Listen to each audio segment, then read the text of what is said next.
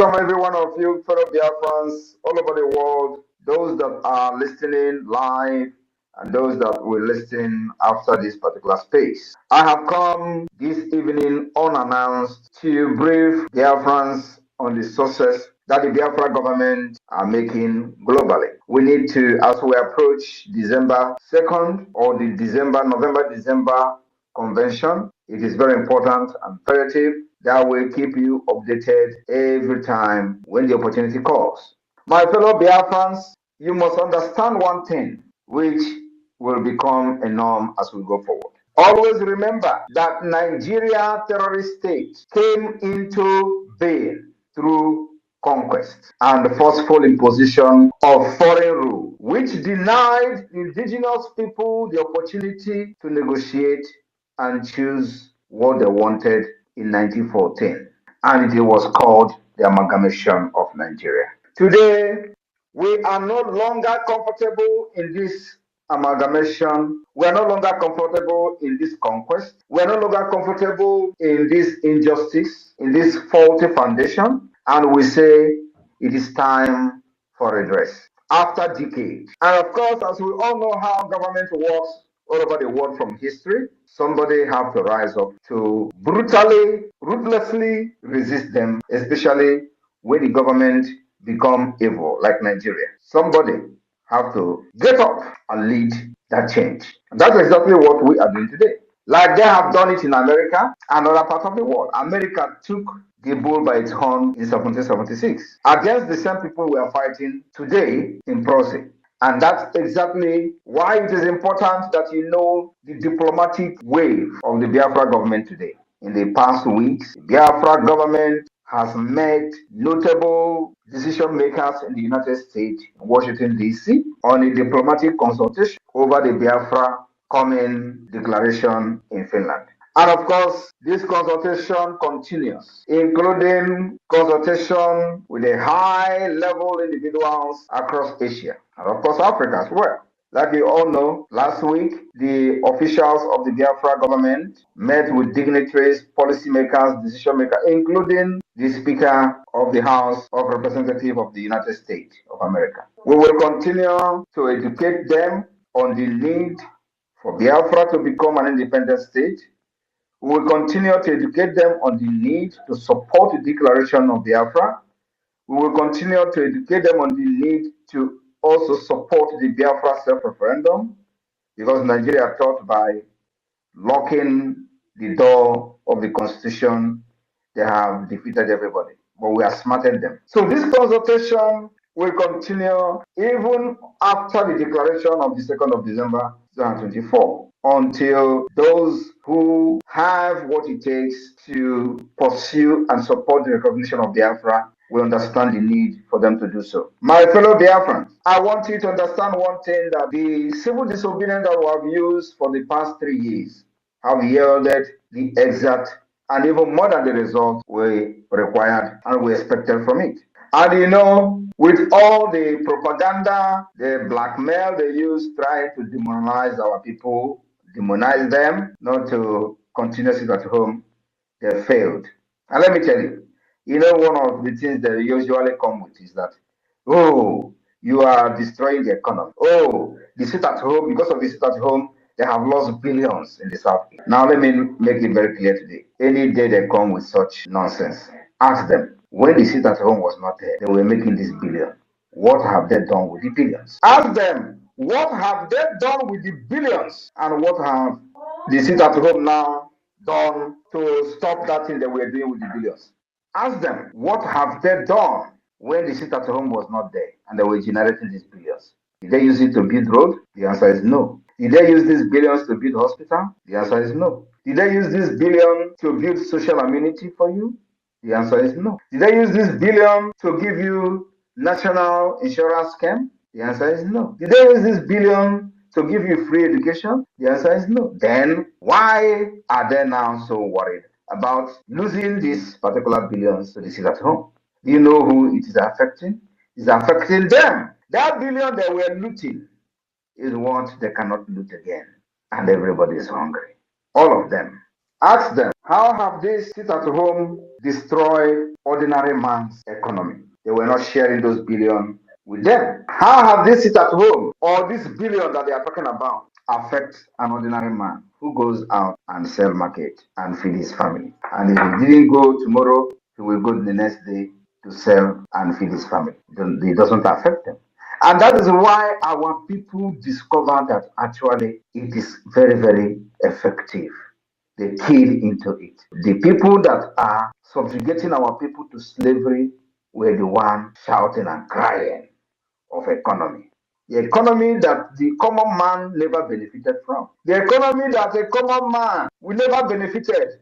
Before they could train their children in school, they will suffer and suffer and suffer. Why these people are making billions through the revenue that they generate from different states.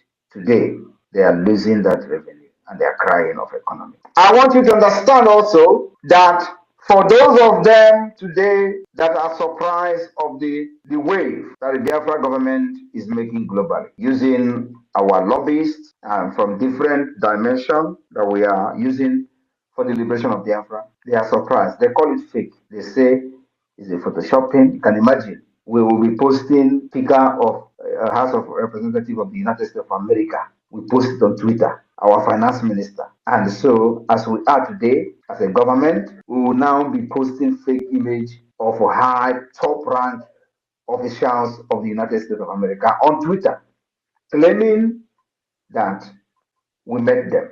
This is the level of idiocy of the people who have been shouting Biafra for many years. Because that's what they did, actually. Of course,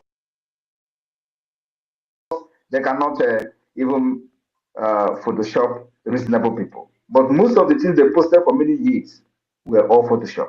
Many of them, everything is Photoshop. The Photoshop that I said I'm going to bring sheep, they use it to feed their ego, feed themselves on social media. The Photoshop where I posted the guy that died in Russia, which I have refused to make a video to today. The Photoshop, everything about them is Photoshopping. That was how they were fighting Biafra. Now, that's why nobody ever took them serious. But today, we are not in Photoshopping in the government. Everything is real.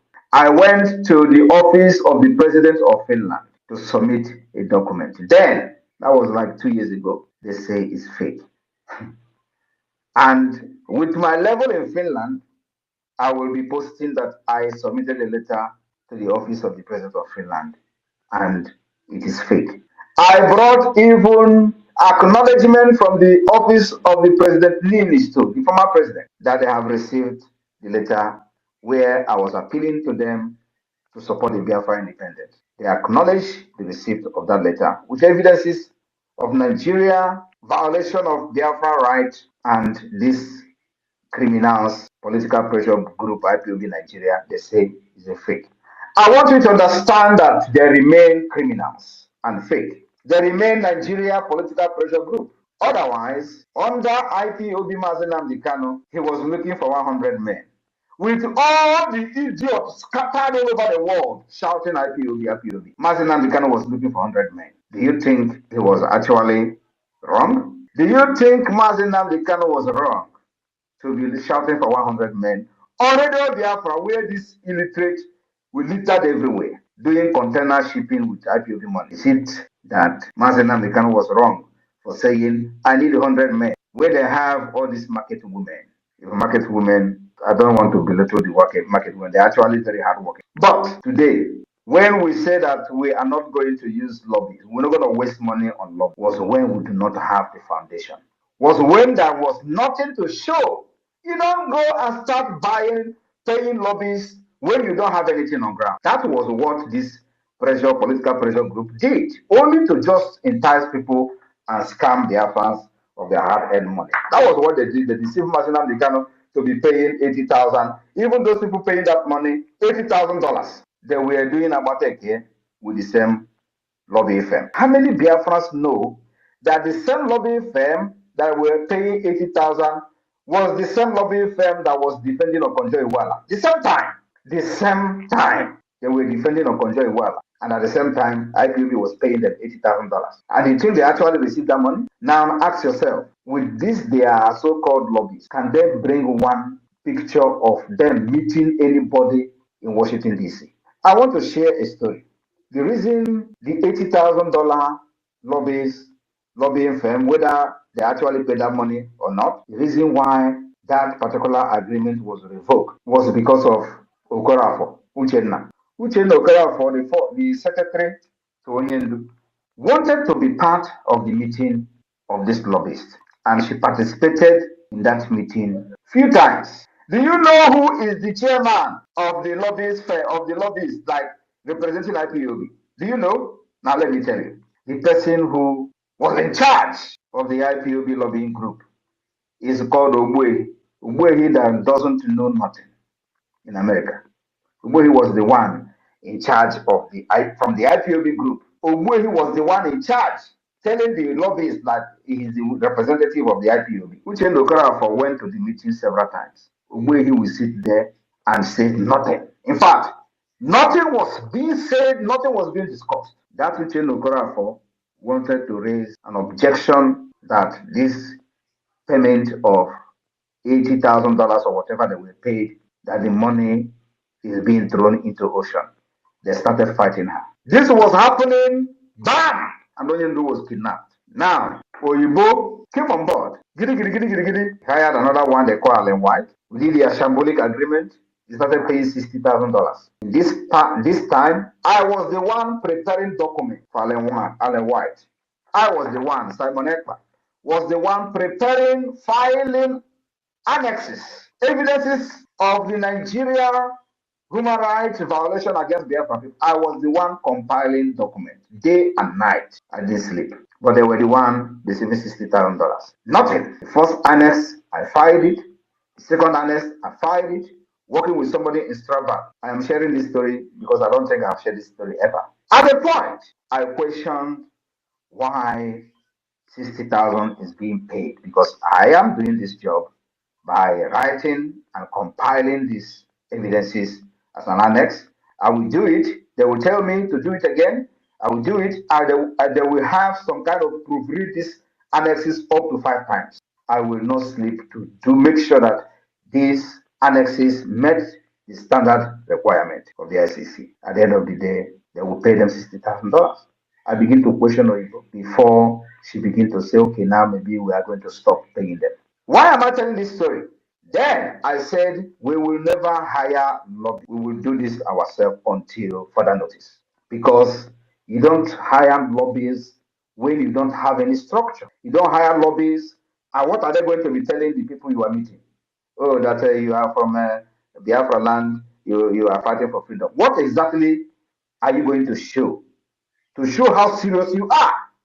Discussing with the people, if you actually have the opportunity to meet the people, what are you going to present to them? That you are carrying flag on the street? Is that what you are going to present to them?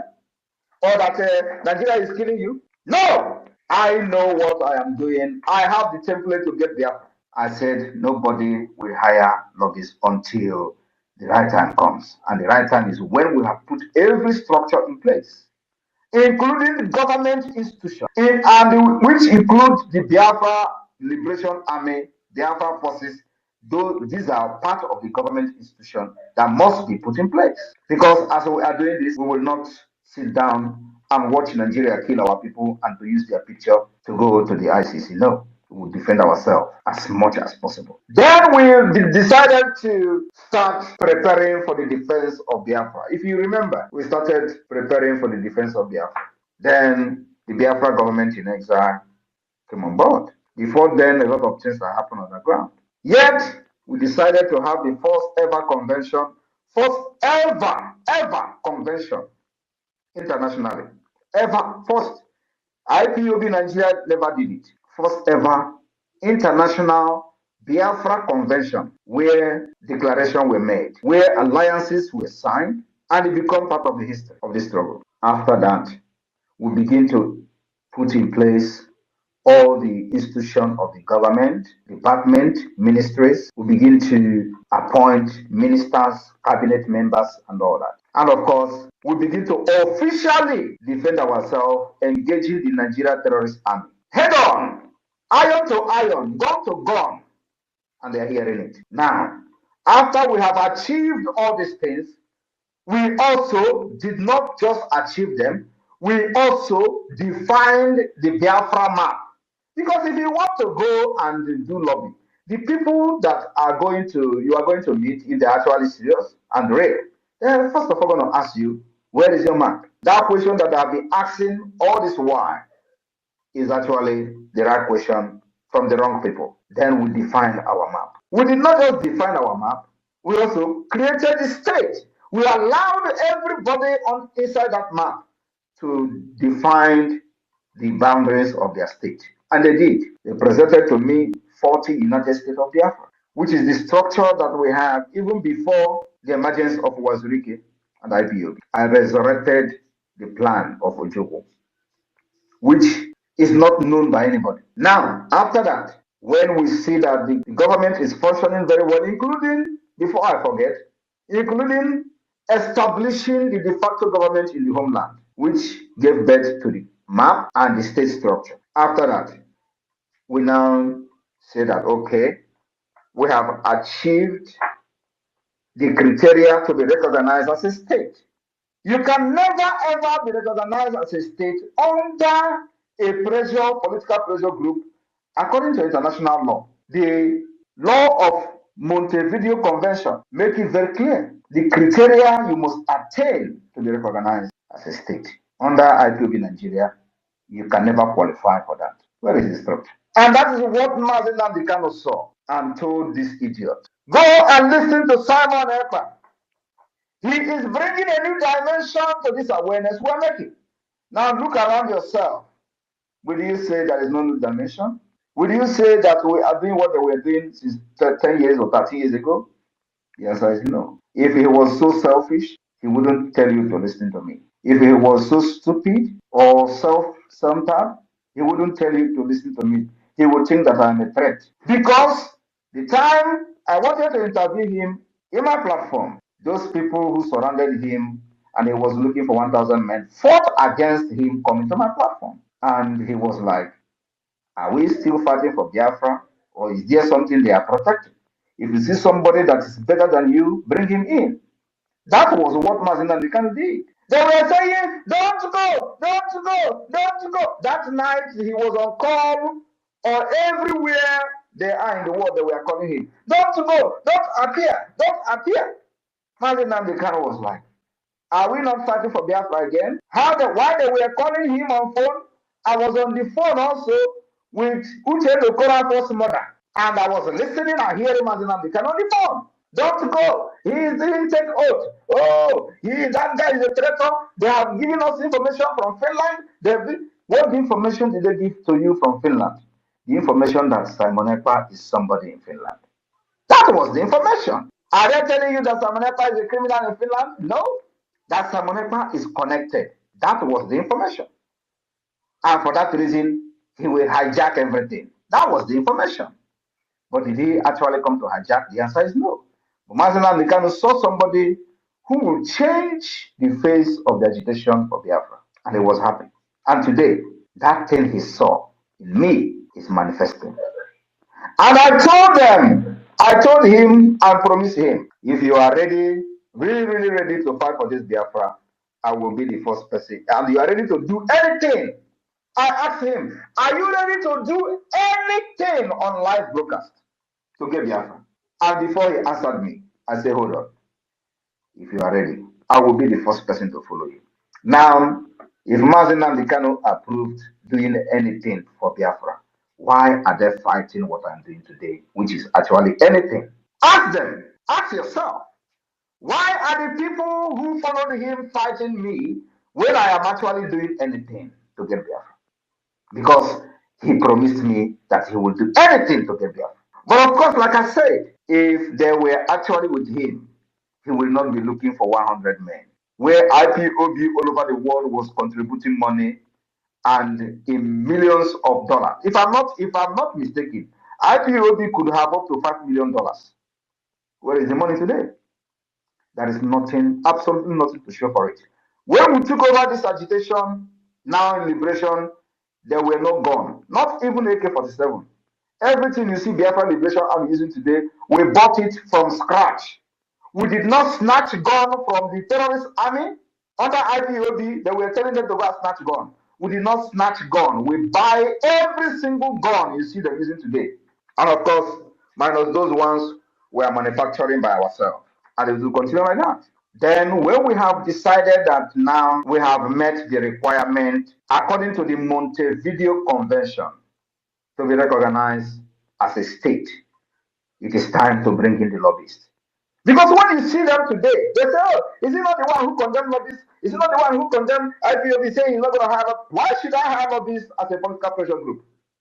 Now that you that have hired lobbyists and paid 80,000, which you did not actually pay, as a matter of fact, what did you achieve? Can you show me where the lobbyists arrange a meeting for any IPOB member in Washington, D.C.?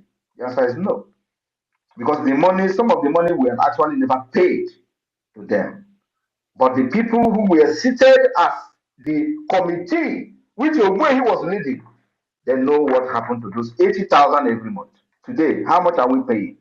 We are paying $10,000 every month to lobbyists. And look at the result. You will know that the people who are lobbying for us are not after money. It's a public information. It is not hidden. But IPOB, they will hide it. Or IPOB Nigeria, not even IPOB, IPOB Nigeria. They will hide it.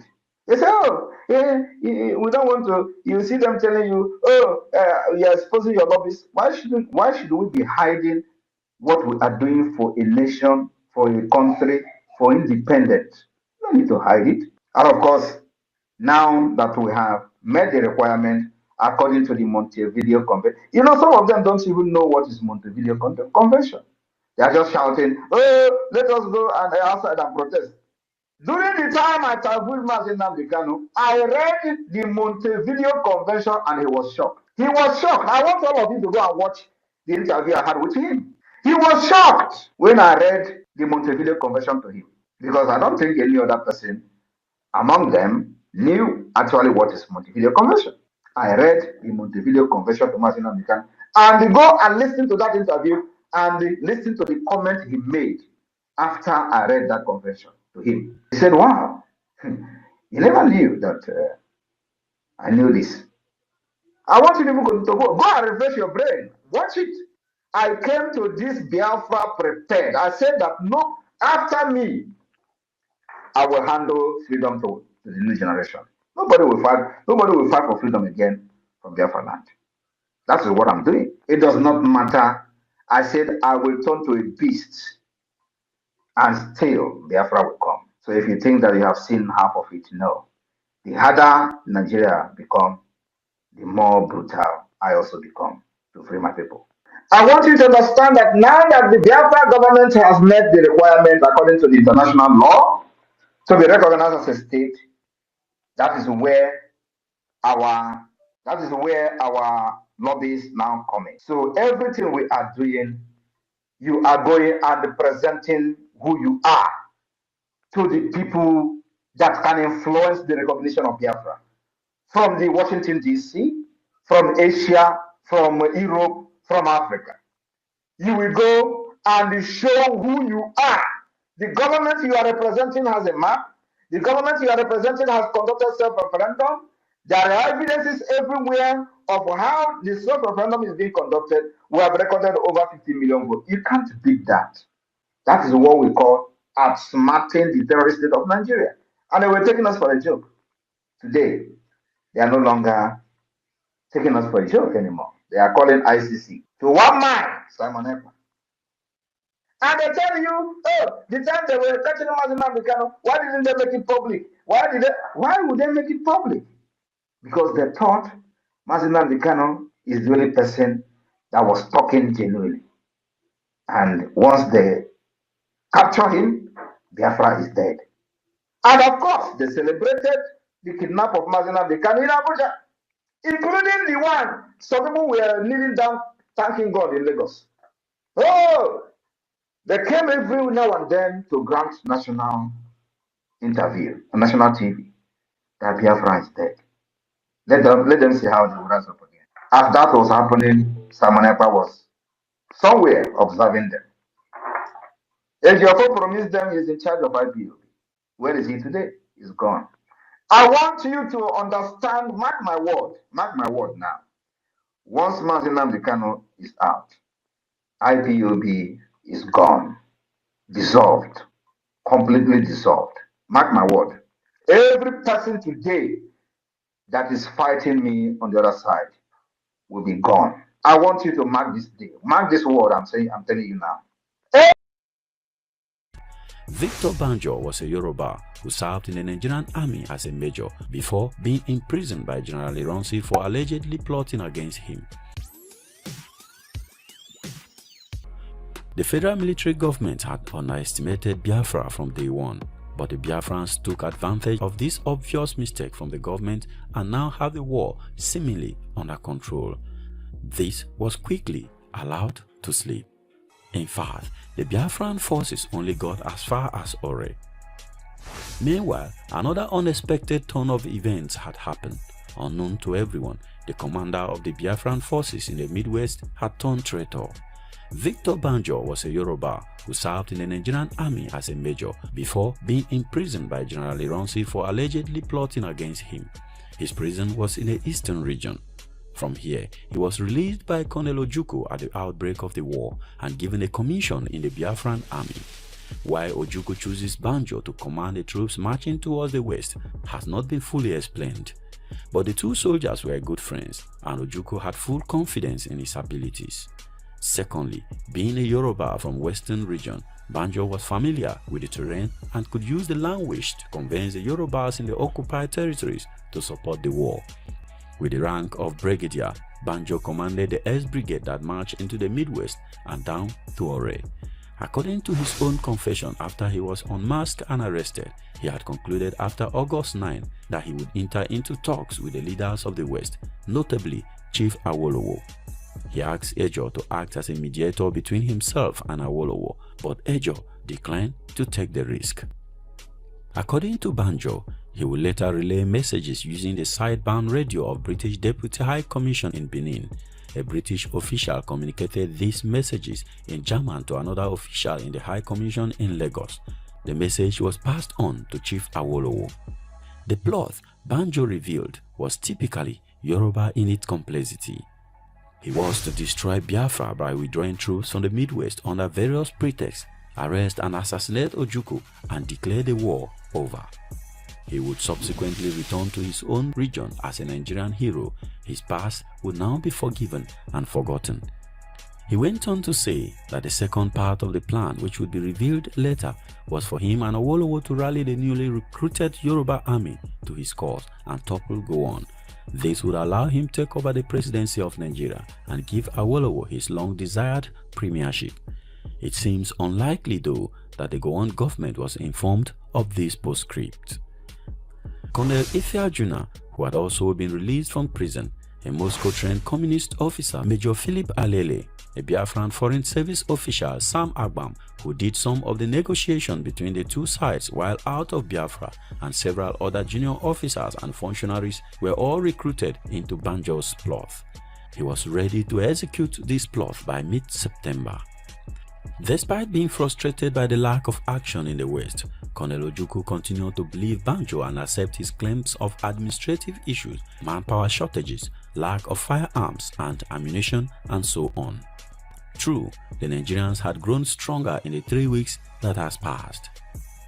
The Nigerians had formed 2 fresh brigades through a hasty 1-week recruitment campaign that brought into uniform diverse elements such as college students and prison inmates. This was the 2nd Division that was commanded by Colonel Moritala Mohammed.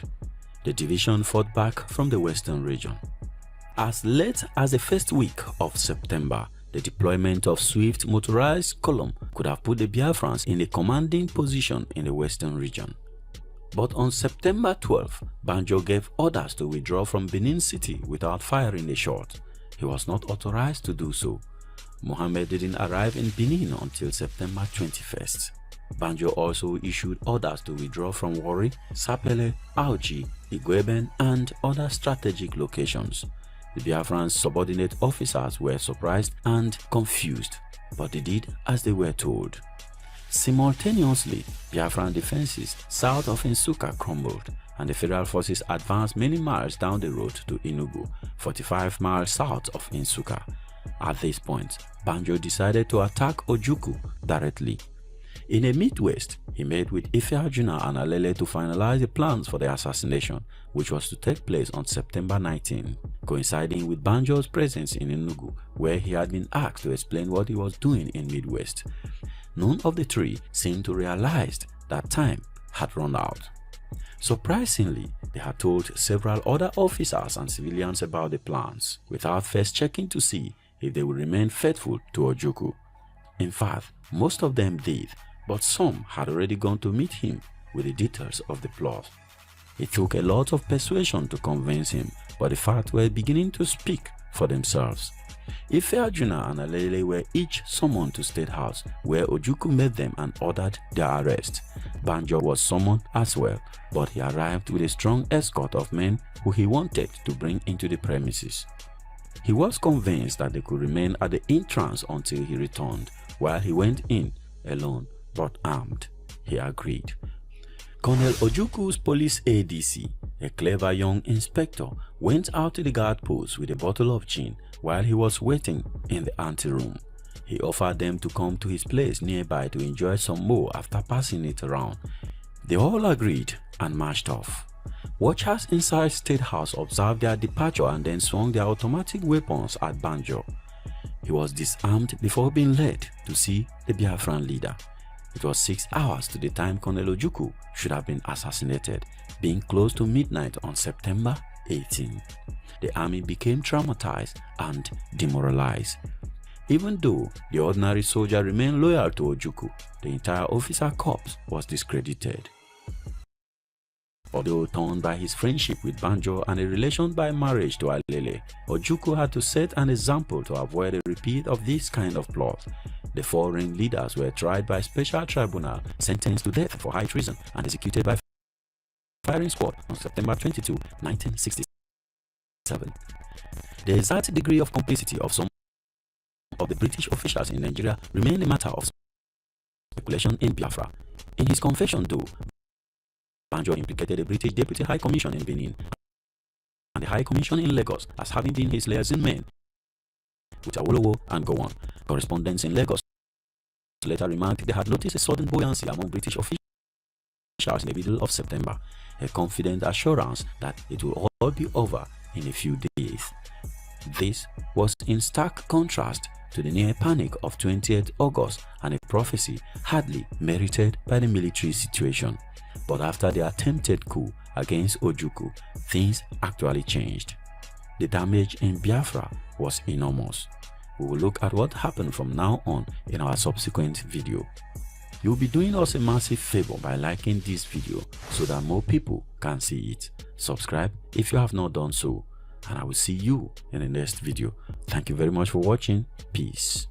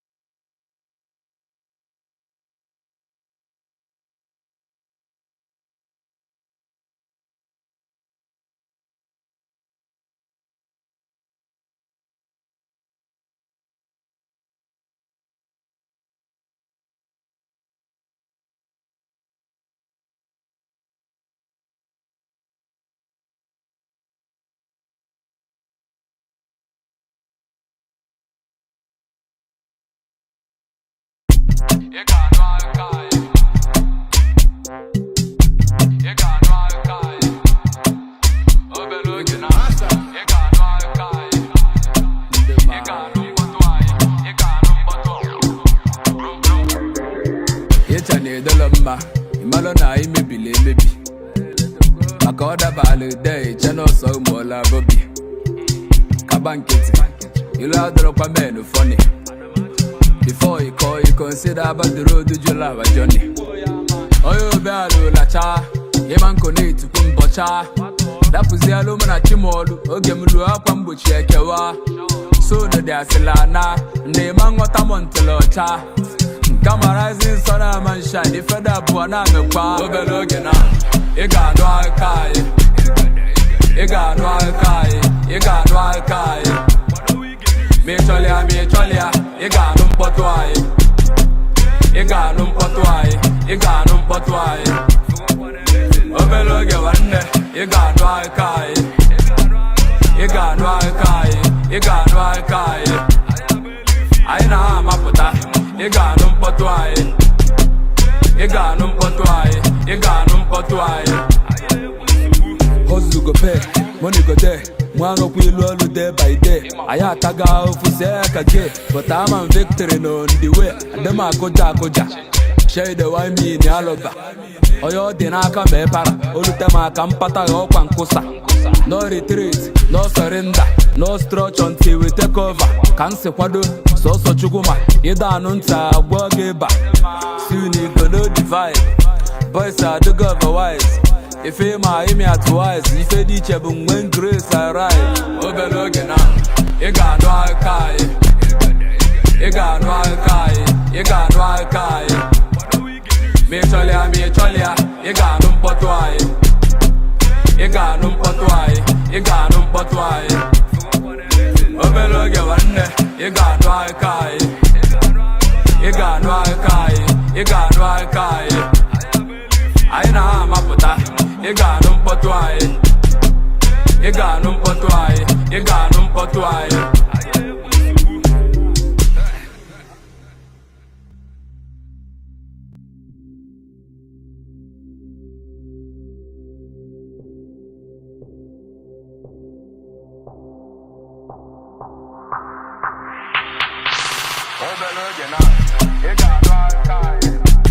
Big monster.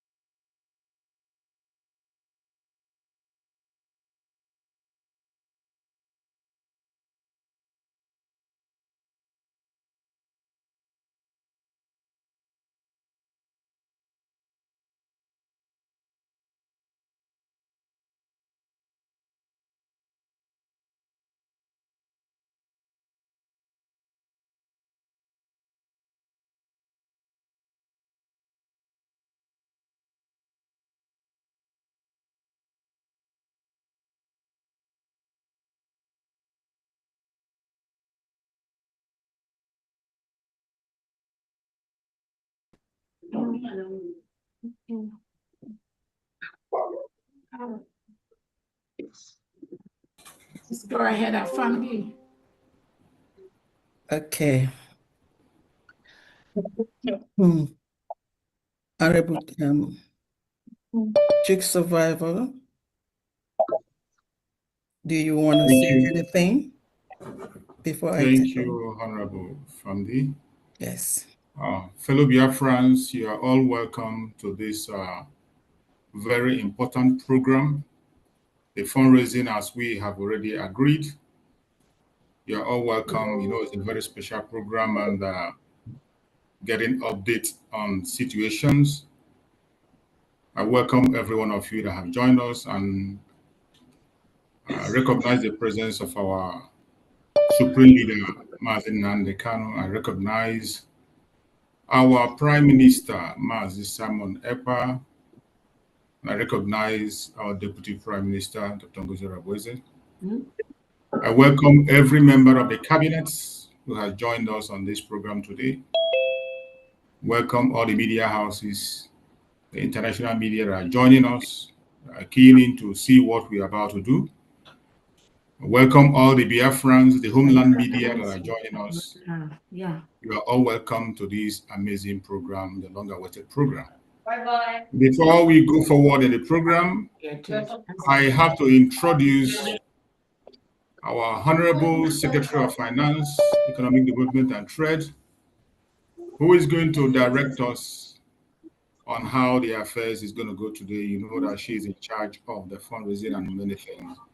A very trusted hand, a honorable member of the government, Dr. Pharmacist Diana M.A. You're welcome, Honorable. Go ahead. Thank you. Thank you. Honestly, I just can't wait to get this started today. The past 2 weeks and this week have been very, very eventful. Not only just being eventful, we have seen the hand of the Almighty God in the things that we are doing. We all know that our Prime Minister always says that he has a special son. Honestly speaking, we've been witnessing miracles. You can tell that God is shielding and protecting his children. So I'll start by welcoming everyone here, our special friends. I'm calling our special friends today because we had friends that are really standing with us. And then today, we're going to have to give them special welcome.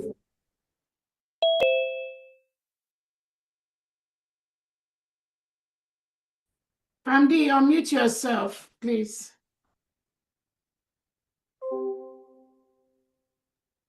Thank you. Okay, I'm going to start all over. Thank you very much. Greetings all from the United States of America to you in different parts of the world. I welcome each and every one of you. First of all, I'd like to acknowledge and recognize our leaders that started this journey. Our great sons,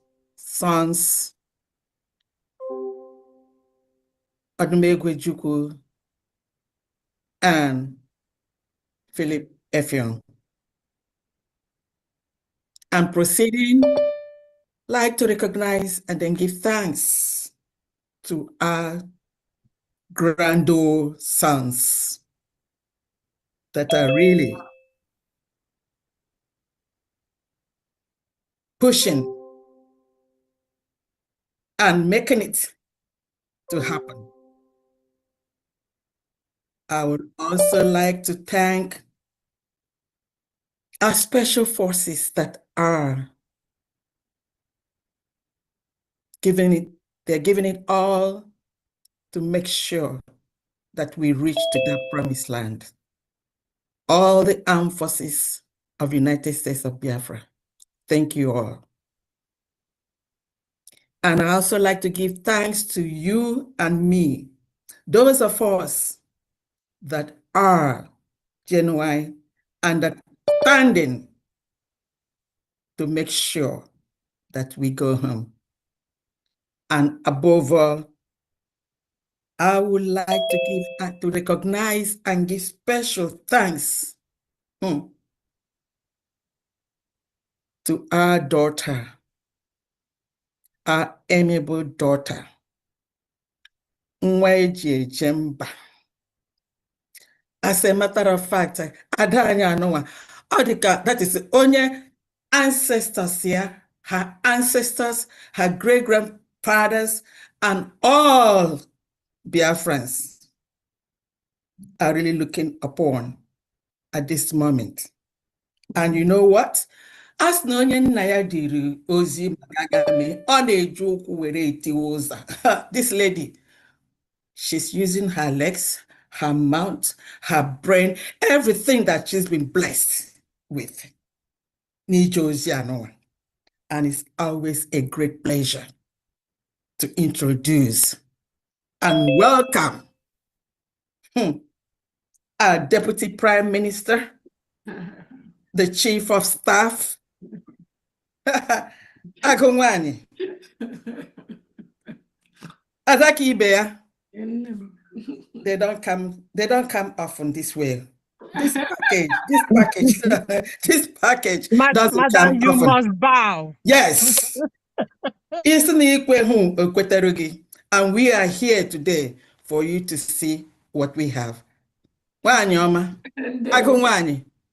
Yes. Where are you? Thank you so much. Yes. Like last week, we are proud of you, my dear. Thank you. Thank you very much. Over to you. Thank you so much, Fam D. Thank God your voice have cleared. Last week we missed that beautiful voice, but I managed to use it just to serve Biafra. Thank you so much. I want to use this opportunity to thank the Biafra media, the United States of Biafra media, Honorable Ugo.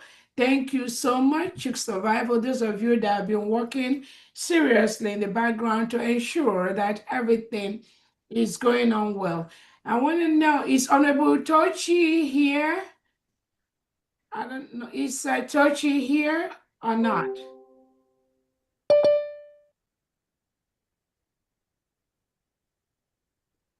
I'm not sure I'm seeing her. Okay.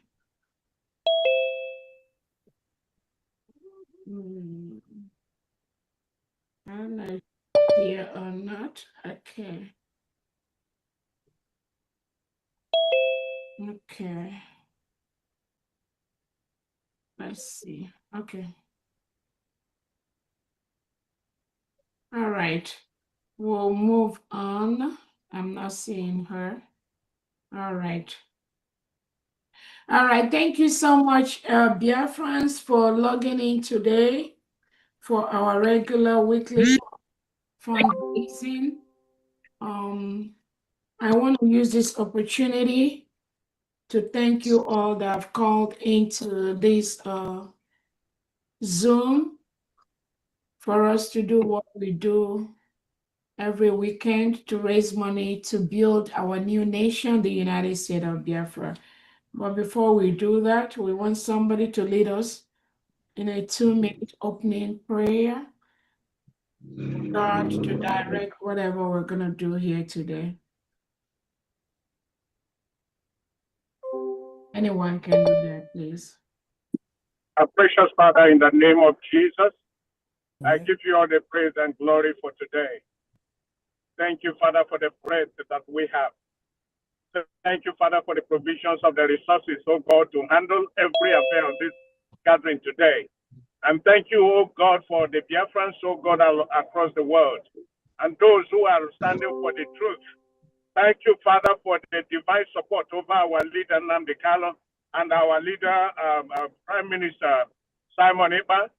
Thank you, God, for the strength and agility, the wisdom, the knowledge you have granted unto your daughter to pilot the face of this Biafran, oh God, nation.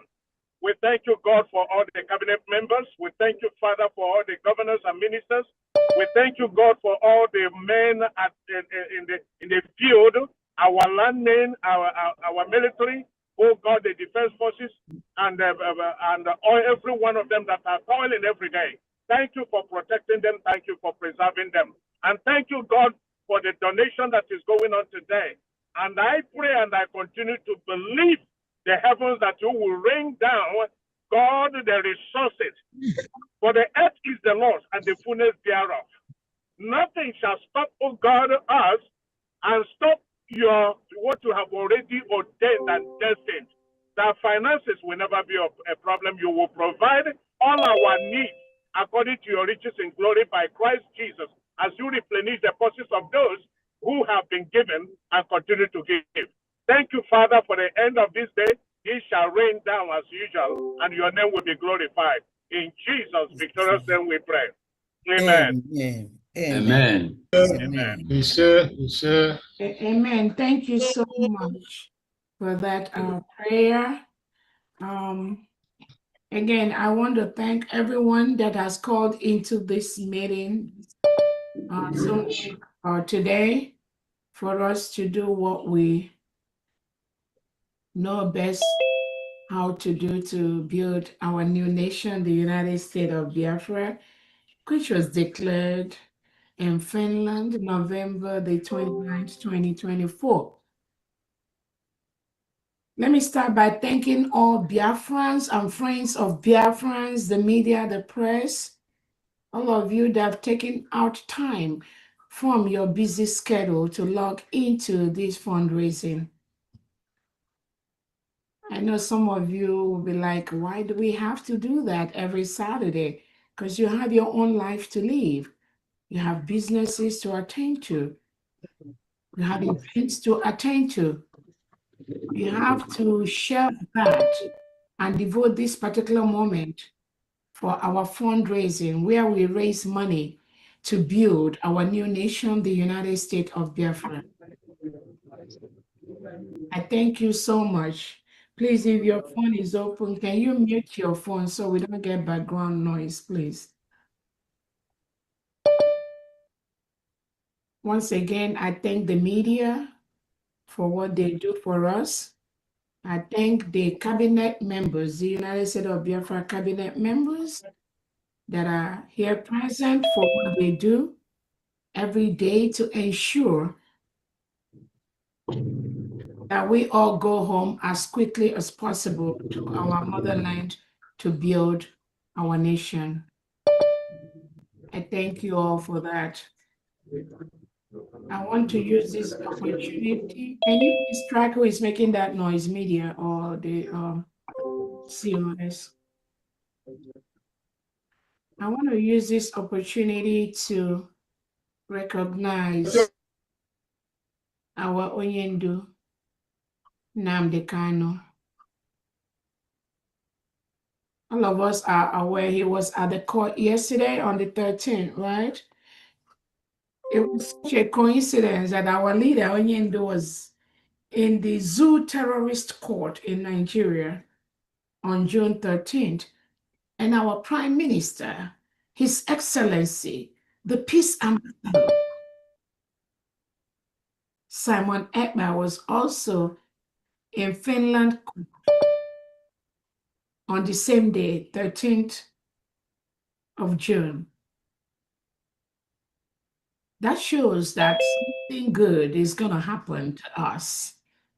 We are going home faster than we expect to go home and build our new nation, the United States of Biafra. For every Biafran, I believe most of you have been following what's been going on. Our leader, Onyendu Nnamdi Kanu, appeared in the Nigerian court yesterday to answer for nothing except why must we restore the United States of Biafra. That is the only reason that they are holding him. That is the only reason the Nigerian terrorist state, headed by Tinubu and the defense chief, Christopher Musa, and the delegitimized governors are holding Nnamdi Kanu. Forget all that story they're telling.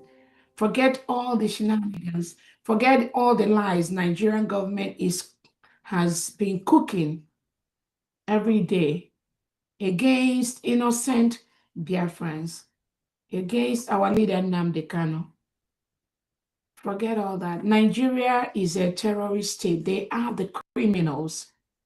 Nigeria went to Kenya, collaborated to rendition our Onyendu Nnamdi Kanu from Kenya to Nigeria.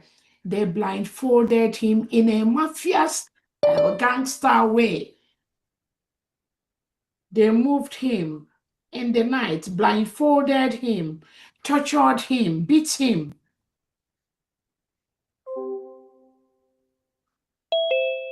Kidnapped him from Kenya and moved him down to Nigeria. That was what Tinubu and Christopher Musa did. That was what they did to our leader.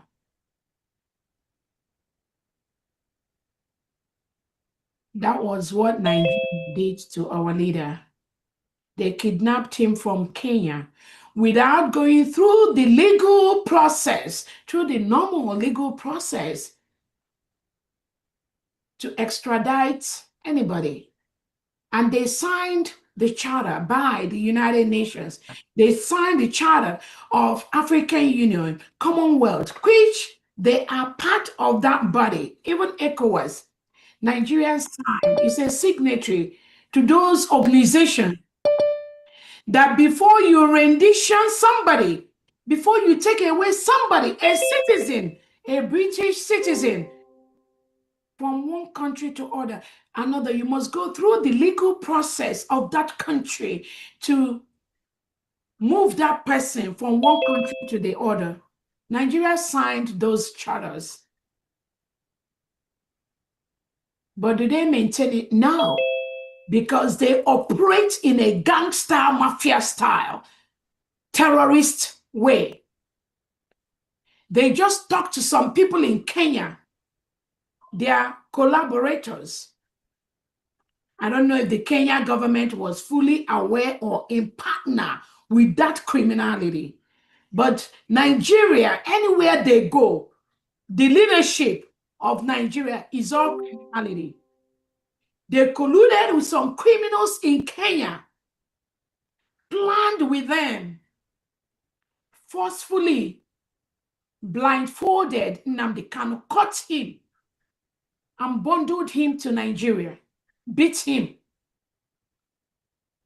What bigger terrorism is more than that? That is a pure terrorist act. When you go to a foreign nation, another country, you catch a citizen, you hold a citizen, blindfold the citizen, beat the citizen, bundle him, put him inside a plane, and ship him to Nigeria without any legal process. Isn't that terrorism? That is what Nigeria, headed by Tinubu and Christopher Musa now, the ones that are talking about terrorism, that is what they did to our leader, Onyendu Nnamdi Kanu. Did Nnamdi Kanu commit any crime? No. All he was saying is, I'm practicing the law that was approved by the whole world, which is self-determination. The people have a right to choose who is going to rule them.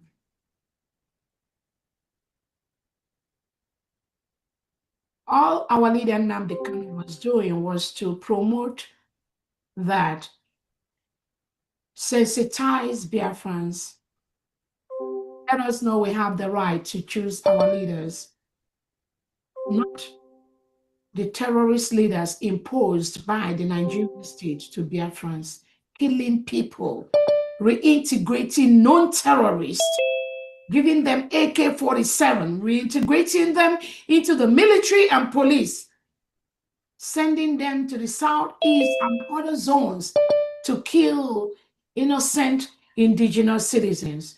That is what Nigeria do. So who is a terrorist?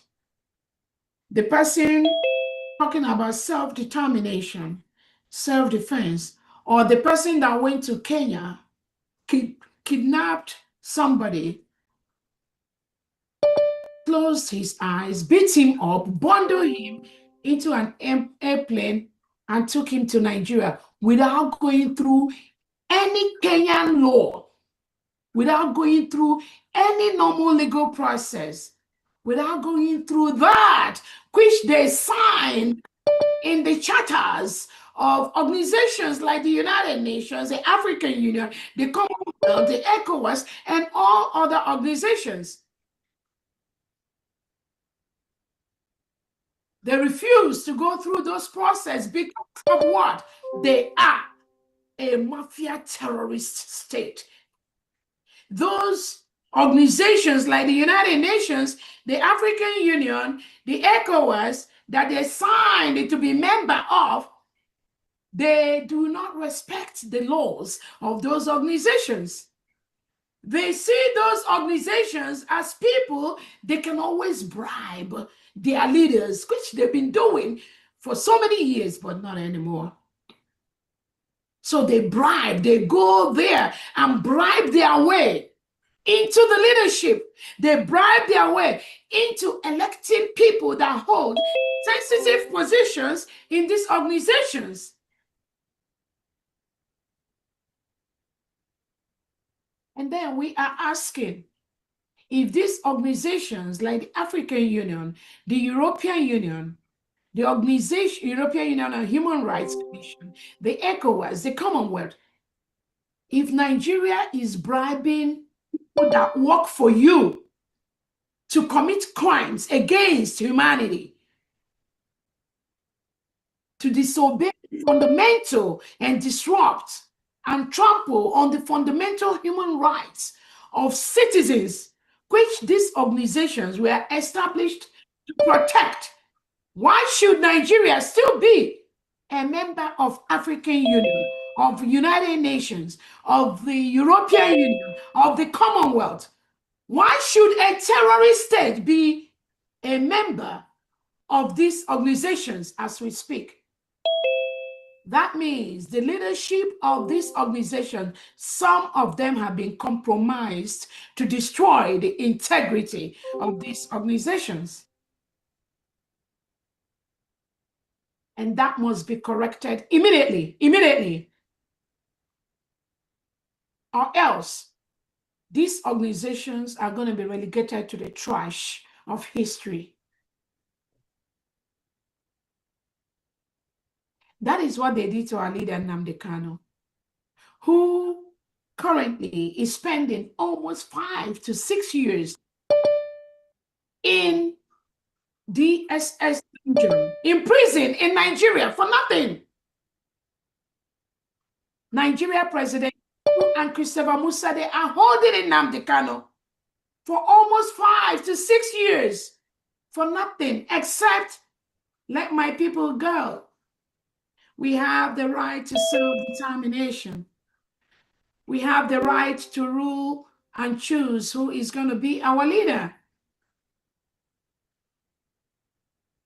Nigeria felt can never happen because they are a terrorist mafia organization. They can jump into any country in the world, pay people in the police department, in the justice department, bribe them and bundle innocent citizens away from those countries.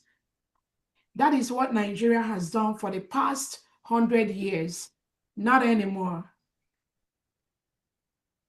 Not anymore.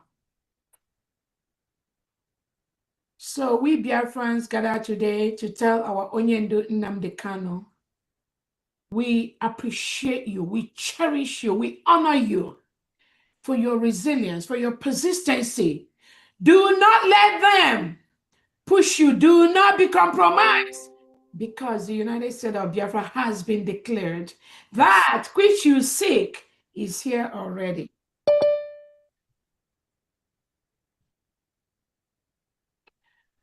On the same note, I want to also recognize our amiable Prime Minister, His Excellency Obatobie, the Peace Ambassador Simon Ekpa,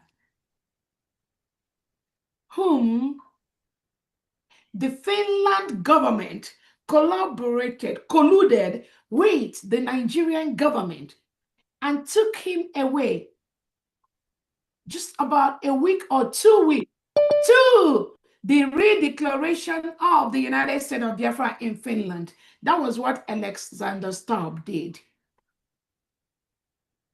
He listened to the terrorist state of Nigeria. He colluded, Alexander Stubb colluded with the Nigerian state for economic gains. And a week to our convention in Finland, he and his cronies, they gave the order to remove our prime minister, take him away so that he will not declare Biafra.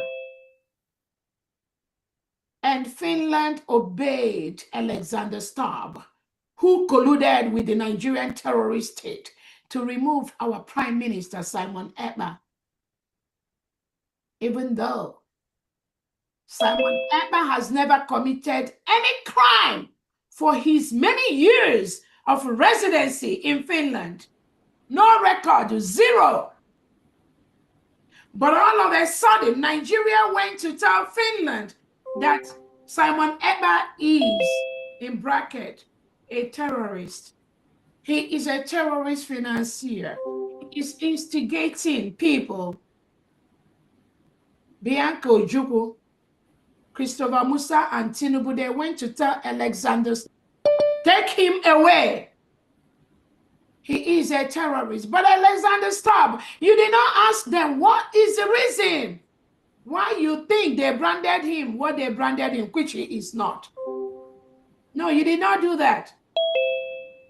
All you did is that your legal department, the highest legal department in Finland, you went on this manhunt to clamp Simon Ekpa down. You picked him up on your orders. You removed him from his people that he was protecting. And within the timeline, Finland took our prime minister away in November 2024. Within just 2 months of that incident, Biafrans lost over 1,500 innocent indigenous Biafrans. Nigerian state killed them, they massacred them. Innocent children, women that have committed no crime. They removed our prime minister. Alexander Stubb removed our prime minister. And Tinubu and Christopher Musa, they went on the massacre. They invaded Biafran territory because they know we are going to declare our independence in Finland within that timeline. They killed many, many innocent Biafrans. They invaded, they burnt many homes. That was a plan between Finland and Nigeria state. There are no two ways about that. Do not be deceived. No story. This is exactly what happened.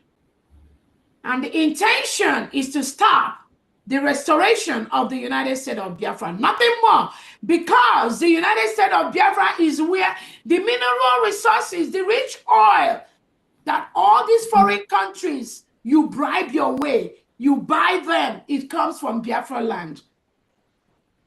That is why Tinubu and Christopher Musa is ready to kill all Biafrans as long as that oil gets to you. Not anymore. I promise you, not anymore. You cannot come and kill us and take our oil to go develop your country while our own people are lacking the basic amenities in life. They lack everything. No health care, no electricity, no internet, nothing. And you milk the oil to go develop your own country. Search your conscience. But you know what? Not anymore. That which you know, we know it 10 times. So our Obatobia is currently in Finland court. The case has started. And you know the funny part of that? The witnesses that Bianca, Ojukwu, Tinubu, and Christopher Musa brought to Finland court to testify against our Prime Minister, Emma. The witnesses they bribed to come are people that belonged to an organization that Nigeria state have labeled a terrorist organization.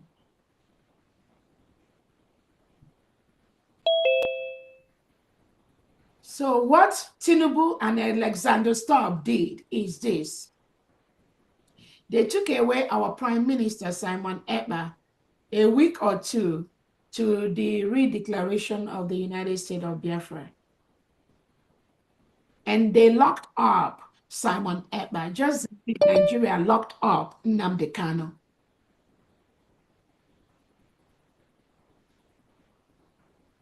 And now, they locked up Simon Ekpa without indicting him for any crime yet. It was investigation. They isolated him. They tortured him physically, mentally, with all the imminent health conditions of death.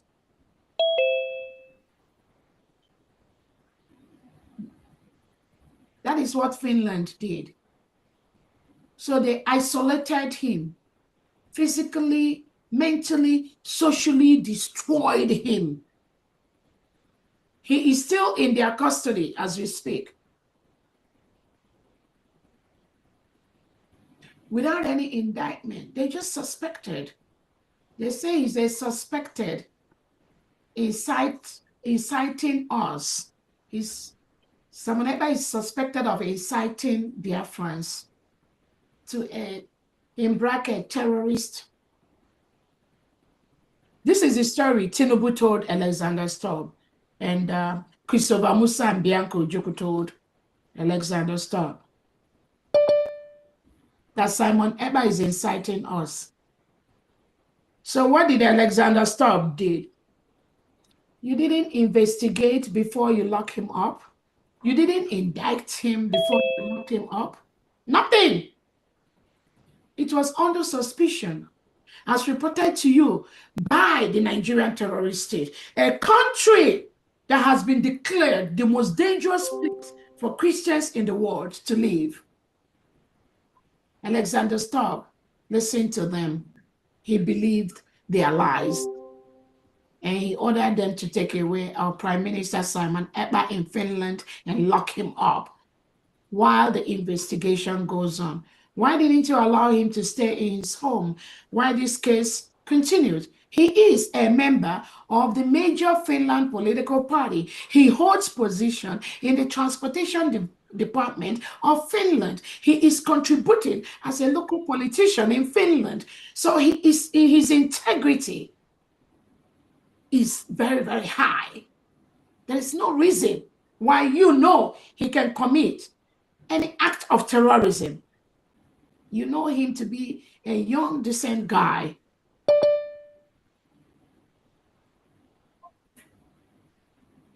But you follow the Nigerian terrorist state. Who told you to lock him up, isolate him, even though you know he has not committed any crime in Finland? For 13 years or more, he has been living in your country. He has his home. Why didn't you allow him to go from his home and go to court or part of the investigation? Go to his house and ask him any question that you want to ask him. Why do you have to lock him up? Why do you have to lock an innocent man up? Because you listen to Tinubu and Christopher Musa and Biako Ojukwu, people that are ruling, terrorists, people that engage in terrorism, people that kill thousands of Biafrans in Biafra land, in the Middle Belt, in Northeast Nigeria, in Northwest Nigeria.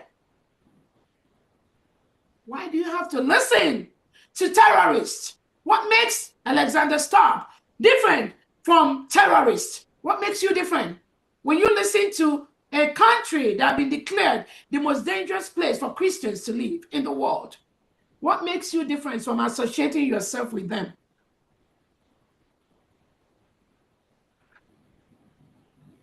Then you locked Simon Ekpa up, and now you colluded with Nigerian government to go and bring 3 members of IPOB. This is an organization that the Nigerian state has declared a terrorist organization. So Alexander Stubb, you colluded with Bianco Ojukwu and Tinubu and Christopher Musa to invite members of an organization that Nigeria declared a terrorist organization. You invited them inside Finland to testify against an innocent guy, Simon Ekpa, who is just fighting for the freedom of his people from the terrorist state of Nigeria that kill his people by the thousands every week, every month. If you do not know the history, why don't you follow the real legal process? That someone is innocent until proven guilty. Why didn't you allow him to be in his house while you go through the investigation process?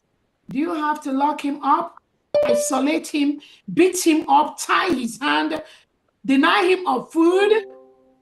He feels sick. Most times his medical practitioners come to Finland prison to visit him. You refuse that visit. 2 people you can never refuse visit in prison all over the world. The person's legal representative and the person's representative or primary care or medical doctor. These 2 individuals, we have proved that Finland refused the medical providers of Simon Ekpa to see him, where they isolated him. And we are talking about one of the freest countries in the world. Now the world knows that Finland, what you say during the day is is different from what you say at night. We do not want countries like that for their names to be written in gold or in history, because you are not making the world a better place. Now you're holding Simon Ekpa because Nigerian told you to hold him.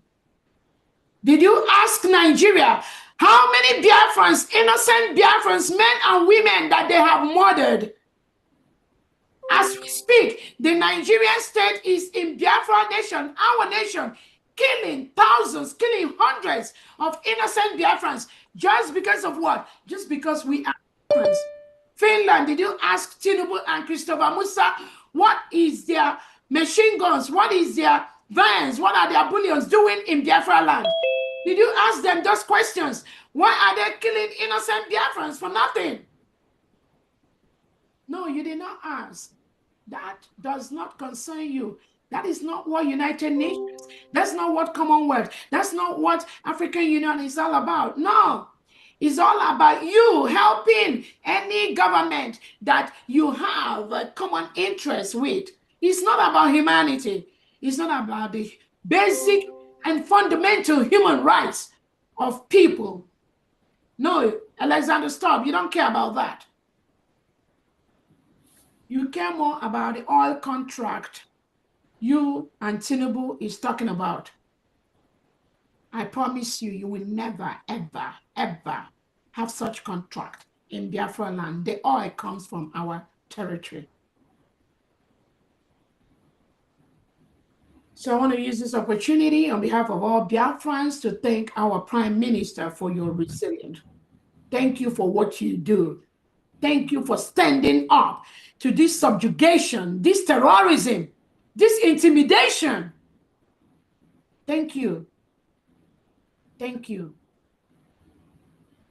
United States of Biafra has been declared as a sovereign state with all the legal documents we need to confront any nation in the world, any person in the world, including Finland and Nigeria. That which you seek has been declared and has been obtained. Be not moved. I want to use this opportunity to thank all the Biafran Liberation Army and the Biafra Defense Forces scattered in the 40 states of the United States of Biafra. We will continue to build one of the best military in the world with all the trainings, both international and local, that they need to defend our land and our people from the reintegrated and rehabilitated terrorists of the Nigerian state. Your task is to defend our people. That we will do efficiently, very, very well. We have only one nation, the United States of Biafra, with one leader, Onyendu Nnamdi Kanu, our Prime Minister, His Excellency Simon Ekpa, and the Deputy Prime Minister, and the surrogate to our Prime Minister, Dr. Orobeze. That is the only government we have in Biafra. Anything anybody is telling you is not right. Biafra is a continuum. From Odumegwu Ojukwu, we move. It is a continuum. To Wazulike, we move. It is a continuum. To our leader Nnamdi Kanu, we move. It is a continuum. To our Prime Minister Simon Ekpa, we move. It is a continuum. To my humble self, Dr. Orobeze, it is a continuum. Anything outside this process, anything outside the instruction of these individuals is a fallacy.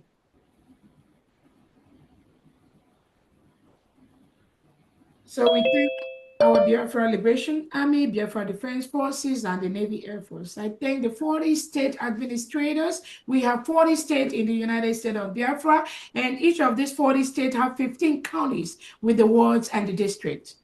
In each of the states, we have the state commanders, the military commanders, putting our military together. And we have the 15 state commanders putting the military together. We have the ward and county. I thank you so much for what you do. We don't make noise. We must defend our land. It is our task to do that and flush out all the reintegrated terrorists sent in by President Tinubu and Christopher Musa and Bianca Ojukwu and co, and the delegitimized Southeast and South-South governors into our land. Self-determination is our right. Over 50 million Biafrans voted between January 1 and November 28 to vote to exit Nigeria. Over 50 million has voted. They voted for the self-referendum that we want to rule ourselves.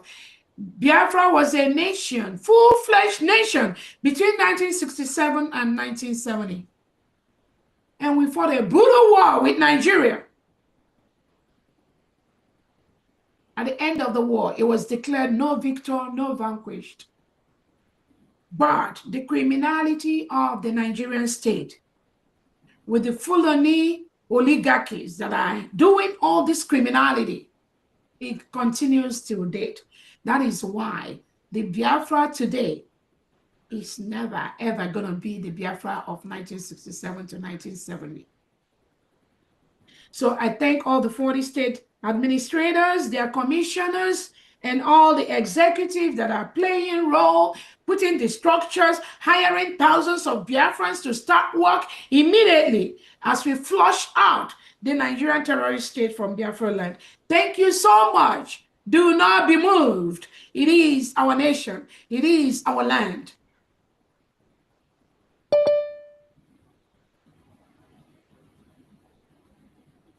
I want to use this opportunity also to alert Biafrans on the enemies of Biafrans. Just like we have those 3 criminals that went to Finland, hired by the Nigerian criminal state to go and testify against our Prime Minister, Simon Ekpa. The same way we have some criminals that have walked around our Prime Minister in the ex-BRGIE cabinet that have sued the current United States of Biafra cabinet members. I'm telling you, Biafra, be not moved. I want you for a lawyer. Let them be ready. Let them be ready. I promise you, they have no clue what is coming. You see, this nation, this new nation, no one can tamper with that. It is the wish of the people. The wish of the people must prevail. Not the wish of the terrorists, not the wish of the agents of Nigeria parading themselves as fallback group. These are paid agents of the Nigerian state. Just as their counterparts are doing in Finland, they are doing anywhere they are, but they have failed. The United States of Biafra is a sovereign state. We followed all the due process. We met all the criteria for a nation. Nobody can stop that. We do not have to be recognized by United Nations to be a nation. There are countries that are not recognized by the United Nations. They are functioning as a full-fledged countries. There are countries that are recognized by maybe just one country that is recognized by the United Nations, and they're functioning as a full-fledged countries. There are countries that are not recognized by any country recognized by the United States nations, and they are functioning as a full-fledged nation. We are the people. United States of Biafra is a full-fledged nation. No one can stop that. We do not need the recognition of the United Nations to be. The countries that recognize United States of Biafra, that recognize the Republic of Biafra between 1967 and 1970, they never canceled that recognition. And those countries, we are in touch with them, and they are fully in support of the United States of Biafra. At our declaration in Finland on 29 November 2024, we have recognition from countries like Ambazonia and the Eritrean government in exile. So we're already building our alliances from other countries in the world, including countries like South Korea and other countries, other nations that are in love with the United States of Biafra, nations that have ties to Biafra, nations that do not want to be ruled by terrorist government of Tinubu, nations that do not want to live with reintegrated terrorists who in their right mind we want to live in the same country with a reintegrated terrorist who I believe everyone listening to me, none of you want to live. Our nation, it lies in our hand. The declaration, the protection, everything lies in our hand. So Biafrans, do not be moved. We are on the right path.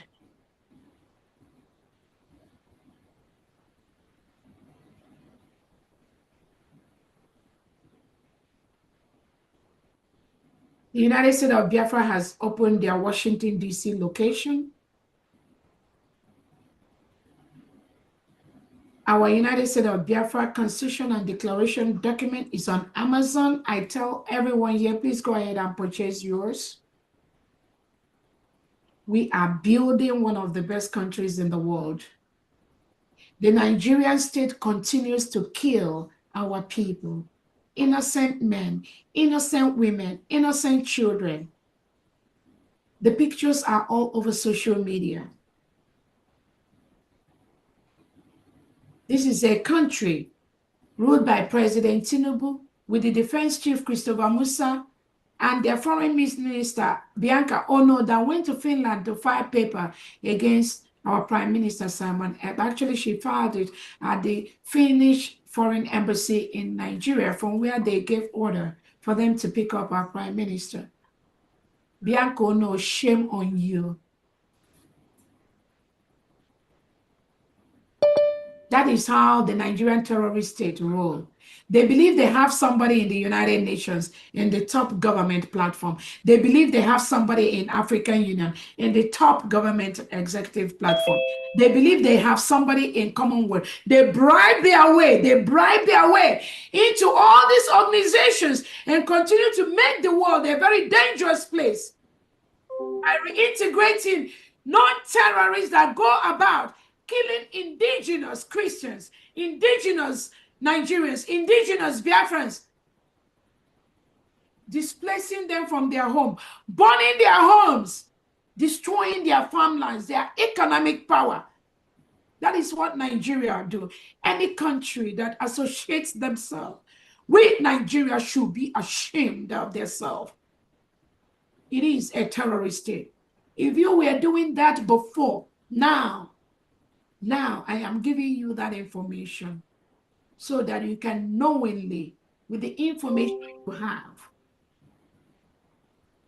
remove your partnership with the Nigerian state. The Amnesty International have reported about the forceful disappearances of indigenous Nigerians by the Nigerian security agents. At a meeting I had earlier today with the citizens of Edo State,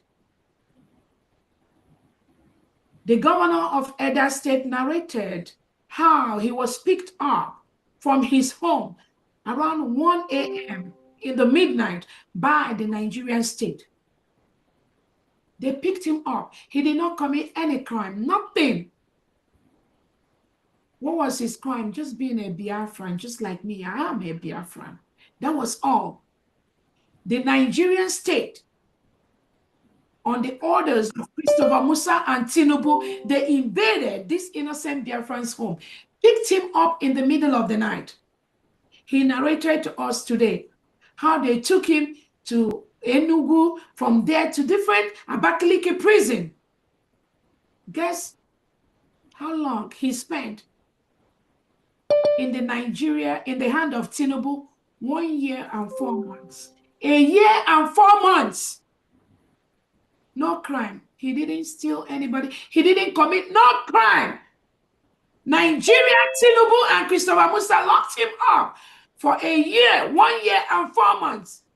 And he told us how they will not allow his family member to see him. When they come to visit him, they told him that Tinubu and Christopher Musa have told them to keep him incommunicado from his family, from his children, from anyone, for committing no crime, just for self-determination, just for being a Biafran. 1 year and 4 months. And somebody is associating himself with Tinubu and Christopher Musa and any Nigerian official or politician. He told us today what happened to him. And he told us how other innocent Biafrans that were invaded and taken away by the Nigerian state, some of them died for nothing. So you have a country that is a killing machine for its citizens. And you, a world leader, you are associating yourself with that kind of country, with that kind of leadership, thinking you can continue to intimidate the people, to kill them, and to believe the lies of Tinubu and Christopher Musa. Search your conscience. So I think that's all I have today. That is what has happened over the past few weeks, and we've observed. And today, this fundraising is very special because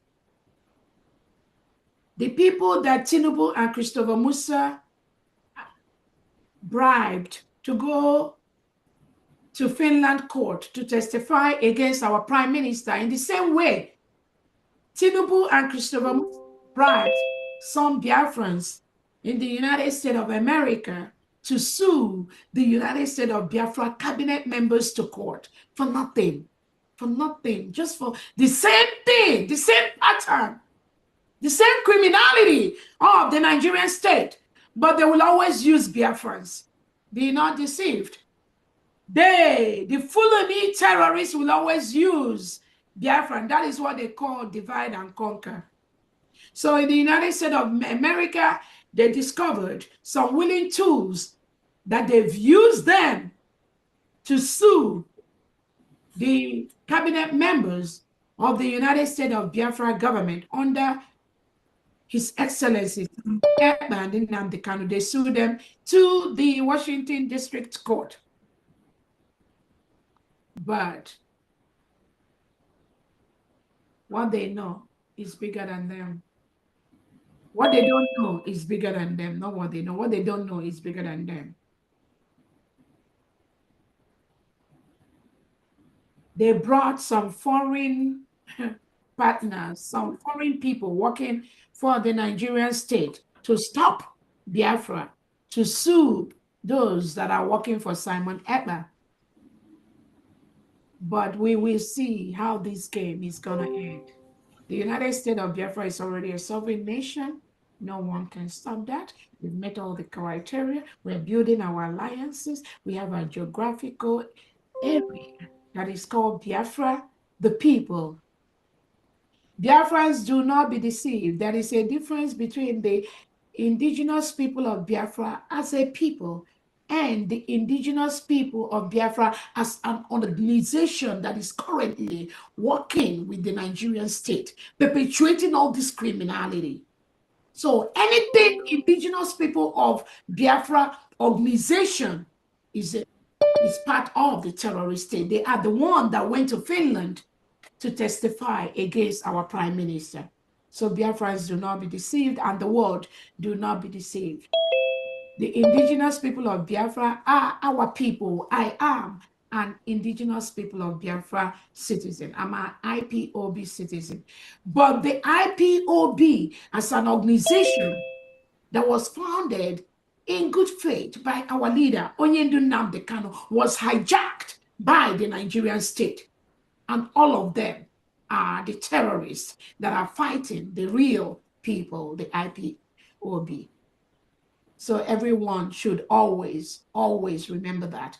There is nothing like IPOB organization in the whole United States of Biafra. They are terrorists working with the Nigerian state. That is why they call them as witnesses against our prime minister in Finland. Those were IPOB organization members.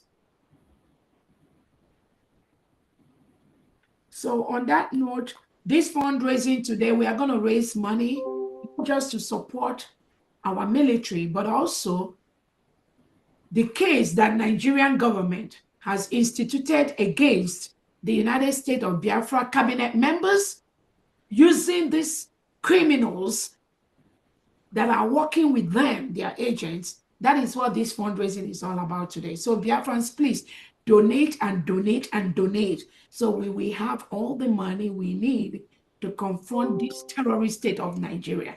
Be not deceived.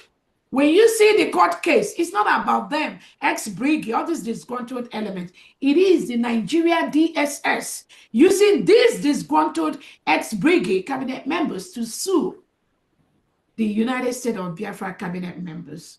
On that note, I'll hand it over to Famdi. Thank you so much. I'm so sorry I talked so much, but that is what it is. Famdi, you're muted. Thank you very much. That talk is needed. It's needed. This explanation is needed so that Who no, go no. That's what it is. Nigeria's lies was just brought in the open for the world to see. And the activities of this week in the two courts, in the Nigerian Dungeon Court and in Finland, has just opened their behind for the world to see. Nigeria is a great player in deception and lies. I mean, they are masters in deception and lies. One of those lies is what? They always claim and they tell the world that they are trying to keep Nigeria one. All the time. And that keeping Nigeria one is nothing but colluding with the jihadist Fulanis and other stooges to exterminate Biafra. Nothing else. We didn't do anything to them. As a matter of fact, Biafrans, when you think of Nigeria, have been good citizens and law-abiding because we go to different parts of Nigeria. And then we even do our businesses there and open up their places, bring them up. And yet, they hate us. Anytime you hear to keep Nigeria one, anytime you hear they're fighting for the unity of Nigeria, no.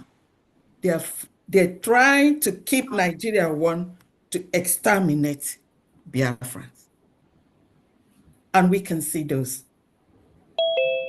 Remember, what did they do? You know they are masters, just like I've told you. They used divide and rule all the time. They look for the soft targets among us. They use their political stooges, whom they've selected, not elected, to do their bidding. And those selected ones are happy serving their masters. And I really think that a lot of them are sick in mind and in head, because they should have known that there's nothing greater than their freedom. So they use that. Look at them, just like the DPM mentioned a few minutes ago.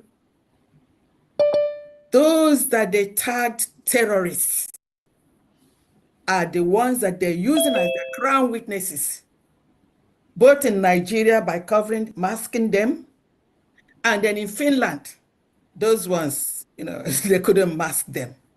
So it wasn't business as usual. So when they use them to be their crown witnesses to come and lie, to implicate a freedom fighter, you know what that means. So those that are the crown witnesses in Finland, for the few minutes they were there, perhaps maybe till the case finishes or whatever, those ones, they're hailing them. They're their crown witnesses. That's why they are liars. Nobody lies like Nigerians. Nobody lies like Nigeria state.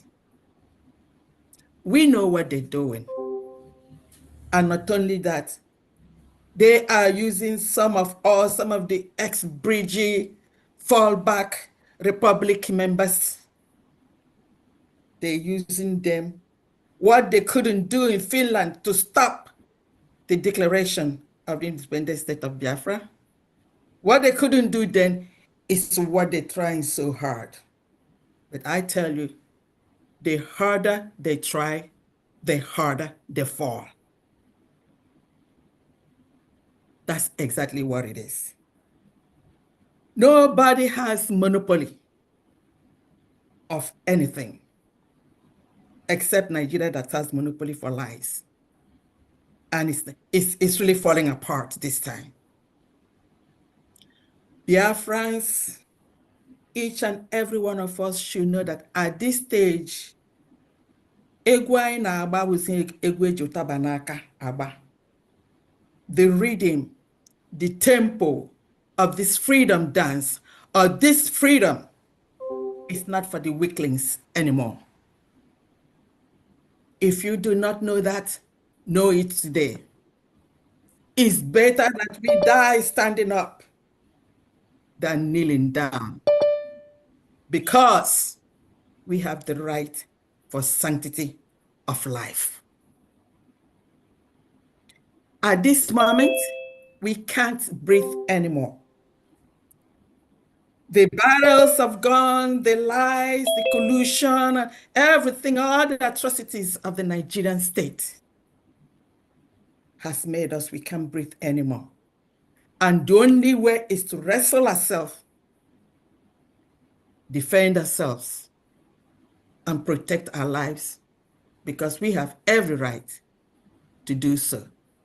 So it does not matter who they use, whether they use IPOB, members or ex-members or, criminals, or they use even your sister or your brother. We are here. We will not let them do that. We're going to defend ourselves in any way that we can. Brothers and sisters, Biafrans, the dice is cast. And we are here today, just like the DPM has mentioned, to donate, to contribute, to defend ourselves in any way possible. This is a victory that we must all have. So everyone, I welcome you. No one will claim now that they do not know what is happening. You've heard it all. And you know what? The sound of truth and Biafra freedom is what is ringing. And we are here to ensure that it comes to fruitful end. And then we're going to rejoice with happiness and then glorifying our Almighty God for what He is doing for us. Welcome, everyone, and let's start. Thank you. Thank you. Thank you very much. Thank you, FAMD. And I know there's somebody, Chook Survival, that wanted to show a brief of the lawsuit that these criminals took the United States of Biafra government, cabinet members, just a brief of that. This case is already in court, and we are going to see to the end of that. But Biafrans, be not moved. What they're doing to Simon Ekpa with the criminals is what the Nigerian DSS tried to do with some of us. But this case is dead on arrival. So if Honorable Chooks have that, you can be able to share to Biafrans and to the world what these criminals, headed by the Nigerian DSS and Nigerian Tinubu and Musa, have gone to present to the court in Washington, D.C., and so that Biafrans will be fully aware of what is going on. Go ahead, please.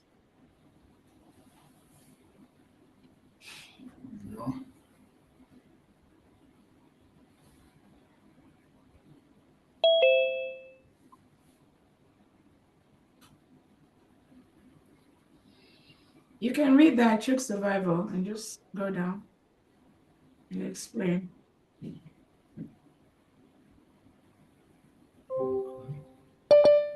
Again, I can do that. Okay. This is you can just give a brief. Yeah. All right. So this is just a summary. Again, this is on public record, public domain. Yes, it's So public. there's definitely nothing that is private that we are showing to the world. But the reason is that it's very, very important for Biafrans to be part of this process. When the Nigerian government, Tinubu and the Christopher Musa files a case against the United States of Biafra cabinet, headed by our Onyendu Nnamdi Kanu and Simon Ekpa. This is exactly what they did. Like we've said here before, they will always use those that are Biafrans to fight Biafrans. Just like in Finland, they use those people that are working for the Nigerian state that are Biafrans to testify against our Prime Minister, Simon Ekpa. This is exactly what they did. So let's go up. Let's start from beginning. Honorable Chuk Survival. Okay, so this is a history. And the case they said is Biafra Republic government in exile versus United States of Biafra, Biafra Republic government in exile, de facto corporation et al. Timothy J. Kelly presiding, date 5/5/29, 2025, date of last filing 6/3/2025. So this is, remember, the United States of Biafra, the Biafra history is a continuum. Please go up again. Go to the beginning. So it is a continuum from the Ojukwu, our Honorable Ojukwu, to Wazlike, to Nnamdi Kanu, to Simon Ekpa, now to the United States of Biafra. It is a continuum. Nothing changed. Nothing. The basic need, the basic reason for Biafra is the same: to leave a country that reintegrates non-terrorists into the community, into the police, into the security. Even these terrorists, as they are reintegrating them and giving them AK-47, giving them GPR, giving them all kinds of ammunitions, they will use these ammunitions to launch, to target countries like the United States of America, like Britain, like other well-known countries that don't engage in this criminality. That is what the Nigerian state do. But they won't tell you that. Tinubu and Christopher Musa, they will come to you in Dubai. They will come to you in Saudi Arabia. They will come to America. They will go to Britain to ask you to give them arms, to give them money to fight the terrorists.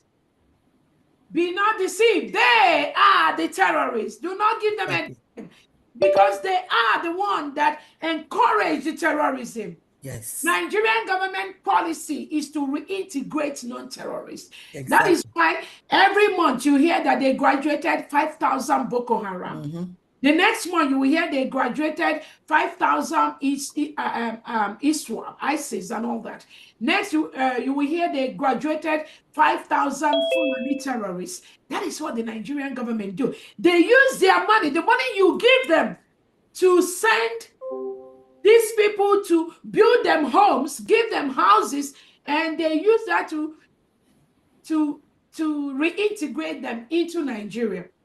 So when Tinubu and Defense Minister Christopher Musa come to you, America, Britain, France, Japan, any country in the world, Saudi Arabia, Turkey, Dubai, Mauritania, when they come to tell you that, oh, Nigeria is filled with terrorists, give us money to... No, do not be deceived.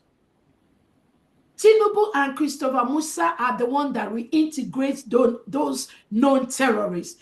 It is their policy. They bring them in to help them win elections. They bring them in because they are in high numbers. They integrate them into the system and tell them to go and vote so that they will continue to be in power. That is one of the major reasons they bring them in. So when they come to ask you to give them money, the Tucano jet that America gave Nigerian state, there was a specific instruction not to use that jet in the southeast and south part of Nigeria. Today, Christopher Musa and Tinubu are using those Tucano jets in the southeastern part of Nigeria, killing innocent indigenous Biafrans. So they've broken that rule. That enough will make America not to give Nigeria any single support again, because all they care for is to kill all the indigenes that come from the oil-producing section of Nigeria, which is the southeast and the south-south. So no matter the thousands of barrels of oil they promise you, be aware now that that promise is on the blood, the blood of innocent citizens. So stop it. Do not do that again. Look for other resources. Look for other ways to develop the resources. Look for other ways to build your resources, to give to your own citizens, to give your own people. Do not build your wealth on the blood of innocent and indigenous Nigerians and innocent and indigenous Biafrans. So as I was saying, the Nigerian state has taken the United States of Biafra cabinet under Simon Ekpa, whom they are holding in Finland, and under Nnamdi Kanu, whom they are holding in Nigeria. Now they see that despite holding Nnamdi Kanu, despite holding Simon Ekpa, the United States of Biafra has been declared. So now they realize it's no longer about an individual. It's no longer about Nnamdi Kanu. It's no longer about Simon Ekpa. It's not about me. It is about the wish of the people that can never be extinguished. That is exactly what is happening. So what did Nigerian government DSS do? What they did is to now rally around some ex-BRGIE cabinet members that were around Simon Ekpa, and now tell them to go file a case against this United States of Biafra that have been declared. It's all about the Biafra. Do not be deceived. It is not about any other thing except the realization, the protection of the United States of Biafra, which every Biafran have vowed with their blood. They must protect it this time. Nobody will stop that. That is what Nigeria is missing. So when they tell you international community stories that they will continue to give you the oil, you will continue to lay the pipe on the ground to suck the oil from Biafra land to Europe, I'm telling you, that is not going to happen anymore. The earlier you cut off that relationship and allow the people of Nigeria to live and allow people to exist and allow people their life, the earlier you do that, the earlier history will judge you as an individual, as a president, as a country that cherishes the fundamental human rights of individuals more importantly than any economic gain. So this is what these criminals perpetrated by the Nigerian state have done using their DSS. So they filed this history 5/29/2025. That was the day before we opened our Washington, D.C. embassy. It was a Thursday because our event was on a Friday. Yes. So they used this individual called Amanda Berry that works with Modern Globals in Washington, D.C. And Elias Gonzalez is one of those individuals planted by the Nigerian state as a lobbyist. He's not a lobbyist. He was planted by the Nigerian state to disrupt, again, to stop the restoration of the United States of Biafra. Thank God, the crop of Biafrans that are here at this time are people that we are 10 times ahead of everything that they are planning. So, in conjunction with that Elias and Amanda Biri and some of these ex-BRGIE cabinet members, they now went and filed this lawsuit on 5/29/2025.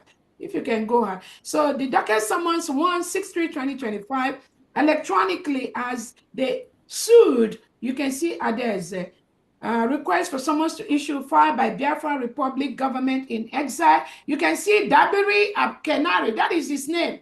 Dabiri Abkenari Arman. And Biafrans are using this opportunity to tell the global, modern global, this guy, Dabiri Abkenari Arman, he is going to destroy your firm. I promise you that. You better sack him immediately. This Dabiri Abkenari Arman, he is the one used by the Nigerian DSS to sue Biafrans, so we will not get our independence.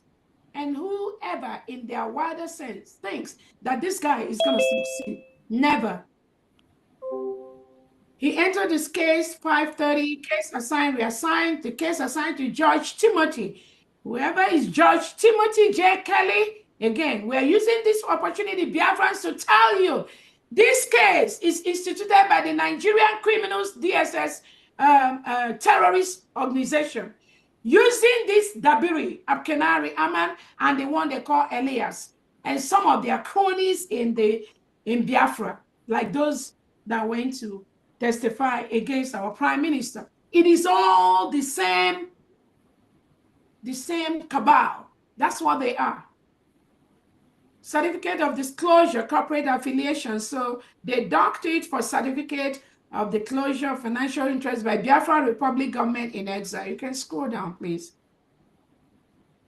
So now you can see on number 3, the father entered. This same Aman Dabiri, working with Moran Global, they went ahead and listed all these names you see here are the cabinet members of the new nation of the United States of Biafra that was declared in Finland on November 29th, 2024. The Nigerian government tells them to go and sue us, to go and sue those cabinet members.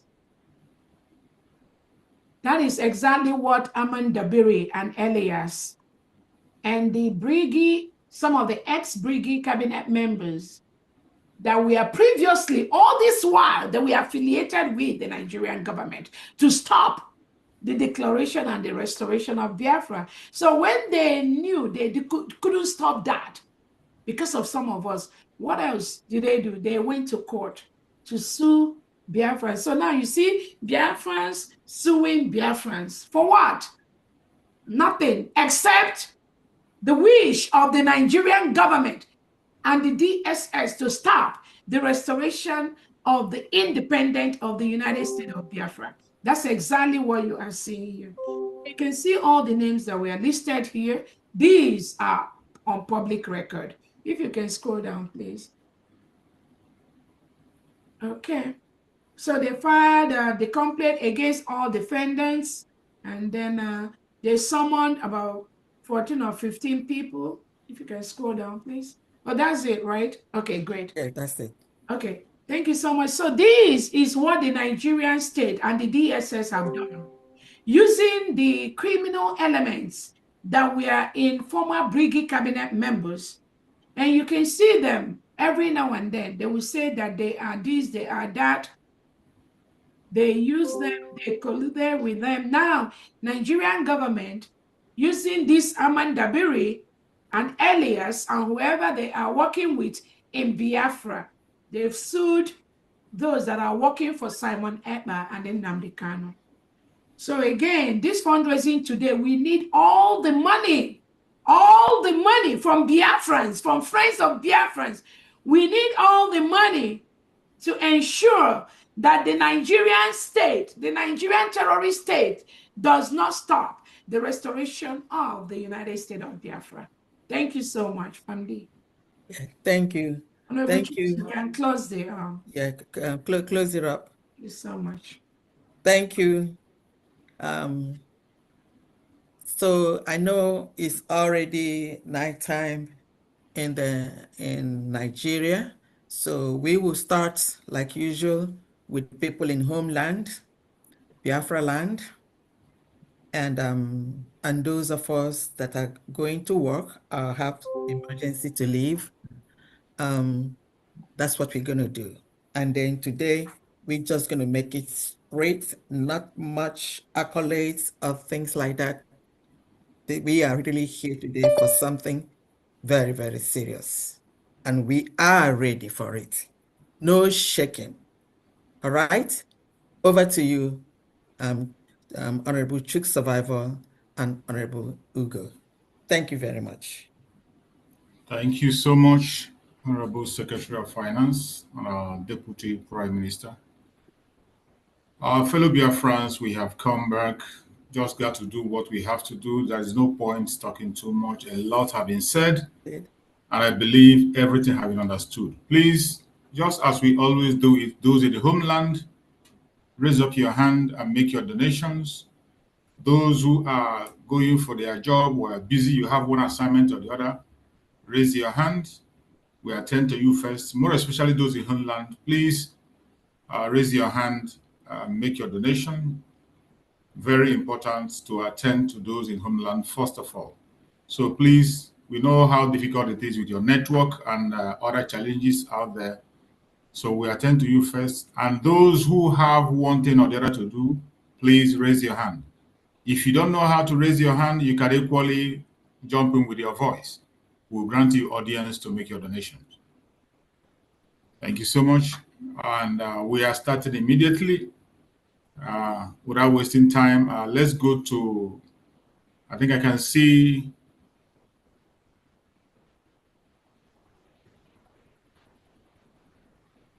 Anedio Kori. Anedio Kori, please unmute yourself, make your donation. Yeah, thank you, my brother. Thank you, Honorable Cabinet of United States of Biafra. Thank you, my Deputy Prime Minister, Mama of Africa, the mother of Biafra. Thank you so much. Yes. For keeping standing there for us. Making our prayer for coming to reality.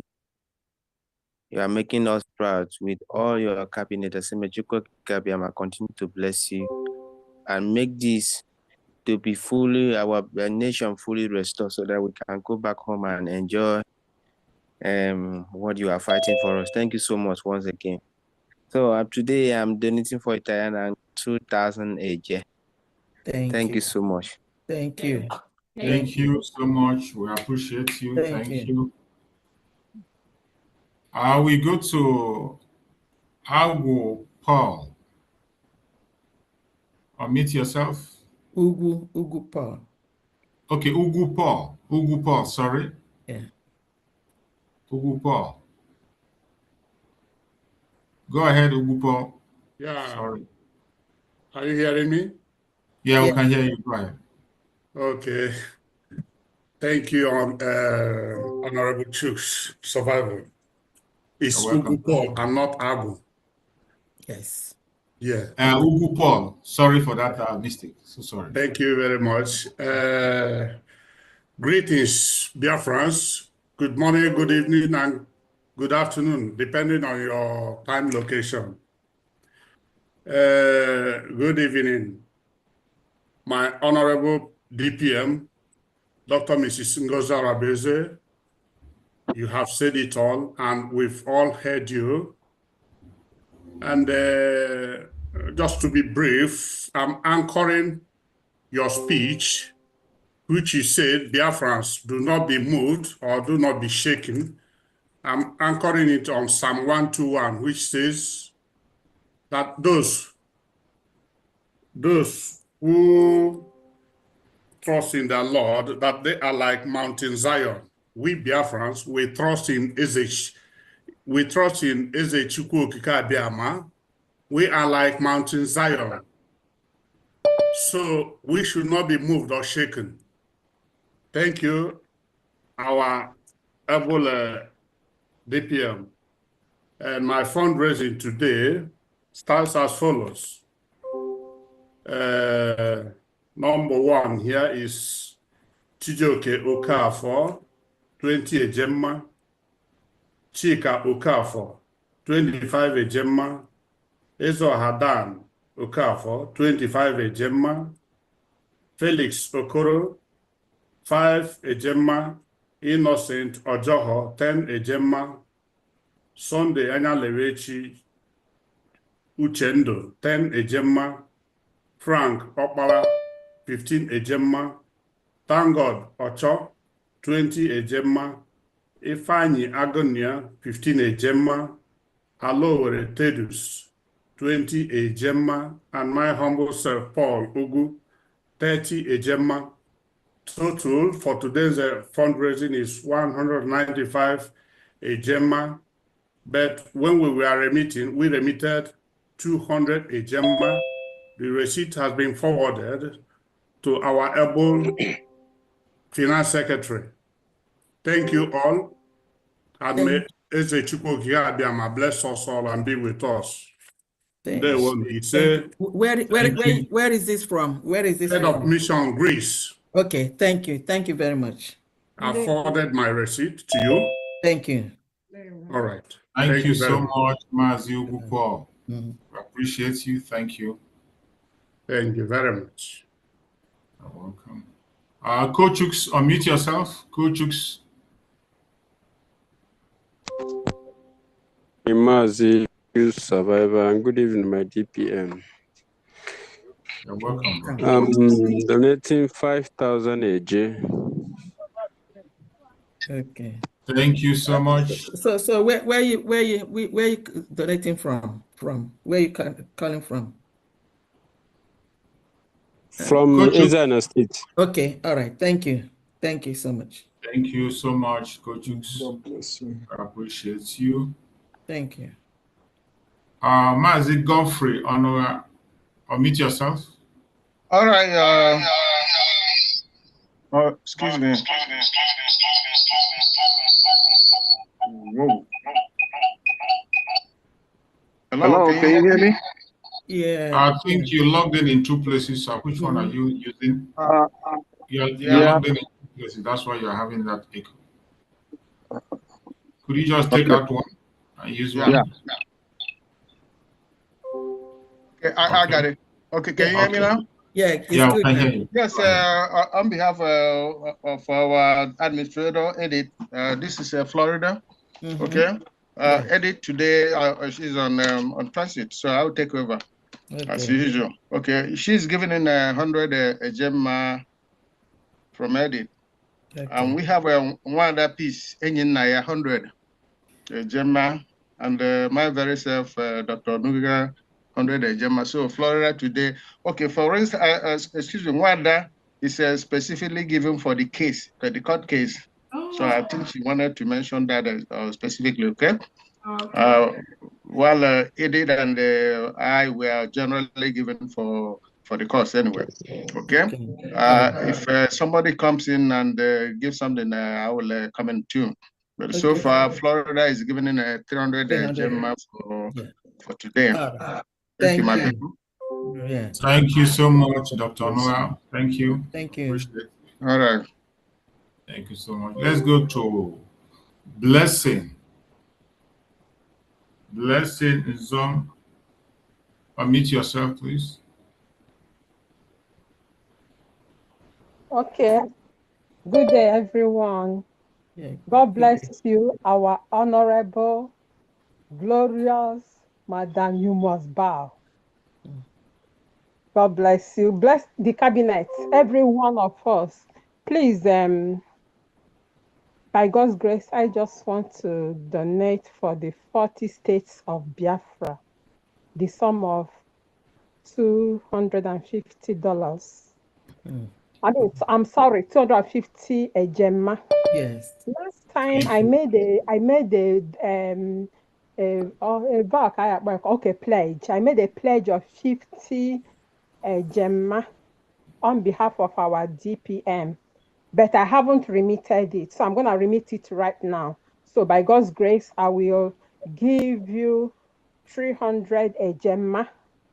By the grace of God, 250 for the 40 states of Biafra, then 50 for the previous pledge I made that I have not remitted. Thank you so much. God bless you. Thank you so much, Madam. Yeah. Is that California? Which state? Which state are you again? California. Yes. In California. Don't mind us. We are moving forward. I yes, Ronandi drawback. Yes, thank you. Thank you. God Thank bless you so you. much. We appreciate Bye-bye. you. Thank you. So Mazi, I'm sorry, fam. I'm gonna send it to you right now, okay? All right. Thank you very much. It's all right, bye. okay, let's go to Mazi Chidi Membis. Unmute yourself, Mazi Chidi Membis. Oh, choose survival. Good evening. We have France. You're welcome, my brother. You're welcome. Okay, on behalf of our OEC, our island mission, island, because he's on a mission. He's not so he asked me to represent him. Okay. So we call out for today's donation.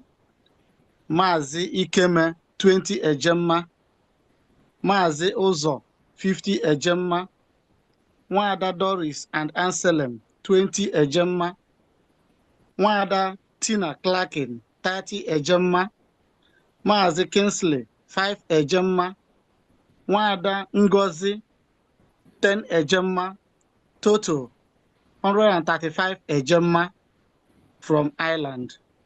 Thank you, Ireland. Thank you so much, Island. Thank you. We appreciate you. Thank you. Okay. But through survival, there is one question I will ask. Maybe I don't know where the time I will ask the question. Is it now or later? Go ahead, please. Okay, sorry. Our DPM, Agunwai. The question, Bo, on this issue of this ID card, can't you maybe because already in my maybe apply before I mentioned where you were reform area. So go na phone ratify everything. So but has now I'm more first batch, more second batch can get so near. So I want to get my own ID so that can you quick one man actually can get my ID card. Yeah, it's gonna be on the second batch and just wait for it. It's coming. Like I said the other time, there were some things that were not in the first batch that we added on the second batch. So it's taking the company time to add those things into the second batch. Those of us that got our first batch of the United States of Biafra ID card, if you look on your ID card, you will see that the state, our states in Biafra land was not reflected in that. So now we have to go back to the ID card company to tell them to include Biafran state in Biafra land in the 40 state. So that is what is making it look a little bit longer. So they have to go and start the whole process and reduce so many things to now incorporate your state from Biafra land. So the second batch of people that will now start getting the ID card, the second and third batch, you will see your state declared in that ID card. So when you're using your ID card in any state in Biafra land, anyone that commits any crime, we can track it, we can trace it to the state where that individual comes in. So don't be worried, just exercise some little patience, please. And those of you that have not applied for your ID card, go ahead and apply for your ID card. It's going to be at the Biafra Security Administration, the USB.com. Biafra Security Administration. Apply for your ID card because we are rounding up with our AJ, the printing of our Biafra currency, the use of our Biafran bank. And once we start using and the remittance of money for Biafrans, once that bank procedure completes, you must have your Biafran ID card to have access to those services, to be able to use the Biafran bank to move money, to be able to engage in the process of our Biafra currency and all that. So please go ahead and apply for your Biafra ID card under the Biafra Security Administration. Biafra Security Administration. There are two links there. One is one that you will click to apply. That is look for the latest one that requires just few information that you need to put in. Please go and apply. So if your name is going to miss the second batch, which they're already working on, your name is going to appear either on the 3rd batch or on the 4th batch. Thank you so much. Okay, thank you. I go on. You are. Let's go to Agubuzo. Unmute yourself.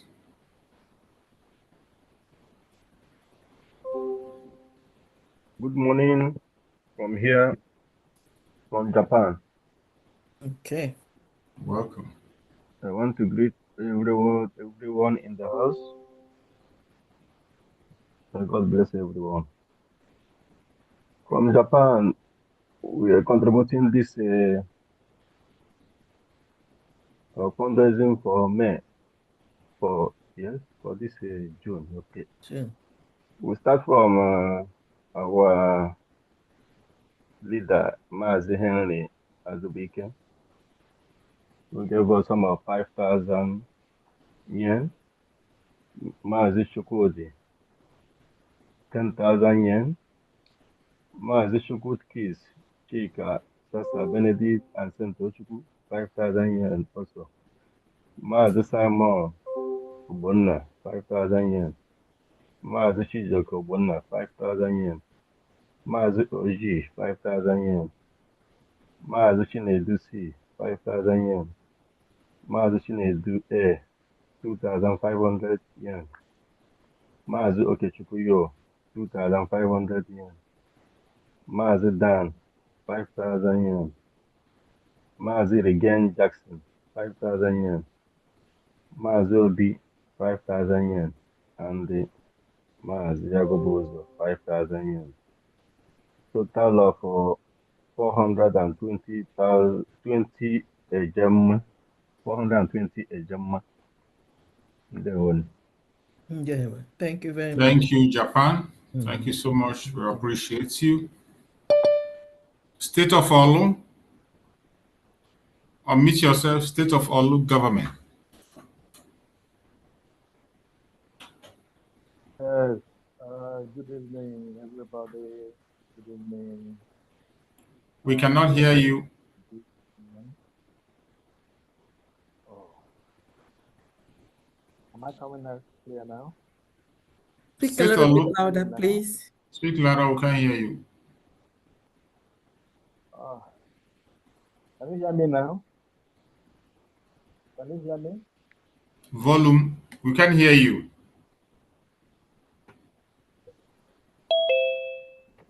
Can you raise your volume, please? Can you hear me now? Yes. Okay, it's better. Okay. I want to greet everybody. Our able DPM, Mama Biafra, chief survivor, Dr. From Diana, and every other person in the house. I greet you all. There is something very significant that happened yesterday. Yesterday happened to be my birthday. I didn't want to announce it elaborately because of the two court cases, one in the homeland here and the other one in Finland. So I just shared the information in one of the small groups. And our people blessed my day. And in fact, I came to understand that Chukwu Okike Abiama made the coincidence to happen. My day to be the day for these two court sittings. So, everything that I was blessed with yesterday, I'm turning it over for the support. Oh, Bagiri. Wow. Are you there? Yes. Hello? Yeah, we can hear you. Go ahead. Go ahead, we can hear you. Okay. So, donating a total of 70,000 Wow. for this cause.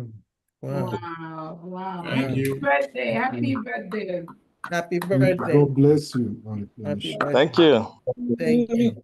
Thank you so much. We appreciate Was that the Olu State Thank you. Thank you. Who was that? Yes, yes. Is Olu State governor? Yes. Yes, Oh Big my Mama. goodness, let us sing happy birthday to him. This is, oh my goodness. Please, 1, 2, 3, go. Let us sing happy birthday to him. Happy birthday to you. Happy birthday to you. Happy Happy birthday. birthday. Happy birthday.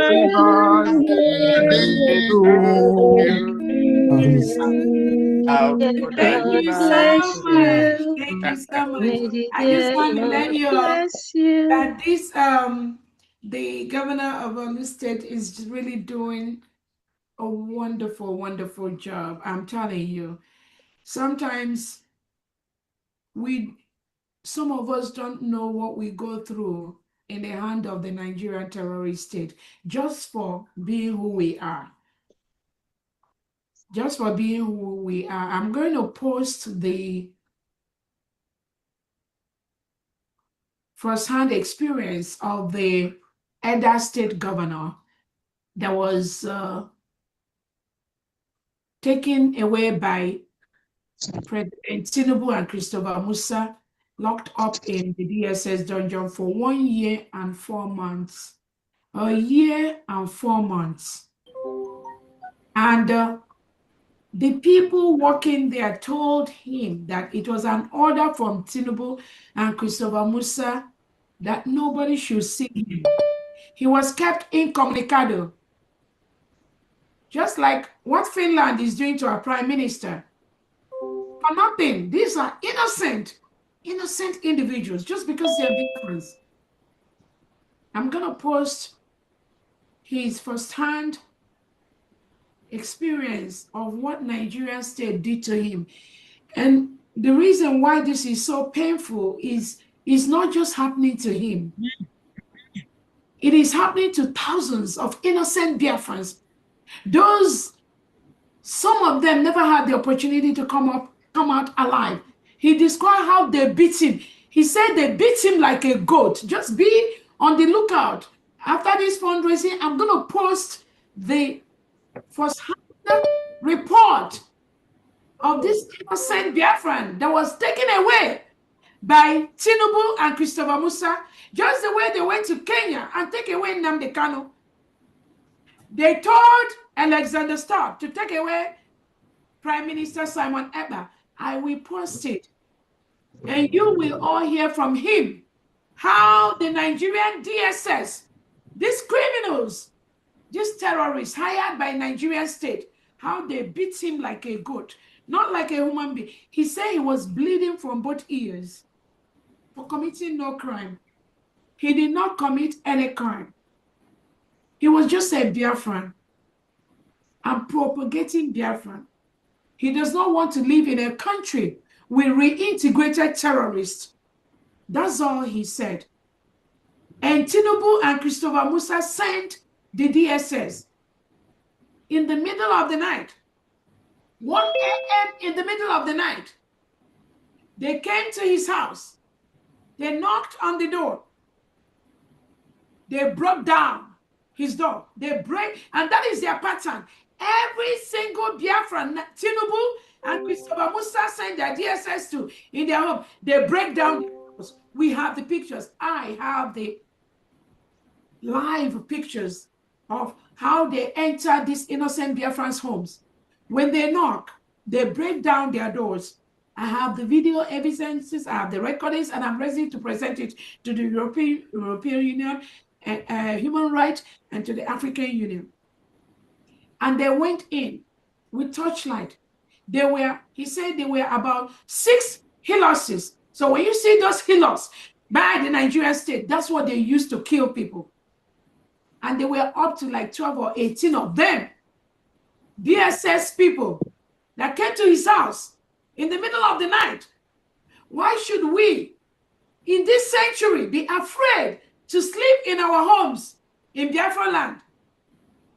When Christopher Musa and Bianco Ono and the delegitimized Southeast Governor Soludo, Uzodimma Oti, sent these reintegrated terrorists to our homes, in the middle of the night to our mother's homes, our father's homes, our grandfather's homes, break down the door with innocent children sleeping inside those homes. They break the doors and take them away, take their fathers away, take their mothers away. Anybody supporting this evil? Anybody supporting this evil? You have yourself to blame.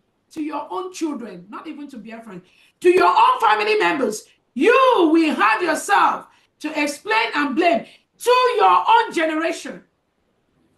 And they took this innocent man away for a year and 4 months. They released him, I think, in January or February. 1 year and 4 months. Comunicado. All the family members that came there, Tinubu and Christopher Musa, told them not to see this guy. He didn't commit any crime. None. And after a year and 4 months, because we asked him, was there any court process? Even inside Nigeria, they say did they take you to court? Anything? Nothing like that. No court. It was an order from above, from Tinubu and Christopher Musa. Pick them up, lock them up, kill them. Nobody is going to talk to them. But you know what? We will talk for them. We will revenge. All these killings that the Nigerian state is doing to our people, we will defend our people. I will pause the video later on. Thank you so much. Go ahead. Thank you so much. Happy birthday, Governor. Faith NK, unmute yourself.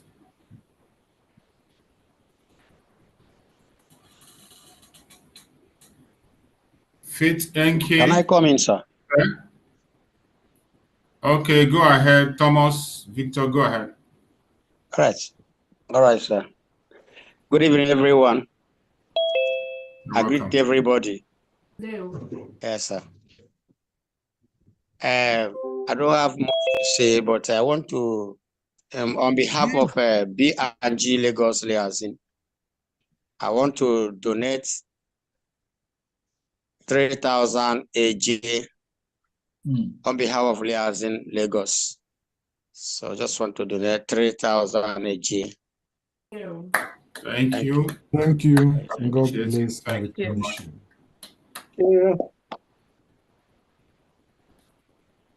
Faith NK, are you there?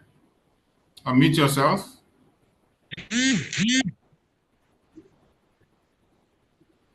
Let's go to Odogwenugu. Go ahead. Mazi Odogwenugu, over to you. Dr. Chicks, I am seeing you for the second time. You have 2 cases to answer for me now. Yeah, thank you all, Biafrans. I thought you could have called me for the first time because our DPM always gave me a surprise. Last week, I promised that I have a song that I could have, but because of time. And today, I have the same song to sing for DPM, though I have a follow-up question. DPM, I want you to remember something, maybe you forget. The day you called our angels to come and speak, one of our potential angels told you, Dogwenugu is reminding you now in case you forget, that ni mugo Biafra, ni mugia. You have given birth to Biafra and you are giving birth to Biafra. These are the impossible things you have done. When I was disappointed and disheartened in Finland, when I didn't see Prime Minister Simon Epa, I was hopeless about the declaration of Biafra. You stood up. And you declared Biafra. That had been my dream all my years. Ojukwu wanted to get an embassy for Biafra, and I wish and I know Nnamdi Kanu wanted to do the same thing. The same thing with Obatubi, Simon Epa, Agudo. But they couldn't do that.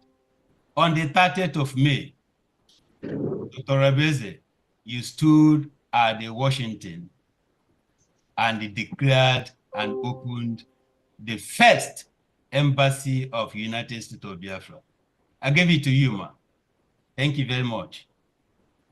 So I said in Igbo, you have done it and Biafra have done it. But that is not my song today. Before I go on with my song, Fandian, from last week, we are owing from Sweden 70 Ejema. But on Sunday, I paid one person, gave us 40, and I paid it on Sunday with the receipt. So we have now remnants of 30 Ejema for last month.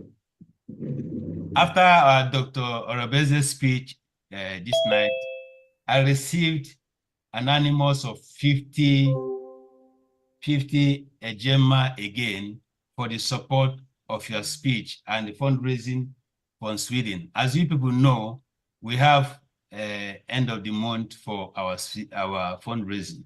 So I'm going to put all of them together. At the end of the month, we are going to bring up our fundraising. I don't know, Famdi, am I cleared? Okay, let's run it by me again. You say you had a previous 70 Ejema. Balance of 70 Ejema, yes. Okay, is that correct? Okay. Yes, but I paid 40 on yes. Yes, so out of that 70, you paid 40 now, right? Yes. Plus the 50. What is the 50 for? The 50 for today, our donation for today's fundraising, but it will be at the end of the month. Okay. Okay. So you're not really paying anything. So this is just for notation. Is that correct? Yes. Right. An emergency for this month. Thank you. Thank you. So I want to go on for my song.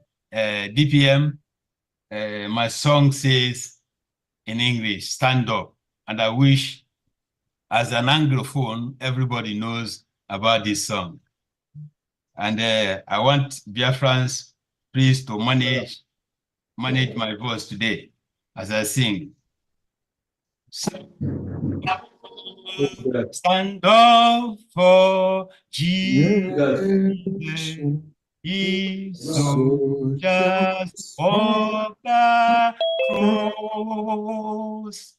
We high his royal banner, it must not suffer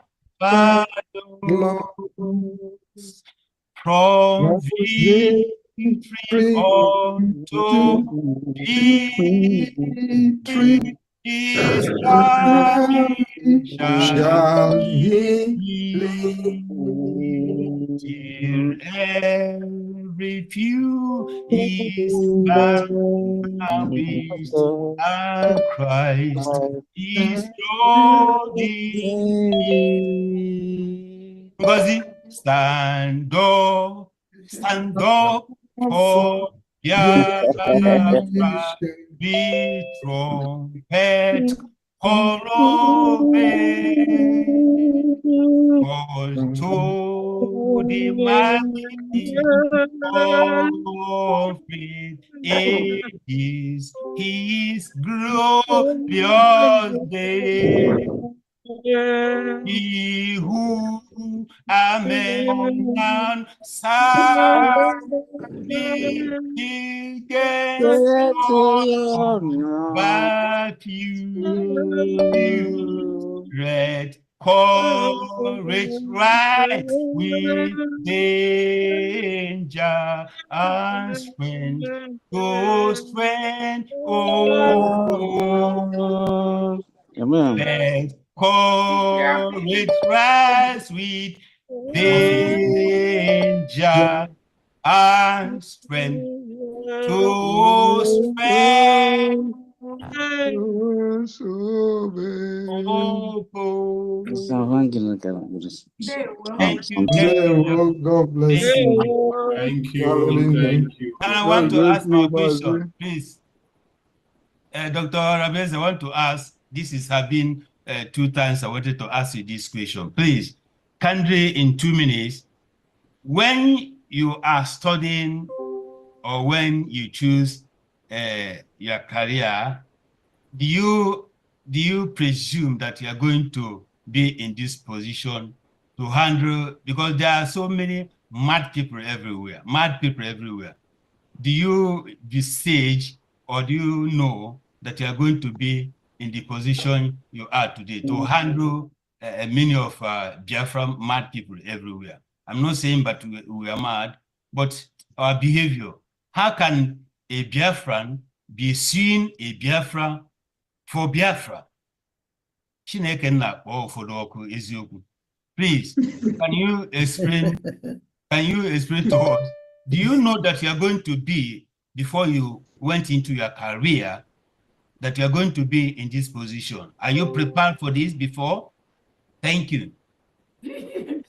Thank you so much, Adobenugu. And again, when you ask the question, how can a Biafran sue a Biafran? You have to understand, if you are in my field, to know how the human mind works. The reason why we are very, very successful in what we're doing is because I understand how human mind works.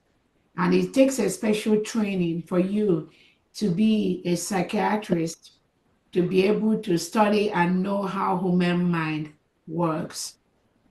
It is important also to understand how you can get the best out of people. It is also important to understand how people can use people either for good or for bad. So what the Nigerian state has done over the years is to use Biafrans against Biafrans. If you look at the history of the Biafra-Nigerian Civil War and Owazurike, how one of the delegitimized governors took the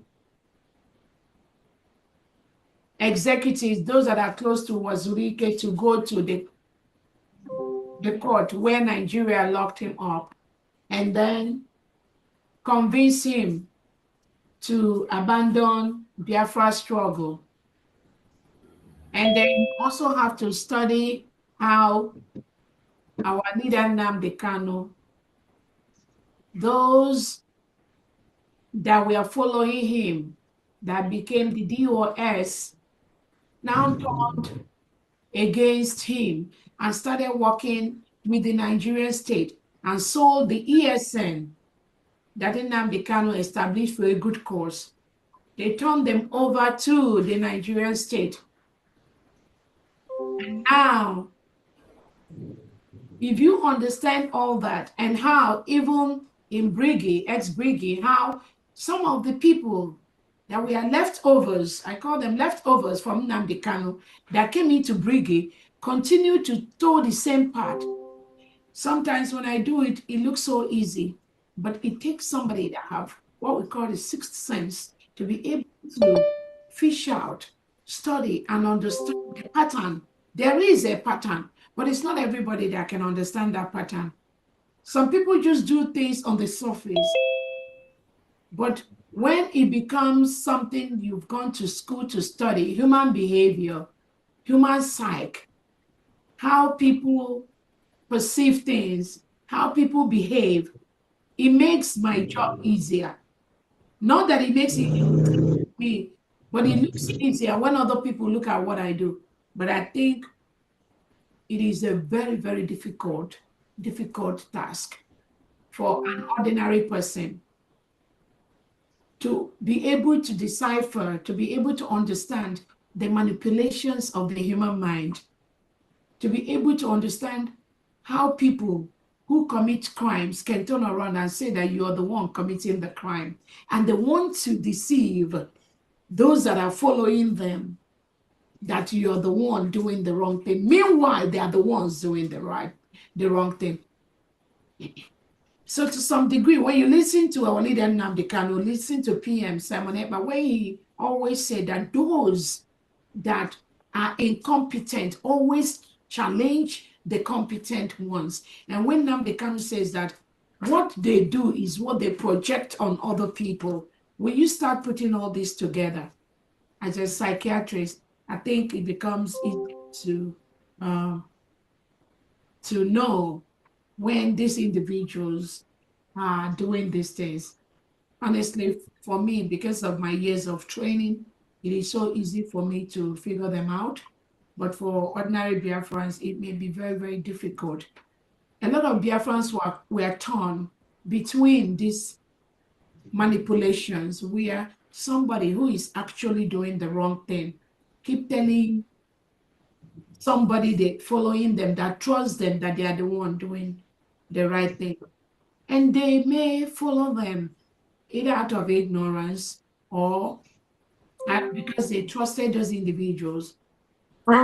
So that is the only difference we have right now. That difference that ensures that the leadership of the United States of Biafra at this time is in the right hand to be able to point out and be able to find out and be able to call out those that are manipulating the system. That is the only reason why we've gotten so much success in what we are doing. Because left alone for the ordinary Biafrans that are just, it will be very, very difficult. Some of these people, when they talk, you think they're saying the truth. They talk it so convincingly to, just like somebody that came out and said that I am a Fulani woman. I lived in the northern part of Nigeria. Some people that trusted that woman, they believed her. So they talk it so convincingly that if you are not somebody who have studied human behavior and how humans can manipulate people's brain, you will think that what they say is true. Just like the Nigerian state, the Fulanese, the way they manipulated Finland, the lies they lied to Finland. They went to Finland and presented, that Biafrans, Simon Ekpa is giving order from his room, and people follow the order. That Simon Ekpa is the one trying to tell Biafrans what to do, and they do that. Biafrans, Simon Ekpa, he gives command in Finland, and it happens in Biafra land. These are all manipulation of innocent minds. But did Nigeria tell Finland that they sent their Tucano jail, they sent the reintegrated terrorists into Biafra land to kill Biafrans because they want to take their oil? Did Nigeria tell Finland that? I believe they didn't tell that story. Did Bianco Ono tell Alexander Stubb that Tinubu and Christopher Musa, that they are sending the reintegrated terrorists to go to indigenous Nigerian communities and kill the Christians and take over their lands? In the term of herders, herdsmen, there is nothing like herdsmen in Nigeria. These are terrorists that are brought into Nigeria, and they pretend to be herders, and they move from one state to the other. And when they settle there, they displace and kill the original owners of the land, and then they displace them. Did Nigeria tell Alexander Stubb that? No. When Bianco went to the Finnish embassy in Abuja to report Simon Ekpa, did Bianco tell them that Tinubu and Christopher Musa have their reintegrated terrorists they hired wearing Nigerian military and police uniform in Biafra land, killing innocent Biafrans? Did they tell them that? No, they didn't. She didn't tell them that. All she will tell them is that maybe 1 or 2 or 3 Nigerian police, reintegrated policemen is killed. But she did not tell them that these people are in Biafra land. They are in Biafra land, killing Biafrans, killing innocent Biafrans. No, she didn't. Bianca no didn't tell the Finland ambassador that shit. No, she didn't. So again, it's all about the manipulation of the human mind. The reason why Biafra is successful is because I studied human mind. I studied how people manipulate other people. I studied the people's thought process. I have to study how what you say from your mouth is different from what you're thinking. That is how we are succeeding. I can, in 2 minutes, figure out if what you are saying is different from what is going on in your brain. And if you do not have the capacity to study and know that, you can never, ever get Biafra. So again, I think that's the answer to your question.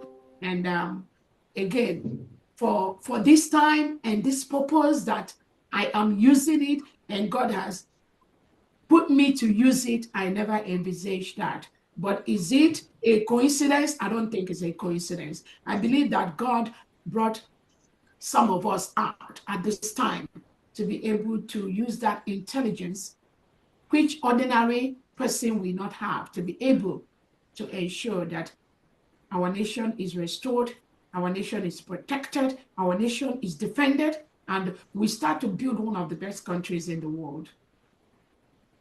Thank you. Please, DPM, please permit me to add that God has prepared you for this moment, just like He's prepared Nnamdi Kanu, because at every stage, because at every stage of this struggle, for this Biafra, God prepares each person for each particular stage. Nnamdi Kanu came and opened our mind. Tamoneka came and showed us how to confront our enemies, not to be afraid. And now you have come, because this is what God has prepared right from time. Prepared you even without you knowing it. Because God is the person in charge, but He needed people to prepare them for this time, for this day. And we appreciate everything you're doing. We appreciate it and we acknowledge it. Yeah. And it's a grace for us to continue to move forward with this direction God is leading us through you. Thank you. Thank you. Thank you. Thank you. Honorable Go 247, are you there? Go 247, are you there? Honorable Joshua, unmute yourself. Go ahead.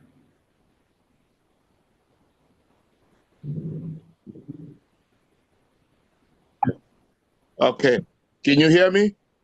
Yeah, we can hear you. All right. Thank you very much, Honorable Chief Survivor, the media. Special greeting to everyone, especially DPN.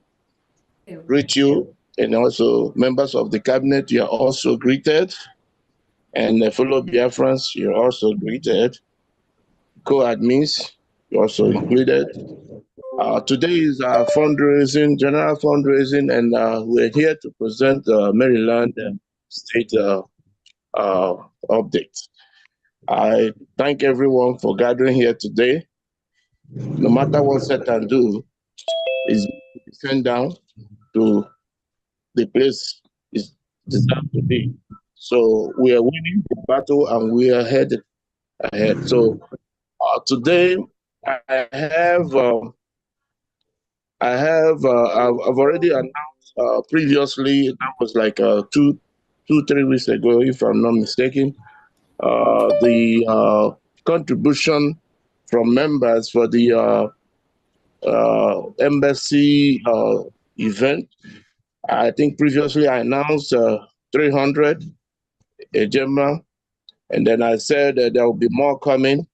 So here I have 4 more names that contributed, which I want to mention before I go straight to present contribution for today. So here I have 4 more names from the contribution, which is Maazi Austin Williams, 100 Ejema, Wada Ebele Williams, 100 Ejema, and Wada Angela Unebu, 100 Ejema, and finally Wada Tinyere Ohanyere 100 Ejema, which is 400 AJ, added to this 300 given, so the total amount is 700 Ejema for the embassy contribution. So that is that. And then to move on to the next is our fundraising today, which have 4 members who contributed, and their names as follow. Mazi Gideon Ihezie, 100 Ejema, and the next, Madam Chinyere Ohanyere 100 Ejema, the next, Madam Eunice Opara 100 Ejema, and Madam Joyce Alfred 100 Ejema, and then the last, Mazi Livinus Anoyemere 100 Ejema, which is 500 AJ for today's contribution from Maryland State. So I don't know what is the rate, but this is the amount, 500 AJ. Okay. Thank you. Okay, just let's run through it. Earlier you said you had 300 for last week, the Washington DC, right? And then for today also Washington DC 400. That gives you a total of 700 for Washington DC. Is that correct? Yes. Yes. Okay, and then also today you have a list for regular contribution 500. Right? Yes, ma'am. That's altogether 1,200. So we don't have to worry about the exchange, because nothing here is for homeland. Thank you very much. Thank you. Thank you so much, Honorable Jidofo. Can I take a leave, please? Yes. Yes, you can. Yes. I have an event I want to attend at DC. Thank you very much. Okay, go ahead. Thank you. Right. Thank you.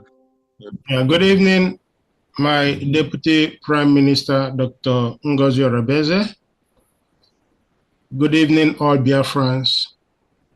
Thank you, my Deputy Prime Minister, for lecturing us. You are not just our leader. We are learning a lot from you. And I appreciate everything you do for Biafrans. From the Kingdom of Netherlands, we have some of our brothers, members who contributed for this week. Okay. And their names are Alex Ofodire, 28 Ejema, Maazi Ezugu, 21 Ejema, Maazi Ugo Nweke, 21 Ejema, Peter Jeremiah, 21 Ejema, Sonny Best, 21 Ejema, Maazi Boniface Okoro, 32 Ejema, correct? Maazi Victor, 22 Ejema, Honorable Apostle Dr. Steve Ajubi, 50 Ejema, and my humble self, Honorable Jidofo Achie, 100 Ejema, and we come up to the total of 316 Ejema for this week. All right. Thank you, everyone. Thank you. Thank you so much. Thank you. I appreciate you. Thank you. Thank you. Let's go to Mother Dorothy Ngozi Okafor. Unmute yourself. Okay, good evening, everybody. I greet our DPM, Honorable Dr. Ngozi Orebeze. Thank you for all you do, and all your cabinet members, and all the genuine Biafrans. Okay, my name is Dorothy Ngozi Okafor. I'm from Georgia, the new rep. I'm here The for new our... rep, please let us all welcome Dr. Dorothy Ngozi Okafor, She is the new rep of the United States of Biafra government, the state of Georgia. She took over from Onyami, who is so busy in the Defense Department of the United States of Biafra. Thank you so much, Dr. Congratulations. Congratulations. There is so much change. Congratulations. Thank you so Hallelujah. Yeah, well, congratulations. Okay, our donation today is Dalo. Thank you so much. Thank you. So our donation today is a collective effort. And as we agree, and our meeting, the last meeting I met, we said we have to call it together. The donation is 360 a Gemma. Okay, and we also have 150 a Gem for Atlanta State. So 50,000. yes, make note of that. I will send the people that have donated to our. Who do I need to send it to? From D to from yeah, please. Okay, I'm pleading to our people, for those ones who have donated. Thank you so much. For others who have not donated, okay, please, I'm pleading that our government needs you. Also, your state needs you. And for what we're doing today, you have heard our DPM said we need money for all the court cases. Thank you so much, and God bless. Okay, can I give you my number? Do you have my number? Yes, please. I'll write it down. Okay. Okay. 347. 347. Okay. 369. 369. 9305. 9305. All right. Yeah. Thank you. Thank you very much. Thank you, Georgia. Thank you. Thank you. Thank you.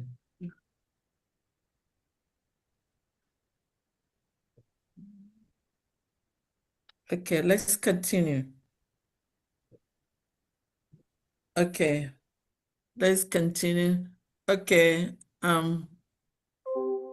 okay, all right.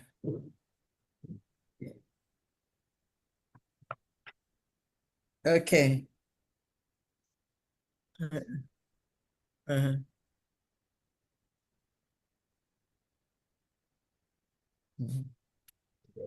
Thank you.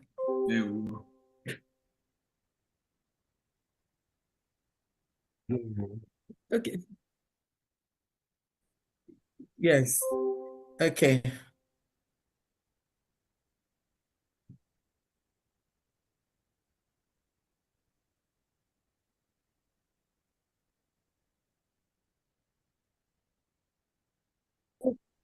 Yeah. Good evening, everyone. Is that Germany? Yeah, Germany. Yeah. Okay. Okay. Good evening. You're I want to welcome. use the opportunity to thank my DPM and honorable in the house and comrades here. Thank you very much for all your wonderful work. I want to use this opportunity for this week. Germany is donating 30 Ejema. Thank you so much. How much? I didn't get that. 430 Ejema. Thank this you. week. 480. All right. Thank you. Thank you. Thank you. Okay. Thank you very much. Thank you.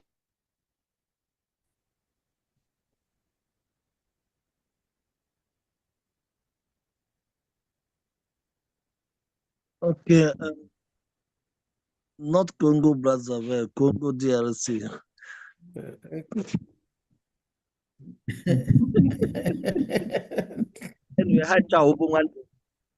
Yes, so me, my dad, the history. Good evening, everyone. My DPM, all protocol observed. My co-admin, I greet everyone, and I say, may God bless each and every one of us for this effort we are putting together to fight for our generation to come. And I pray that God will grant us our heart desire, which is our nation. So we tried as much as possible today. We have few people that responded in today's fundraising. the names goes like this. Oka Toifani, 50 Ejemma. Ebenezer Nduku, 50 Ejemma. Mazi Michael Ume, 20 Ejemma.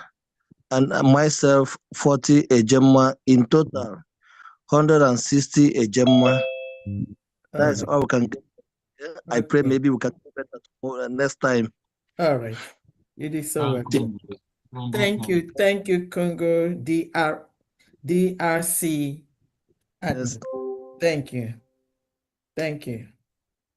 Good. I want to make, which account are we going to get the money? Is it Okay. Do you yeah. Or is it That's correct. That's correct. What you just said is correct. Okay, Nduka Ebere. Yeah. And Ali Ibrahim. No. All right. No. Okay. Send me a text. Amadu. Send me a text. Let me send it to you. Okay, send me a text. Let me forward it to you. You have my number? Do you have my number? Yes, I have your number. Let me send you a message. Okay. All right. Thank you.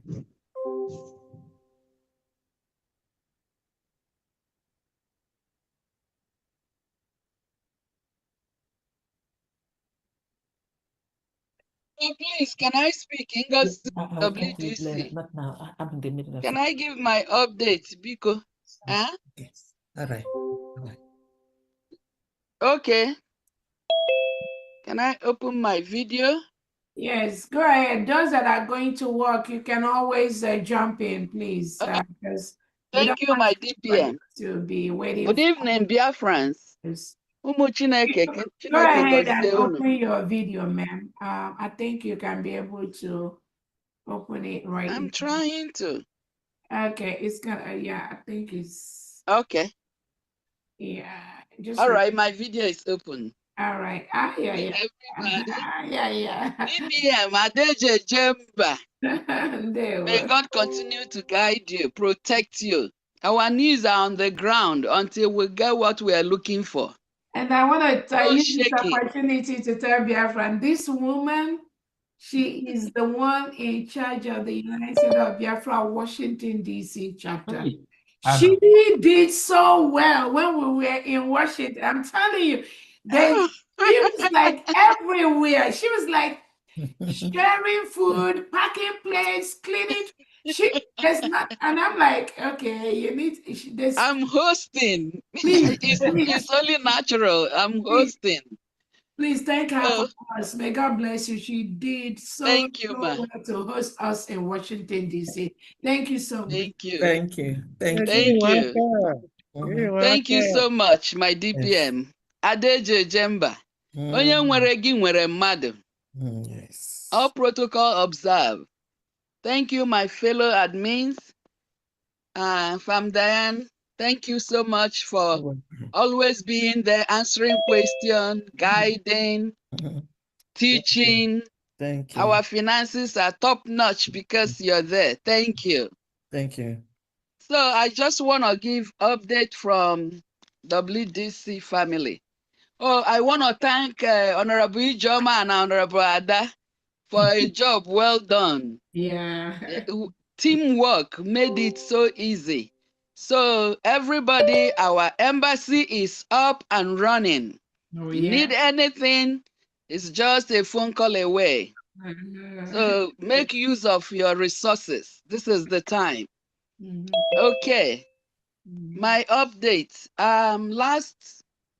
Last week, I couldn't come on fundraising because I don't know, my link couldn't connect. So I will do May 1st and then I'll do June. For May, I have Livinity 150. $100 for Dimegu State and $50 for DPM for opening the embassy in WDC, and $50 for whistle.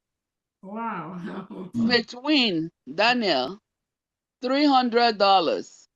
Monthly dues, $100. Or Hamadike State, $100, and fundraising, that Saturday fundraising, $100. Madam Chinyere Mark, $300.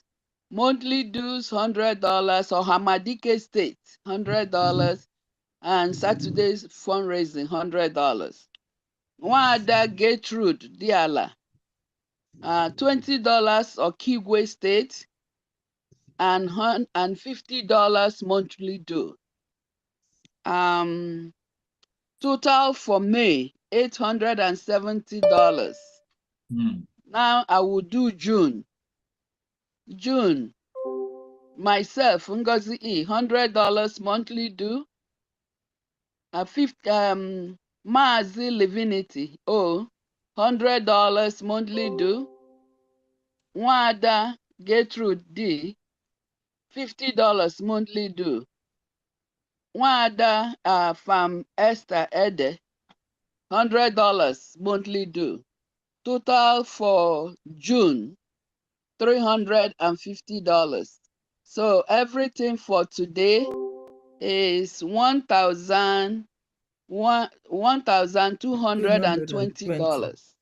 Okay. Thank you. All right. Wow. Wow. That's wow. Woo! Washington family, Thank Washington, you D.C. so much. Wow, wow, God wow, bless wow. you. Washington is reading now. Washington has opened. Washington, D.C. We're family. popping. Whoa. And Dr. Angie, I wanted to use this opportunity to tell Biafrans that our Washington, D.C. embassy has really actively taking care of a Biafran that was in Washington, D.C., that had an incident, took care of her for about 2 days in the embassy. After that, the person was able to continue to go about her normal business. So our Washington, D.C. is very, very active. Yeah. And correct. Time we will bring this person to narrate her experience, the problem she had in Washington, D.C., how the embassy took care of her problem, how she was able to successfully go back to her country without any problem. So we thank God for this. Thank you. And DPM. All the stuff. Yeah, go ahead. DPM, if they need the pictures and video of the days, you can order too. Awesome. I'm gonna okay. Thank you, my sister. We need that. We need that. Thank you so much. We need that. There were. We need that. Thank you very much. We come again. Okay. we're able. We're open. All right.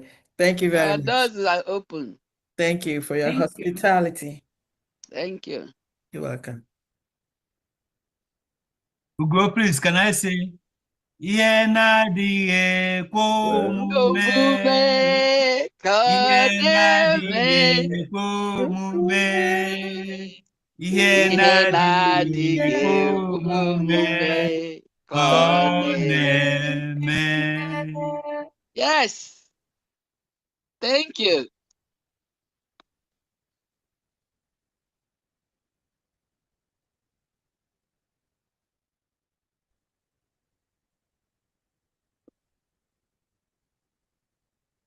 Yes, hi. Can you hear me? Yes. All right. I have a very special greeting to our DPM, Our Excellency Dr. Ngozi Orabweze. Good evening to our honorable members of the cabinet, our governors and state administrators. Good evening, fellow Biafrans. My name is Adindo Osumoke. I'm the deputy rep for the mission of Belgium. Okay.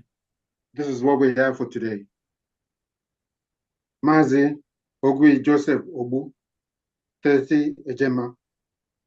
Mazi Godwin, 25 Ejema. Honorable Justina Nonye Odozo, 20 Ejema, Mazi Gabriel Robert Okafo, 30 Ejema, and myself, Mazi Adendo Sunwoke, 20 Ejema, bringing it to a total of 125 Ejema for this week. Thank you very much. Thank you, thank you, thank you. Thank you, Belgium. Thank you. Thank you. Thank you.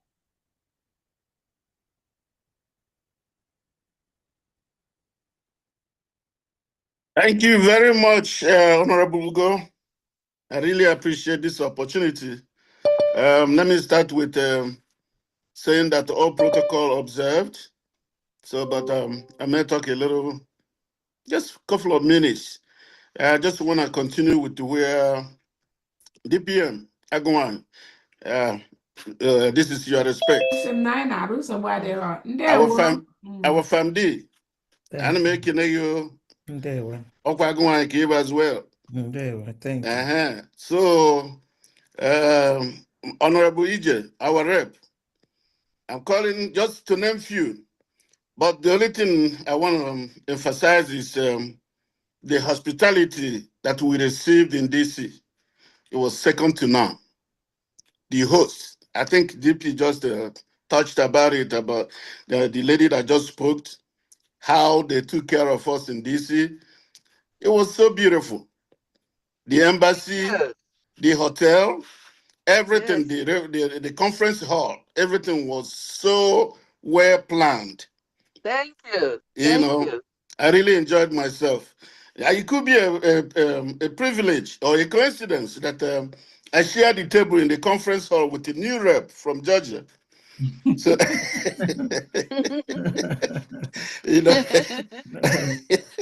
so that was wonderful. Also, a coincidence that I shared the same hotel and elevator with my DPM and FAMD. Even on my way back to California at the airport, I ran into FAMD again. I said, "Whoa, what a pleasant trip!" Yeah, it was so nice. So thank you guys, the DC. You guys, in fact, one of these days, I'm gonna recommend we do something like that in California. That would be a payback. Okay. Okay. We do it in California. Even when I came back, my people in California, when I was giving them reports, I had to forward some pictures that I took with my phone on our platform. Everybody was so happy, So to cut the long story short, I just want to say, okay, thank you to DC. My donation here today will be, well, just $100, but I want this money to go to be for the case in DC. That's where I want to donate to. Wow. That's what I want to do for now. And as time goes on, as the time progresses, if we need more, we do something. We have come to stay. Yes. So, this is less than a sword. This is less Thank than you a sword. so much. Yes, thank you. Thank you, Mr. Eke, for the role, all the things you did in Washington, D.C. That was awesome. Thank you, ma'am. He was like, this guy was like everywhere. He just like took over everything. And I'm like, oh, is this person? He was like everything, making sure that everything is going as planned. Excuse me.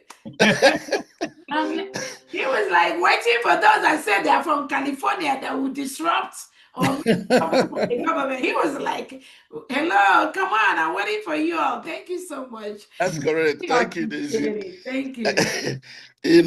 Just to top it up, this is my survivor whistle. Thank you. Please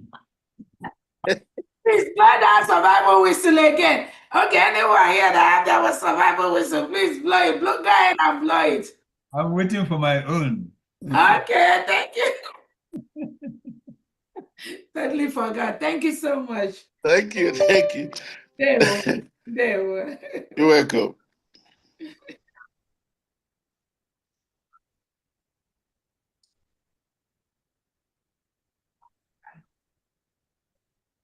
Okay, thank you very much, Mazugo. Good afternoon from here in Washington State. Thank you, Agumwany, the mother of Biafra. Thank you for what you are doing. The week has been a very wonderful one. We are winning all round, both at home and in Finland. Akachikudia, what we are doing. Today, let me not waste your time. We have a lot of hands here. I will be donating 30 Gemma for today's fundraising. Thank you. From Washington State. Thank you so much. Thank you. Thank you, Vetra. Well, thank you, Vetra. Thank you. Thank you. Thank you.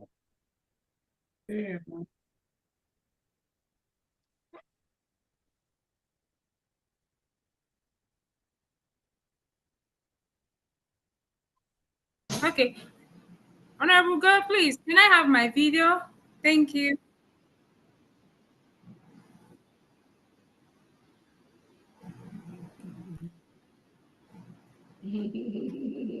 Thank you so much. And I thank you, the DPM. I thank you, Honorable Famdi, all cabinet members, great Biafrans, lovers of freedom. Thank you all. Sorry, I haven't been steady because I have a celebration in my house. One of my sons is having a birthday, so I'm kind of busy. That's why. So thank you so much. And I want to give a shout out to our new rep, Honorable Dorothy Ngozi Okaf of Georgia. Thank you so much, and thank you for taking up the lead in Georgia, to help our Honorable Deputy Defense. Welcome aboard. Also, I want to give a shout out to my brother, Lawrence Eke of California. Thank you so much. And thank you for coming to Washington, D.C. Honorable Ngozi Adelson, thank you also for what you did. Thank you, my rep. I give you all. Thank you so much. Thank you. So much. So I just want to give call out some donations that I have here. First of all, is for my state, Ohio. For my rep, Honorable Chichi, she's kind of busy right now.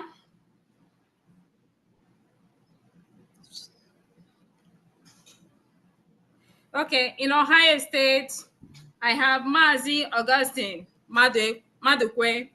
He's donating $50 for today's fundraising and $50 towards the Lego issues. So in total, Mazi Augustine Madukwe is giving $100 for today.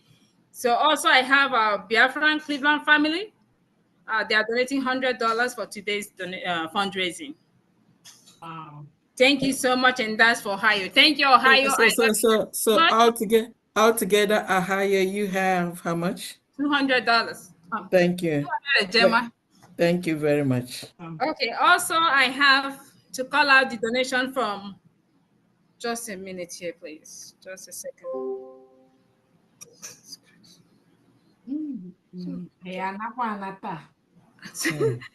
Please, I have to call out donation from Obowo County in Okigwe State.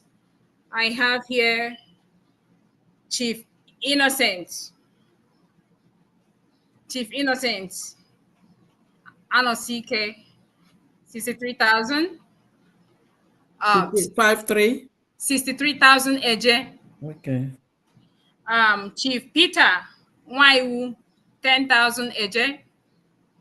Obiageri Nnabuike, 5,000 Eje. Uchechukwu Ejim, 5,000 Eje.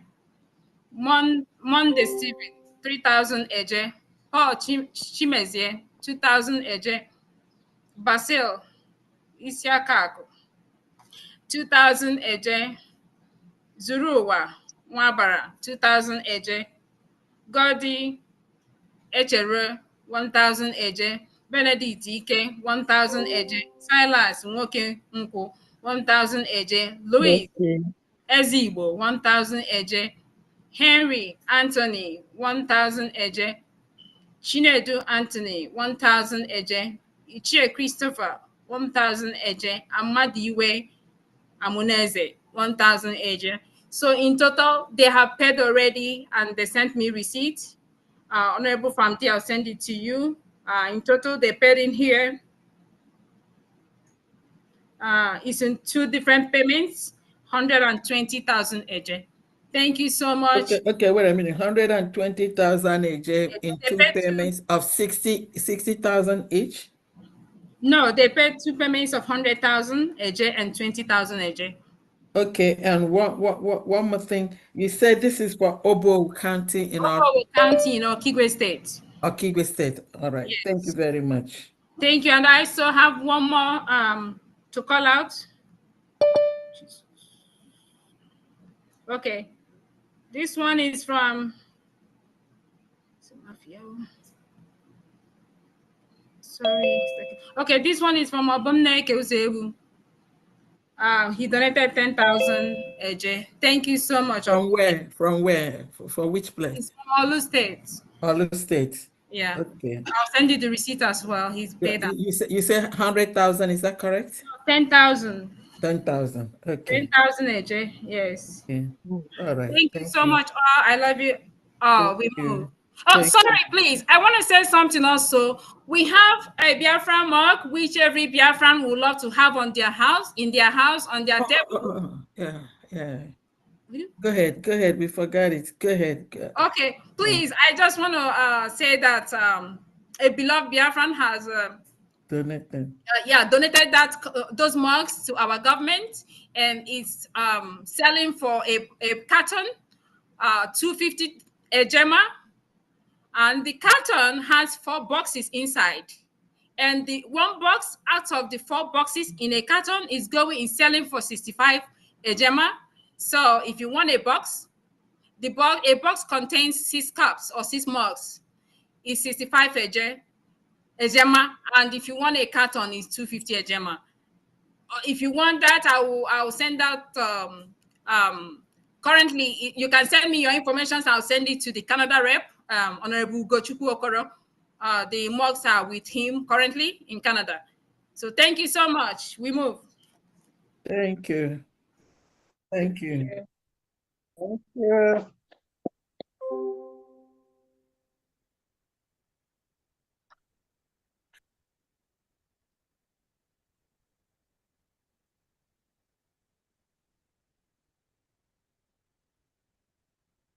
Yes, I am here. Good evening. All right, thank you very much. C247 Ugo. Thank you very much for accepting me. My greetings go to all the cabinets. But my most greetings go to our beloved Honorable Excellency, our DPM, Ngozi Orabeze. Only God, only God, we continue to sustain you all. Only God will continue to protect you all, bless you all in all your efforts. He will continue to be with you all this time. Without wasting much of my time, I will first of all donate $100 for Justina Dulu from Okiwe. Justina Dulu from Okiwe. Then my humble self, I'm donating $100 for today fundraising and $50 for our embassy in Washington, D.C. Thank you so much for giving me your time. I'm sorry, I was on the phone, so I didn't hear this. Okay, Justina Dulu, $100. Which state? Okigwe State. Okay. My humble self, $100 for today's fundraising. Then $50 for Washington, D.C. Okay. Making the total of $250. All right. Thank you very much. You're welcome. Thank you. Thank you. Thank you once again. Thank you. You're welcome.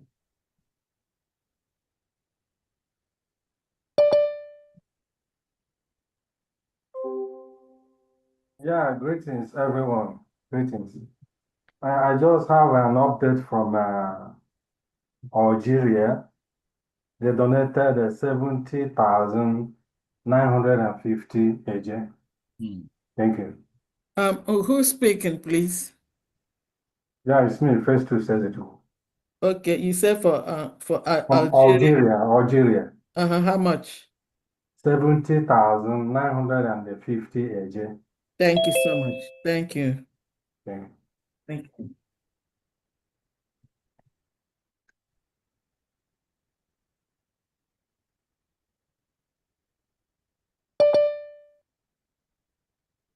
Is it Jama from Spain? Ah, okay. Good evening, everyone. Happy family. DPM and our government, I'm here to thank you all for all that you do. I will not take your time. My rep will announce my own donation, but I have something to say I want Biafrans to hear. That's why I raised my hand. And it's a big thanks to our government. I don't know that joy can give somebody headache. Honestly, I have been having joyful headaches since Tuesday. I got this news that I want to let every Biafran know this night. And that news is a very good one. It's all about honesty and truth of this, our government. Yeah. When Mazi Simon Ekpa, our Prime Minister, told us, Biafrans, that we will sleep in Nigeria and wake up in Biafra, people didn't understand it. And this very information I want to give to my people this night is to let them know that we are already in Biafra. I had a call with my auntie, who is 89 years.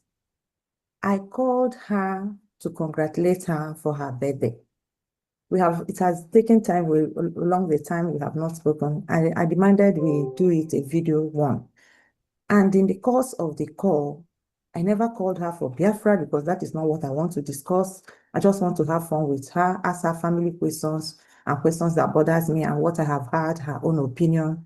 And on this call, we were just discussing for almost 1 hour, 15 minutes. And from one thing lead to other, from one thing, she's a very intelligent woman. She was just giving me updates that my own mother cannot even give me. I was so shocked. She touched everything with just one question. And I asked her one question about the family. And she told me, my daughter, time has changed. I don't really know what is happening. Our Igbo land has changed, our culture, everything, that she doesn't understand what is going on. She was just giving me instances and she paused and said, when are they going to release Mazi Nnamdi Kanu? I told her that they will release her. She said, amen. She now said, let me tell you, my daughter, in all these things I'm telling you, I know Fulani are surrounding us in the bushes. She told me we don't go. This news is coming from Owerri State. And I want to say kudos to my Owerri governor. He said Fulani is everywhere in the bush. We don't go to farm. He said it's water that our bridges that has collapsed. He said God collapsed them. Because of it, they couldn't even cross. If not, that they would have run them out. But she noticed one thing since this year, she told me. She said, my daughter, do you hear what I said? I said, yes. He said, in all these things I'm telling you, I noticed one thing since this year. But I don't want to talk. I'm still thinking whether it is my imagination or I'm not seeing well, or I don't know. I have not told anybody I'm telling you this, but I'm still observing something that is good. He said, let me tell you, our communities are changing. There is good news. Truth is coming back. I said, what did you say? He said, truth is coming back. Evil is going down. Love is returning. Ha. I said, She said, this thing I'm telling you is what I have been observing since this year within our own community. At times, I told myself, if I'm in Lucian, I said, I go to church, I come back, I visit people, I come back. I have not lost my way. So I think it's in my right sense that I'm seeing what I'm seeing. But I don't want to tell anybody, but I'm still seeing something positive happening that is, to me, he told me, to her, it's so rapid with the bad news and everything that has mixed up with our culture and the bad everything that they imported. And suddenly this year, she's just seeing this change with right before her own eyes. I now called her. She said, yes, my daughter. I said, don't you know that Biafra has come? She said, but they have their released Mazi Nnamdi Kanu. I said, no, but Biafra is here. I said, oh, she said a lot of things. I said, all this good news that you are seeing, you are not in illusion. It's the truth. He said, yes. I said, yes. He said, thank you, my daughter. So why is it so? She asked me. And I told her, because Biafra has come. Biafra has been redeclared last year, November. And what you are seeing is because you have a government. Say what? I say, you are now in Owerri State, not Imo State anymore. She said, what? I say, yes. She started dancing. She started praying. She started jubilating. She said, so in my own lifetime, I have seen this in reality. Oh, God bless you for this call. This is the thing I want to hear. I didn't even know how I got into this to tell you this. I wouldn't have been able to hear this, that I am not just out of my mind, that I'm seeing right. He said, my daughter, good news. Things are coming. Love is returning. Oh, so this is the government. I said, that is the government of Biafra. I said, our DPM always tell us that we are building our government from grassroots. DPM, that is the result of that. Until on Thursday, the same week, this week, I got another information. Out of the blue, my sister traveled from Benin. No, she traveled last week and she stayed, there was a Muslim vacation holiday. And she said she woke up and people were going to school, work, everybody's going. She said, are you going to school? I thought they have their Muslim. She said everybody looked at her as, you lost your way. What the hell are you talking? And children replied and said, don't you know you are in Biafra? We are not Nigerian anymore. We are Biafrans. Don't you know? We are Biafrans. We are not Muslims. We are Biafrans. And we don't recognize their holidays anymore. That's why you see people going to school. This is a very good news. Very, very good news to me. That is a confirmation of my discussion with my own auntie. In fact, headache of joy. Headache of joy. I didn't know that joy can bring headache like this. I was so joyful. But she said one thing. She said she has been hearing that Fulani is trooping in everywhere. She said for the first time she has seen Fulani in the numbers that she can't imagine in Owerri. And I told her, do not worry. They will be taken care of by our government at the due times. These are good news.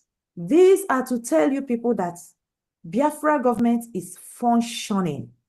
So if you're out there waiting for when Biafra will come, you are out there witnessing against Biafra. Biafra is already functioning. You and your families that are seeing you doing that, they better call you to caution, because you are in Nigeria and you will go to remain in that Nigeria.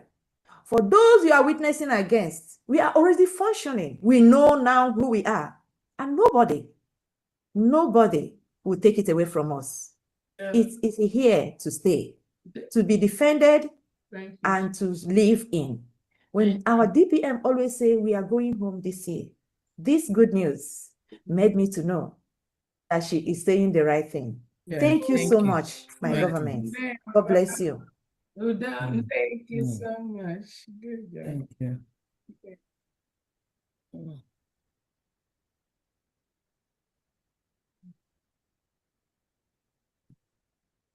Good evening.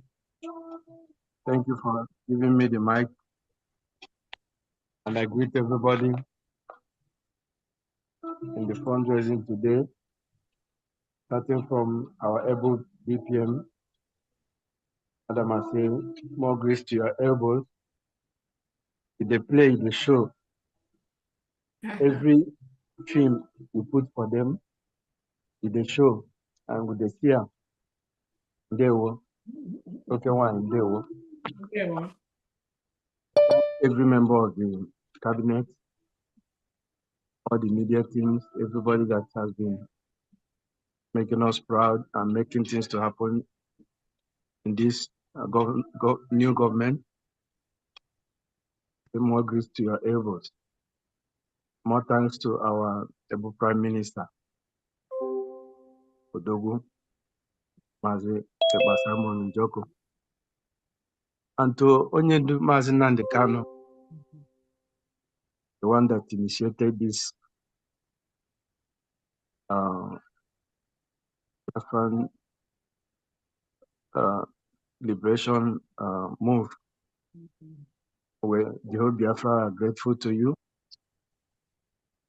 You know you've lost not a lot, almost everything you have, you've lost it for Biafra. It is again for us, the whole Biafra. We have not seen anybody like you or any human being in this present moment like you, who will come out to even die for a people that a lot of them doesn't know or know you. You still stick out yourself and decide to sacrifice everything you have for us.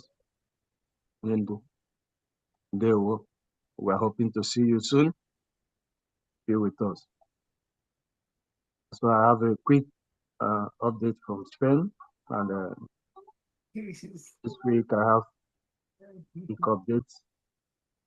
And the first one is Wada Kalista, Ijoma Vals, 20 Ejema for BLA.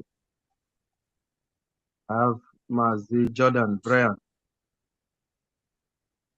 30 Ejema, also for BLA.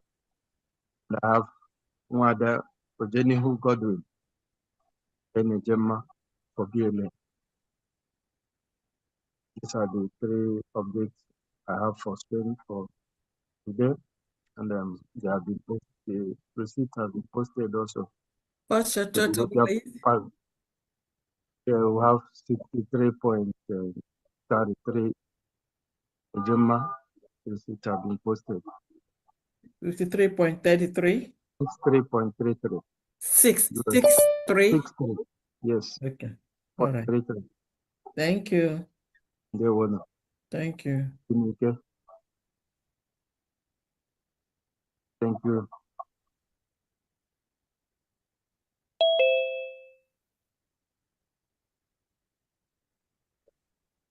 Thank you, Honorable Go247. Thank you, all the cabinet members, information minister, and most especially our Deputy Prime Minister, Dr. Ngozi Orabweze, and our Finance Minister, our Finance Secretary, Famdian. Thank you. Yes, remember I sent you two receipts from Space, Famdian, and they wanted to. They said because I forgot it, I forgot their names the last time, and I wanted to call it out now.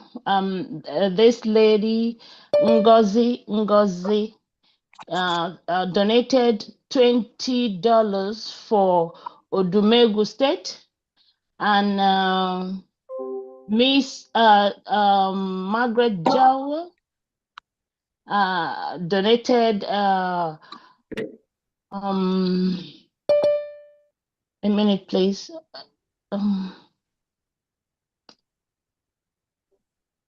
She donated 55.40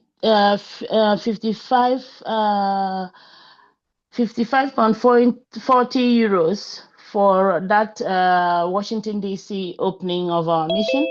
Okay. And I will also want to take this opportunity to just inform you and our Deputy Prime Minister that we were supposed to do donation for space yesterday, but due to circumstances beyond my control and some others, we couldn't do it. So we're going to do it before next Saturday. So hoping that you come and say hello to us. So thank you so much. Just a second. So for you got 20 a gemma for Odumegu by Ngozi. Ngozi, you say Ngozi who? Ngozi, that's what she answers in the space. Yeah. No problem. And then 55.40 for Washington. Euros. Yeah. Yes. For Washington, DC by Miss Margaret. Is that correct? Margaret Jawa. Yes. All right. Thank you so much. Thank you.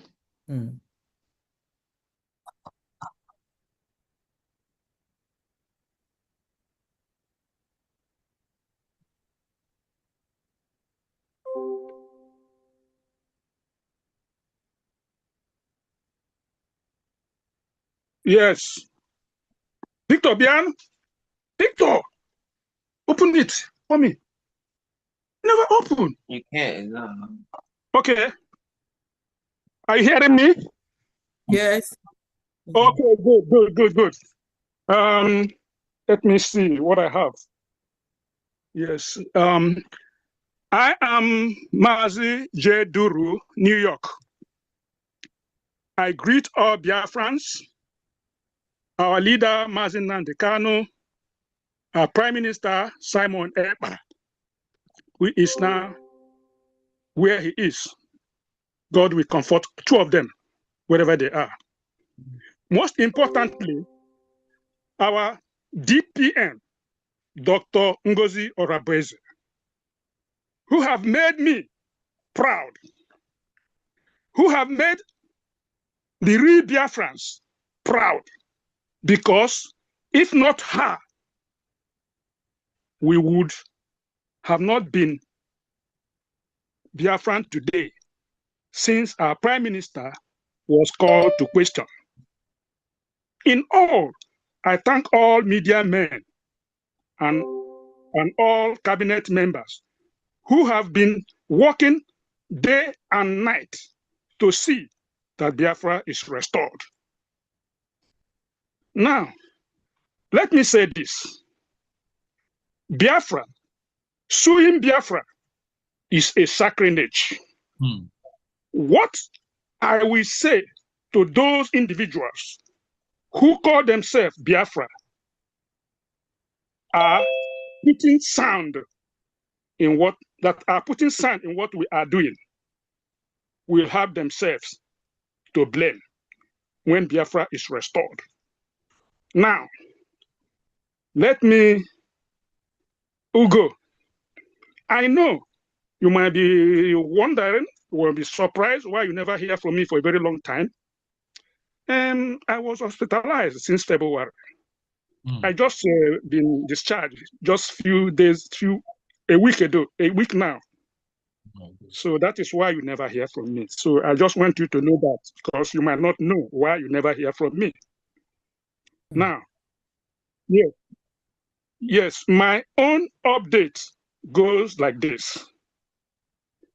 The opening of embassy in Washington, D.C., $100.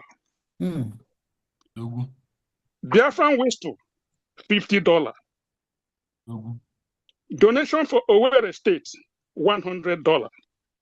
Total, $250 a gemma. Wow. Thank you.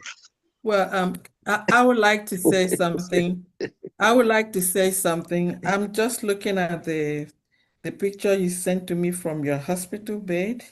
Yes. It's just unbelievable. And then I see the pacemaker, what they placed on the pacemaker. And then I see here, you were even talking about you not coming to Washington. And then I see your discharge paper here, June 5th. It's just unbelievable that somebody in the hospital from that February for that length of time and all you're thinking about is Biafra. That goes to tell you that this Biafra thing is a spirit. A lot of people really do not know what it is that we're talking about. Yes. You remember in the American history during when the blacks were fighting for their freedom, there was this lady, I've forgotten her name at this moment, who tried so much in setting her people free. And she said that she could have set more than 1,000 free if they had known, or if they had realized that they were in bondage. And that's exactly what is happening here. Look at somebody on a sickbed. What I'm seeing here is really kind of touching to me. What Yeah, you my son forwarded to was me. praying for me while I was in the hospital. Yeah. And then some of us are really, doing what they're doing. Like you said, it's a sacrilege. But you know what? God is taking care of us. And then the end will be joyful. Thank you very much. I appreciate it. Okay, my receipt have been sent to to Diana. You have sent them to you. 250 is there in your distance now. Yeah, I've just seen it. Thank you very much. That's a total of 250. Thank you. Thank you. Thank you. Thank you. God bless you. God bless you. Thank you. Thank you. Thank you. Thank you. Back here. Yes. Thank you. Wow. This is a big one. Let's continue.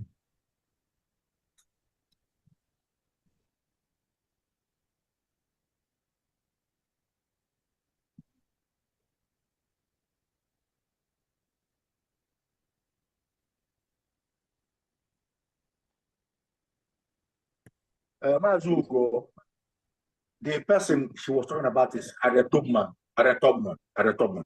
Thank you.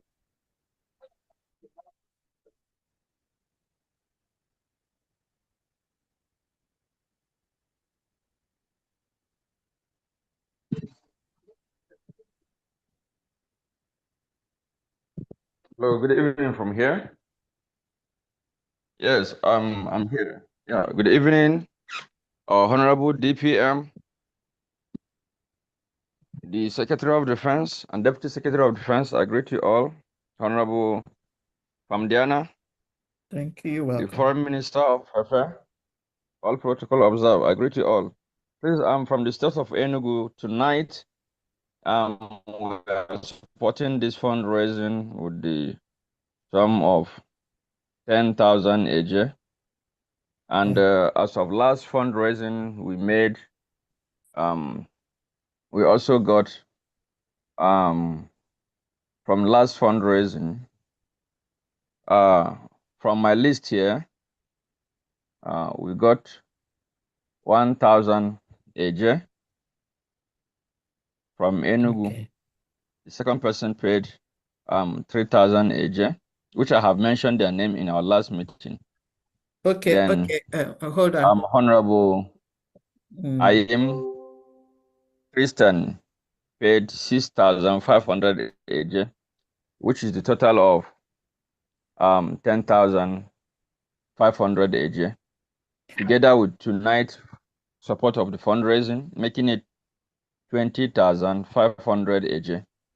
I was supposed to send it before now, but the account has been filled. No money can go there. So I have tried it with 2 different accounts. It could not be able to go through. Don't I don't know worry. why. You can do it tomorrow or Monday. I need clarification. You said the one for last week. The one for last week, did you mention it during last week donation? Did you mention it? Yeah, I mentioned it, but the network couldn't allow me. Okay. So I'm Couldn't not allow gonna. me to finish. Yeah, Honorable Ugo knows about it. Yeah, I'm not gonna write it down because it's already mentioned. Mentioned. Yes. I'm just gonna say that it was mentioned last week, but it wasn't paid. Last week, yes. Yeah. So we are going to today's- pay everything. Yeah. So I'm today's supposed to one pay is everything this night, but the account is filled. It Yeah, can't okay. contain any amount Yes, again. you told me that. All right, I got it. Thank you. So what I have for you today is 10,000. And then when we added the one for last week, the last week that was mentioned in the air, so it's just that the payment wasn't. Yes. So I'm expecting a total of 20,500. 500 AJ. Yes. Thank you so much. Yes. Thank you. Thank you very much. You're welcome. Thank you. Mm. Yeah. Thank you, my honorable. Thank you.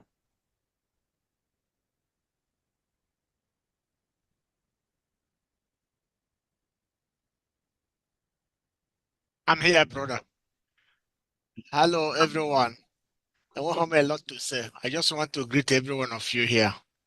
Onye bụla nke ọ na-eme ya jisie ike, nke ọ na-eme dị mma, onye na-eme nke ọjọọ ya hapụ. Eji m 50 eje mma a support ihe na-aga na enyego m ya my brother already. So Okay. Where is this from? From Germany. Oh, Germany. So it's a 50. Thank you very much. Okay. Thank you. Okay, jisie ike. You're welcome. Yeah. Mhm.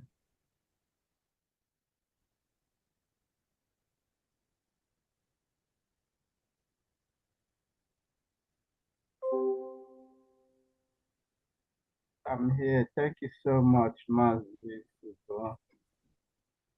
Thank you. Greetings to our DPM. Greetings to our special Honorable Finance Minister. From United Kingdom Mission, we have today Wada Ngozi Ati Ejema. Okay. Is this an update? Not update. I've never. Benchooks? Yeah, it's not update. This is okay. This is you. All right. Yeah. Go ahead. Okay. Number one, Wada Ngozi Ati Ejema.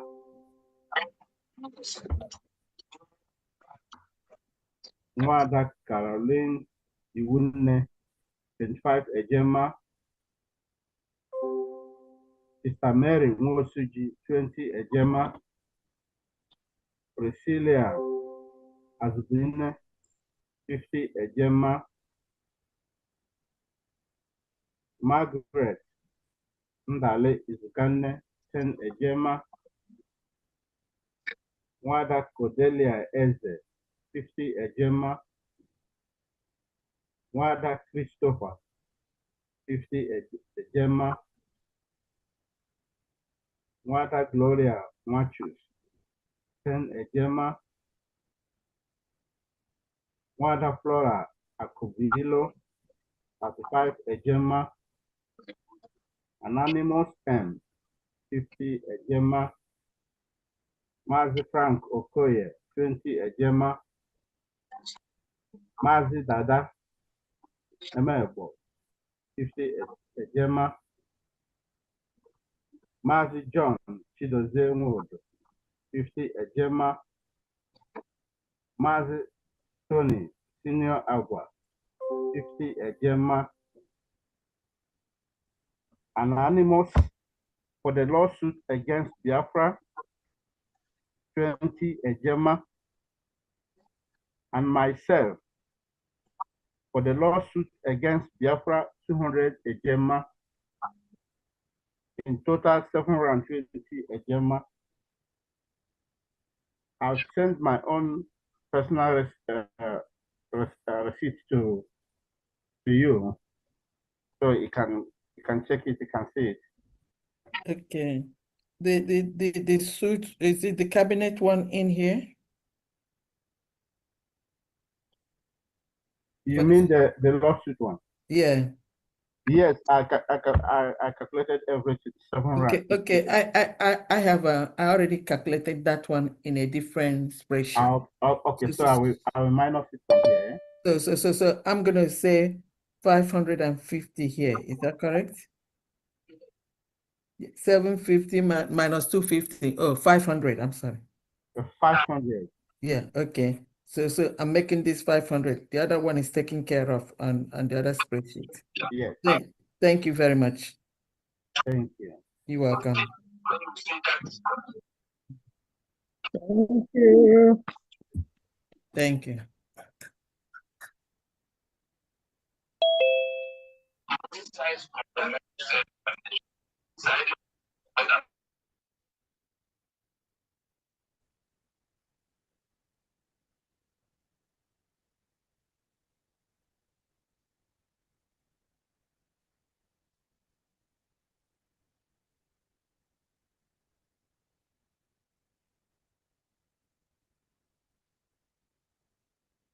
Please, you first of all correct that name before Mazdag now.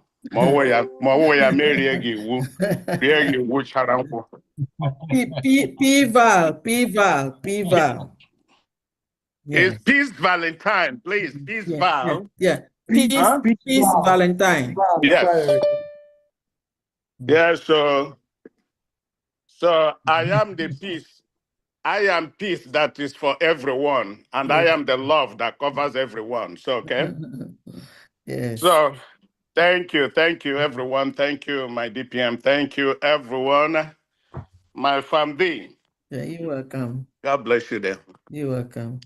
I'm just giving an update from New Jersey. Okay. My admin is not in town, and she, asked me to stand for her. Okay. Meanwhile, we just have $200 from New Jersey, and that is for Miss Nonye Osimiri and my very self, 100 apiece. Thank you. There was a recap that she mentioned, but I know that it's been announced earlier before, and those were the pledge I made for both the whistle and the state this thing, which came up to $455 that I made before, but it doesn't have to enter into this new here. But she mentioned it in what she wrote me. I don't know if believing that it's been announced already. I remember the day of the whistle. I made a pledge of 3,000 whistles, which came to 255. Yes, I already took care of that in a spreadsheet for that day. Okay. So the rest 200 was for the different, state of wherever for the past periods. Okay. So this 200 is not for today, it's for last week? No, the 200 I mentioned earlier, myself and Madam Nonye Osimiri is for today's fundraising. Yes. Yeah. So today's fundraising is $200. Is that correct? Yeah. Correct. Yes. Thank you very much, New Jersey. You're welcome. Thank you. Bless you. Thank you. Thank you.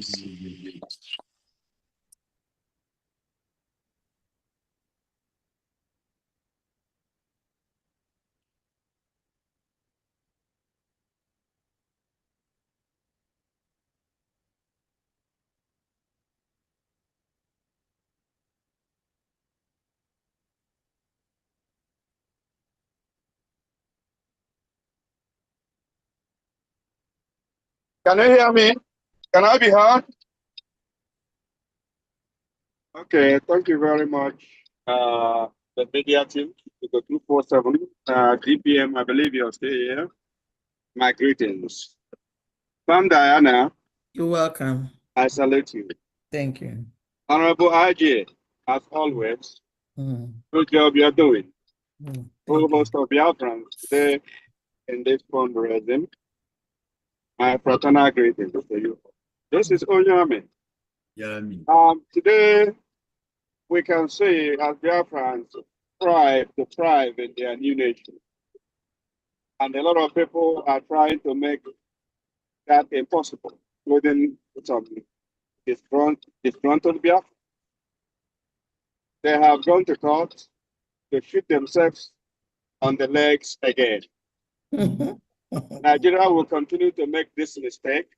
They kidnapped our leader, mistake number one. They arrested Mazi Simon Eba, our prime minister, the biggest mistake. Now they are on the international community. And now they have come to make Biafra official by themselves. Because in this court in America, this case is going to be USB or Nigeria versus United States of Biafra. So it actually will make Biafra official. So their mistake will continue. I want to inform Biafrans that we just have to be happy instead of, being like we are angry. Everything is working according to God's plans. And so shall they continue to make this mistake with the last day. Thank you, Biafrans, for trying to support. This fundraising for this legal issue is not what we are going to do. It's not what we are going to try with. Because that is the only reason they did this lawsuit. To try to dry our pocket with hope that we may not be able to fund it. But they are making a mistake. Biafrans live all over the world. Even $1, we will be able to fund it, and Nigeria must go down. So with this, I'm going to support today. I know we still have a long way to go. We will call for special fundraising for the court. So today, I will support the new admin in Georgia, Honorable Ngozi Okafor. He's going to do a great job for Georgia. So now I'm going to support Georgia with 100 again. Thank you very much. Thank you. Thank you, Onyami. Thank you. Thank you. Thank you. Thank you so much.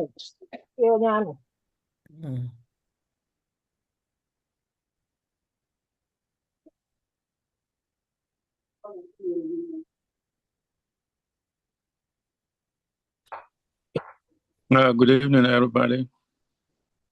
I just want to thank all of you for your commitment to the cause of Biafra. My special thanks to DPM. You are meant for this job. God knew and put you there. He will never leave you. He will never forsake you. You will do it until it's time to hand over, either to Mazi Simon Eba or to Onyendu Jisinike. Making $100 or 100 Ejema contribution to today's fundraising. Wow. And thank you very much. Thank you. Thank you. Thank you. Thank you. Thank you, Honorable Emeka Okafor. Thank you. Thank you. Thank you. Wow. Okay. Thank you so much. Thank you, Honorable Go. Thank you, my DPM, Fam Diane. I greet you guys. I greet everybody in the house. And Faith NK from North Carolina. I'm here to call out my people that have given for today. North Carolinians, Biafrans are doing great. They came out today. I'm so happy. I'm so proud. We raised the 350 Ejema today. Wow. I am proud, guys. Wow. We raised, so I'm gonna call out their names. I am so happy that they're waking up. They're seeing. I don't know if it's the suing of Biafra that woke us up, but sometimes we need something to wake us up. And I'm so grateful to my family here in North Carolina. So I'm gonna call out their names real quick. So today we are giving, me and my spouse are giving 50 Ejema. Mazi Alexi Ike, also known as Ike Biafra, is giving 50 Ejema. He said he wants it to go to Owerri State, but we'll give he's giving it today.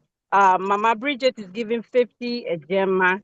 My sister Regina is giving 50 Ejema. Mazi Ezenwa is giving 50 ejema. Mama Charity is giving 100 ejema. Guys, y'all don't know. I am so happy. My people in North Carolina is coming back. I am so happy. So it's a total of 350 ejema for today's fundraising. So North Carolinians, if you're hearing my voice, you guys see what is happening. You guys see the testimony of our sister Ijoma gave me another boost. So please come out and do the needful. DPM is doing great. Everybody in the cabinet is doing great. This is our nation. Call me 678-200-0217, and we must protect our land. I yield. Thank you. Thank you, North Carolina. North Carolina, Ekunie. Thank you. Yeah.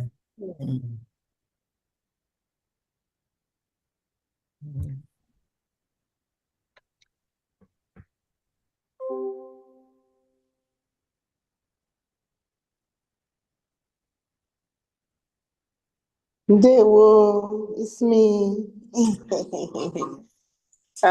Sorry, sir. I was off connect. That's when I missed my call. I want to greet everyone in the house. I want to greet the cabinet. I want to say thank you so much. Everybody said everything I wanted to say. My DPM, thank you. I can't thank you enough anyway. I just wanted you to know that up until now, I was confused about telling somebody I'm a Biafra. But now, I'm so proud.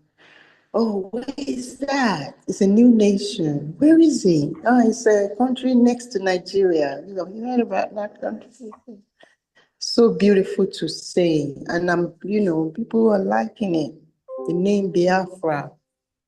I want to thank all the cabinets. Famdi. Oh, Madam EJ. Oh, my angel. Honorable Ijoma, thank you so much. I love you. Thank you. New York. We're working on it, but we're coming up. I have a Mazi Madi Chuku, who had donated consistently. And I thank you, sir, for your consistency. He had donated $250 today. And we had some pledges that we're going to be redeeming soon. So please bear with us. So today we have $250 for New York State USB. Thank you. Thank you. Thank you, New York. Thank you. New York. And New York, I think the donation for Maz is Justin Duru. It's New York. Yes, that's true. Yeah, yes. New York. How much did he donate? Okay, let me see. I think either 300 or 250. Hold on.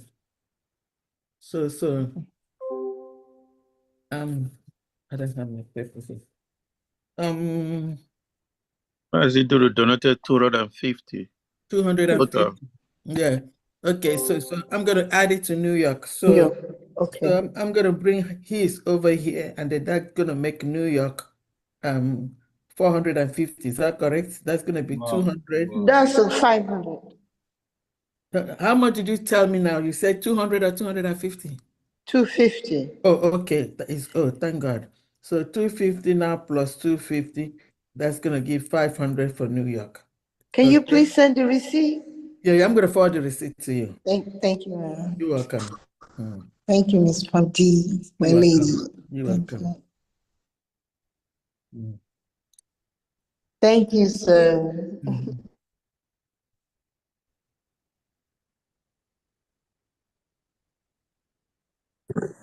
Can you hear me, Ugo 247?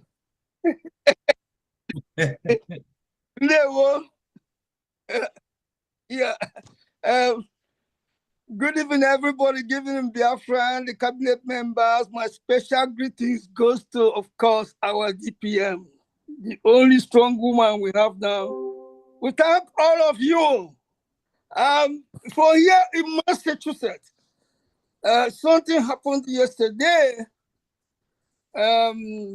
Because of this new fundraising, this very important fundraising, I had to meet with each and every one of them.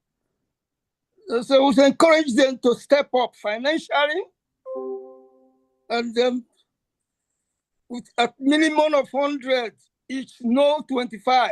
Please let us step up, because this fundraising is a special kind of fundraising.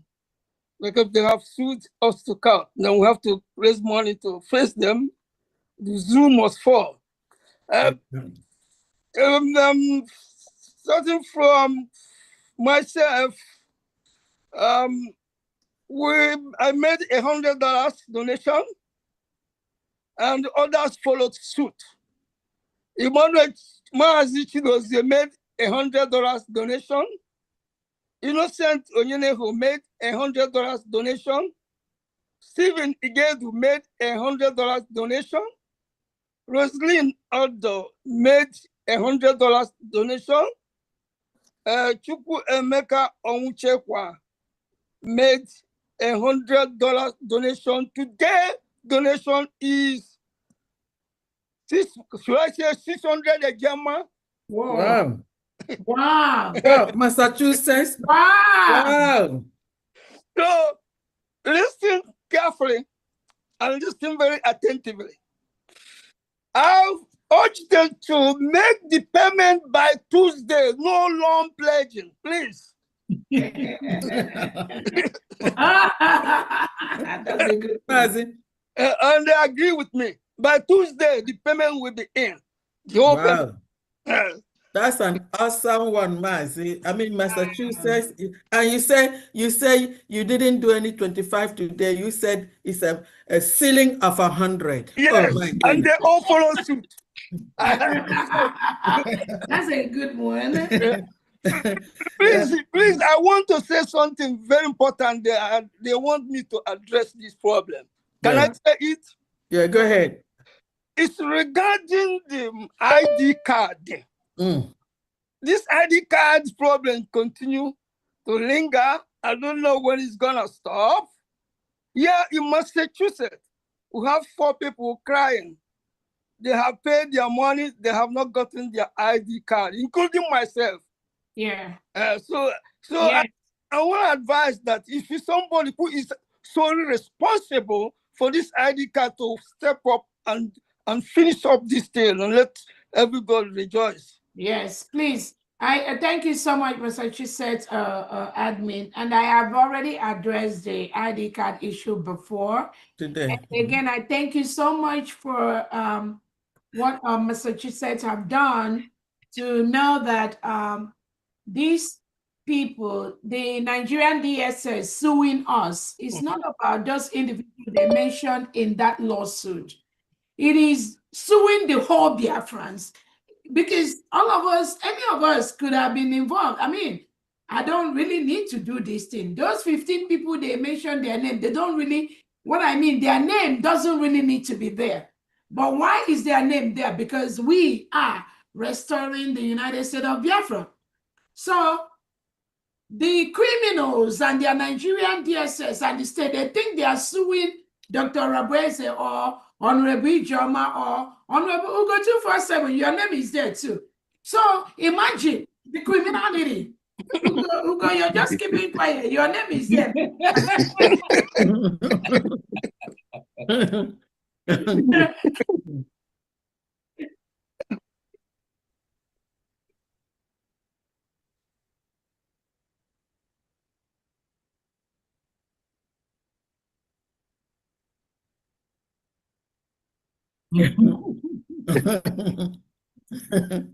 So you can see how foolish, I call it the foolishness of the criminals in Nigerian state, the DSS. So putting the names of these innocent Biafrans, who all we want is the right that belongs to us, which is the right to self-determination, the right to manage the resources that come from our fathers and our mothers' land, the right to stop them from milking our resources to go and service other people. Why our people, our citizens die of basic things they need. No electricity, no internet, no hospital, no education. That is what some of us have said. We cannot continue to live in a world like that. Anybody that can dispute and go to court with me on these things that is going on, that's why Finland is just messing themselves up with our Prime Minister, Simon Ekpa. And you can see how Nigeria, Tinubu and Christopher Musa, they are messing themselves up in homeland. So this lawsuit is not just about the names of the individuals that are there. It is about all of us. The only thing is that the mediocres that they are using, they were able to put some of our names there because their master, Tinubu and Christopher Musa, have told them, put somebody's name there. That's exactly what they have done. You have to put somebody's name. And whose name are they going to put there? You have to put the names of those who are really making sure that this Biafra is realized. That's all that is there. That's all that is there. And where have you seen Biafrans suing Biafrans if they are not criminals? If they are not rogues, they are bandits. They are people that are paid to stop the restoration of the United States of Biafra. That is why they do what they do. And they think they are hurting Ugo 247 or Dr. Obreze or this, you know. So Nnamdi Kanu, Nigeria State, DSS is holding him. Simon Ekpa, DSS is colluding with Finland to hold him. So they told him, you people are not working well. You need to go after those that are really making things happen. That's why they now have to use that Dabiri and the Elias, the one that said he Googled the Prime Minister online. That is how he now found Biafra and started talking with the Prime Minister. The DSS, they planted him. And that's why he's working with the people he's working right now. So it's not about me. Again, we told them, you see that money they think they have, we will all that money from them. It's a promise. They will pay the United States of Biafra and they will pay us big time. They want money from us. The person that want to criminalize somebody will end up being the criminal. That's a promise I'm giving them. They already are. Because they've lost in diaspora. They've lost in homeland. They are attacking each other. Those of them that think they got everything, they got the men on ground. The Biafrans told them, oh, you produce one man on ground. Produce one military you have in the United States of Biafra. Even the Biafra Republic government in exile, the Biafra de facto, the USB, it belonged to us. I was the chief of staff of BRGIE. I will decide what they do. So they are already have no reason to be doing what they're doing. But in the midst of all that, they challenge us that we don't have nothing. We challenge them, oh, you produce your own military. You say you have somebody, you have military in homeland, produce them. During the Memorial Day, any sensible person during the Memorial Day, the remembrance of our heroes and heroines, you're supposed to bring something. Let Biafrans see that. Did they bring? Not even one. Not even one person. They have nobody. Because Biafrans have rejected them, both at home and abroad. They have nothing to show except the criminality of Christopher Musa, the DSS, and Tinubu that is using them.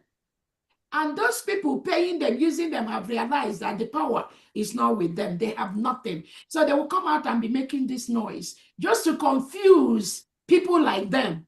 Biafrans know where the mantle of leadership is. And all Biafrans have keyed into that.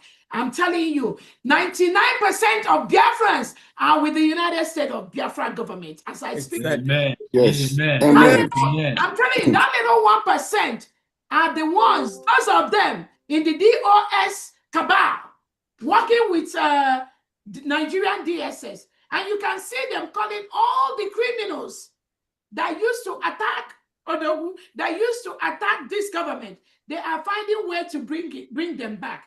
The one that call himself 10,000 teeth or 7,000 teeth.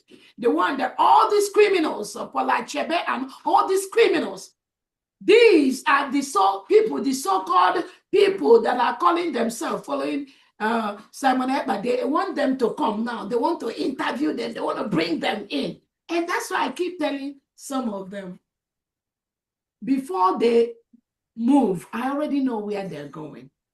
Again, Biafrans may be too busy to pick some of these things. So, but when I pick them, I'll keep on bringing it to the attention of Biafrans.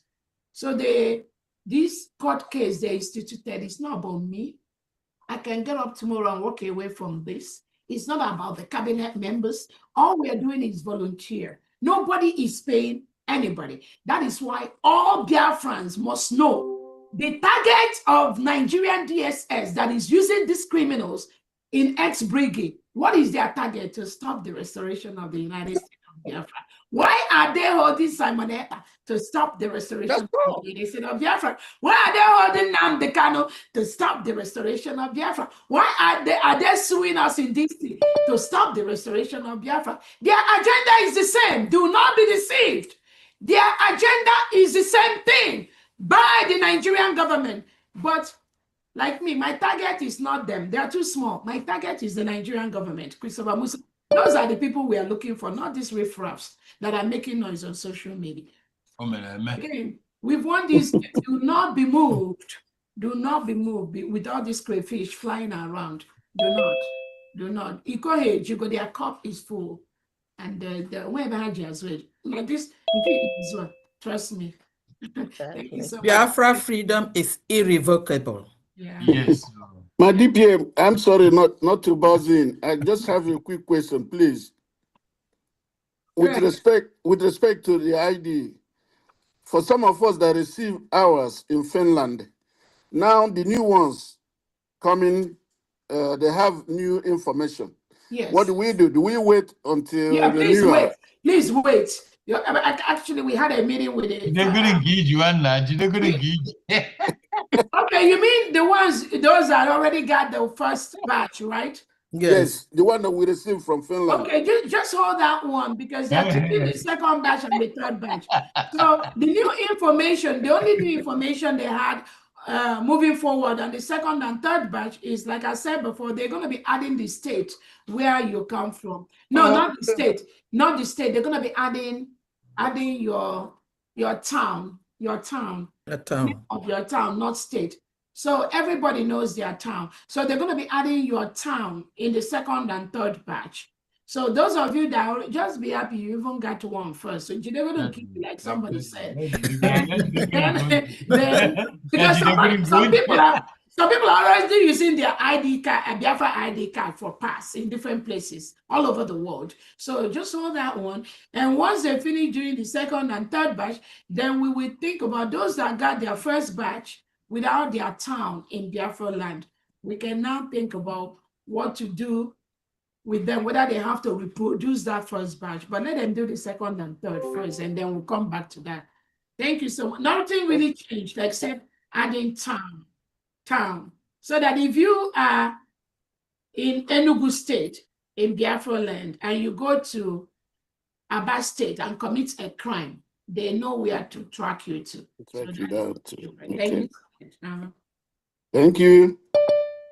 Remember, we're still going to get our driver's license, which will be more secured and with more information. And then our passport is coming, which will be like the, or people are already lining up for their ID card and passport for Biafra. So it's going to get better. Eventually, we might be using more of the driver's license for identification. So don't worry about if your state is on the first batch or not. Thank you.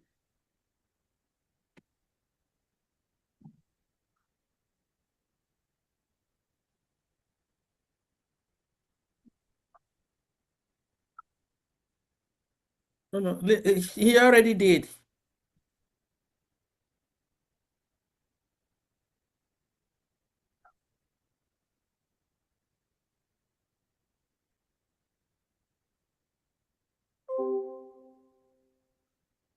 Okay, maybe he's sleeping.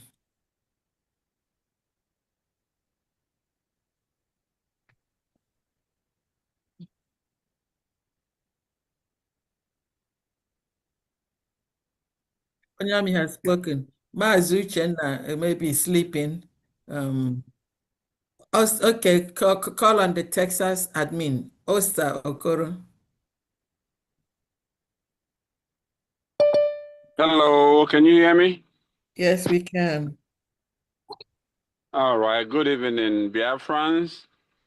My greetings goes to the Mazen Namdi Kano, Simon Eba, our DPM, and all the cabinet members from Diana. I greet all of you, Ijoma. I greet everyone. Okay, I have myself for $100. I have Sam Aquarando, $100. I have Ugochi Aquarando, $50. I have Matthew for $100, and Ada Ezane Opa for 60. Okay, for a total of 410. Okay, 410 for Texas. Thank you very much. Thank you, guys. Thank you, everyone. Thank you. And happy Father's Day. Yes. Oh, the fathers. That's true. Yes. Happy Father's Day to the fathers. Also, congratulations to the is it Georgia? Georgia. Yes. New admin. Georgia admin. Yes. And the new I don't know what happened, but I think I read on the news that and the new what is it? The new communications secretary. Yes. Honorable Tochi. Honorable Tochi. Tochi. Yes. Okay. Congratulations to them. Thank you. Thank you. Bye bye. Thank you. Okay.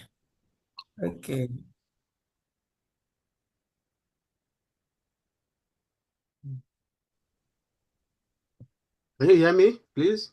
Yes. Greetings to all Biafrans, and special greetings to the team that is leading us to our freedom. All protocols observed. For today's, I'm just contributing for the case file with 50 ejema.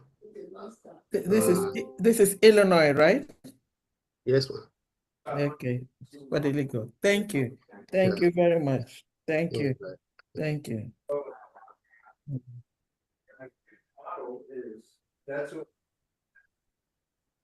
Yes. Oh, thank God. Thank God. Ikabukulam.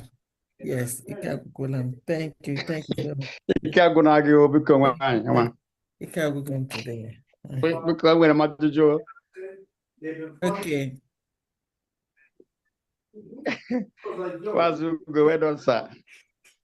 Because apparently, please, I want to ask our DPM.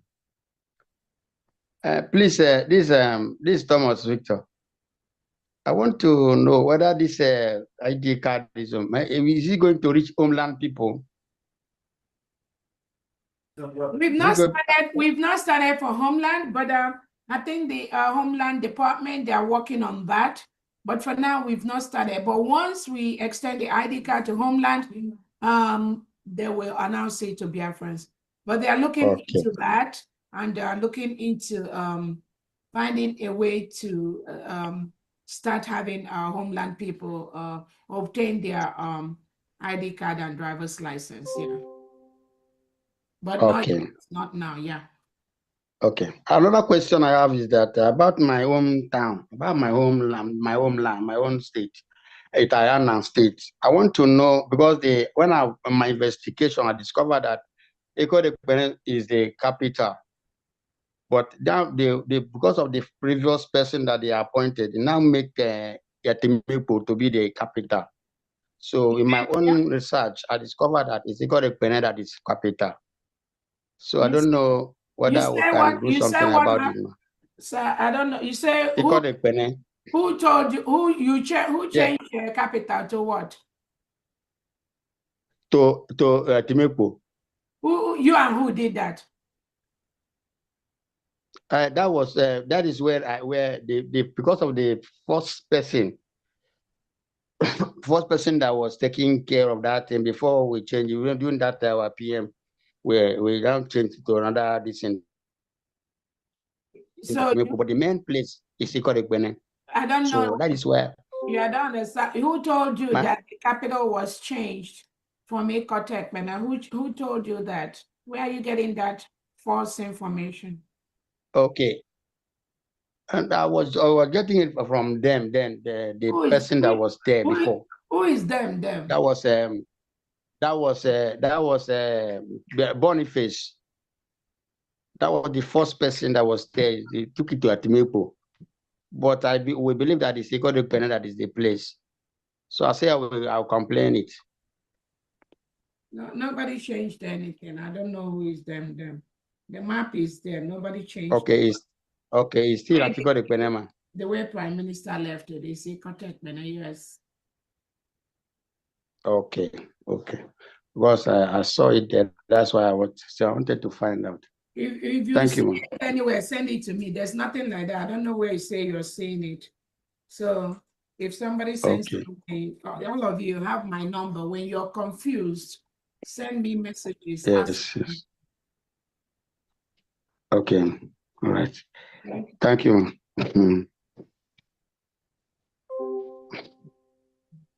Okay. Yeah. Is Honorable Benchuk's here? Honorable Benchuk still here? Someone sent me a receipt for 30 ejema. It says from UK. So I want to know whether Honorable Benchuk did mention it. No, Honorable Benchuk is not here. So I'm gonna put this in question mark until further clarification. Thank you. Oh, we're finally done today. It really rained. It rained heavily today, and then even most of the states, really kind of not only doubling, quadruple, like Massachusetts. Some of them that usually give this in 25 made it 100 because of this suit. Biafra say kunugo, makana ịchọ ofu onye ịchọghị ibe ya. And we're going to see where God is really working in a way that kind of mysterious to human beings. We do not know. Onye gburu nwanne ya, onye rere nwanne ya. Like I said, some people do not know na ha gba ọtọ. Onye nwe nwanne gba ọtọ na-amaghị na ọ gba ọtọ. Ihe ọjọọ. So thank you all Biafrans for really making it rain today. And then today is that Biafra freedom is being gotten by truth. We always let the Biafrans know what is going on. And I'm sure after listening to our Deputy Prime Minister today, she really gave you all the information that you need. Do not listen to anybody giving you propaganda or trying to twist it, because all they do is twist and turns. You have heard it and you've seen it. It's nothing but the truth. And the truth must reign, and Biafra freedom must reign also. Honorable DPM, are you still here? Yes, I'm here. I wanted to thank you so much. Today is Donald Trump's birthday. Yay! So we wish our president a happy birthday. And we are very, very happy. He is there and doing the wish of the people. And today I took time to go out earlier to present the Biafran, our USB Constitution and Declaration to some congressmen here. And they are very, very excited. Actually, I had so much stories today. You would be so surprised how these individuals We are in Biafra land during the Nigeria Civil War. I'm telling you, Congressman Carter was part. He observed, he noticed, he experienced this Kwashiorkor thing before they left Nigeria with his parents. So it was such a marvelous story. And I feel so happy when, before I even try to talk about, they are the one telling me about what happened in Nigerian Civil War, how the starvation and all that. And I'm like, they were like, they already know about it. They're fully aware. Hello. And I'm like, okay, that actually made our job easier for Nigerian President Tinubu and Christopher Musa that is thinking they can stop us. And some of their riffraff agents, they have scattered all over the world. We will tell them that we are ready this time around. Again, this game is over. You cannot an abused wife that ran away from the husband's house to go back to the man that is abusing. Never gonna happen. I didn't mean No, it can never happen.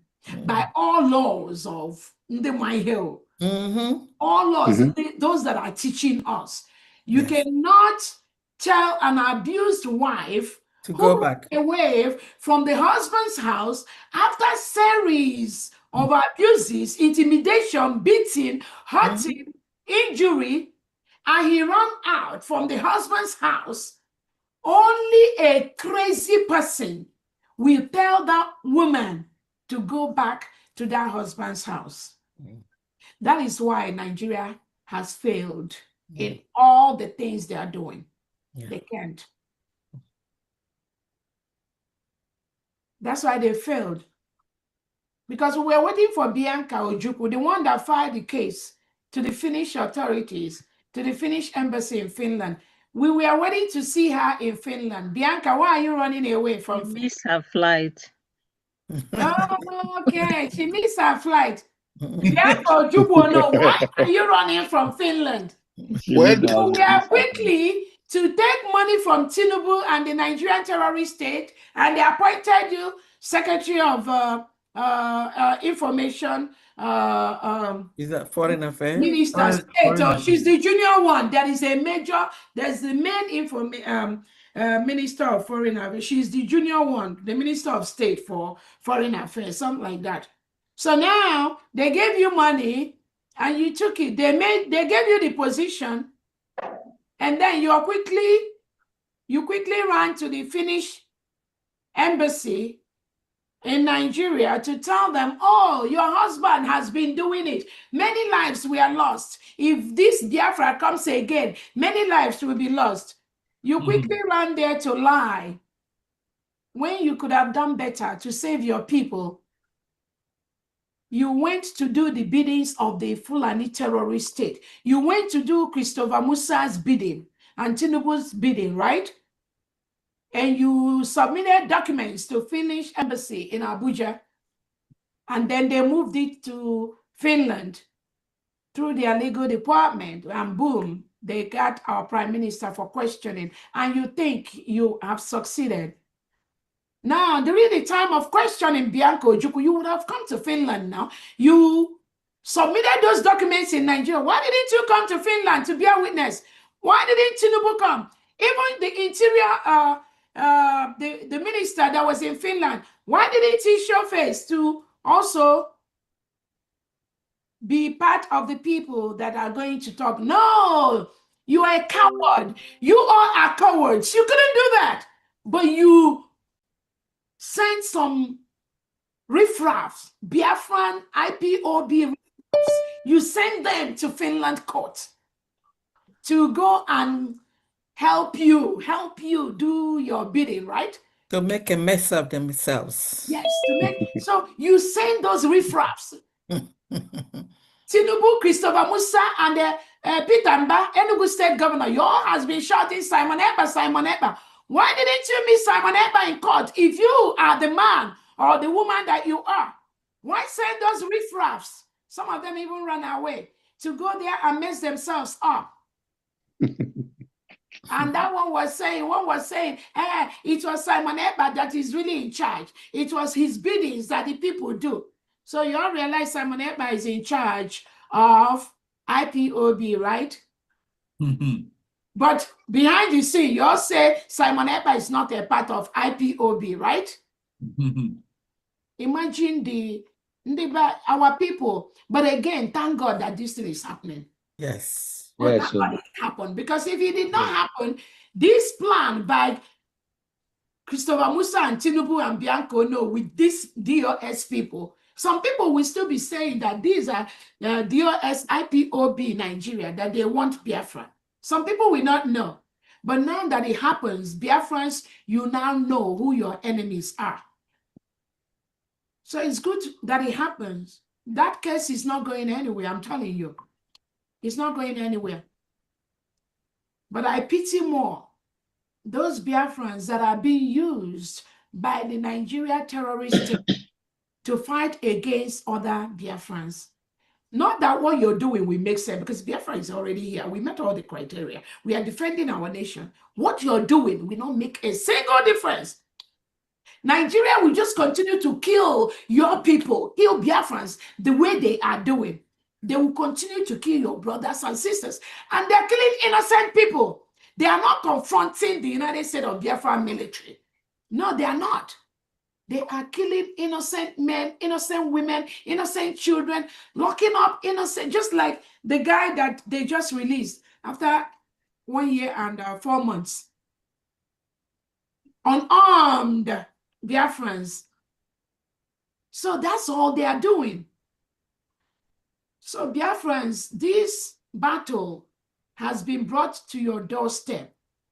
You must make sure that Nigeria leaves Biafra land. They have no business in Biafra land.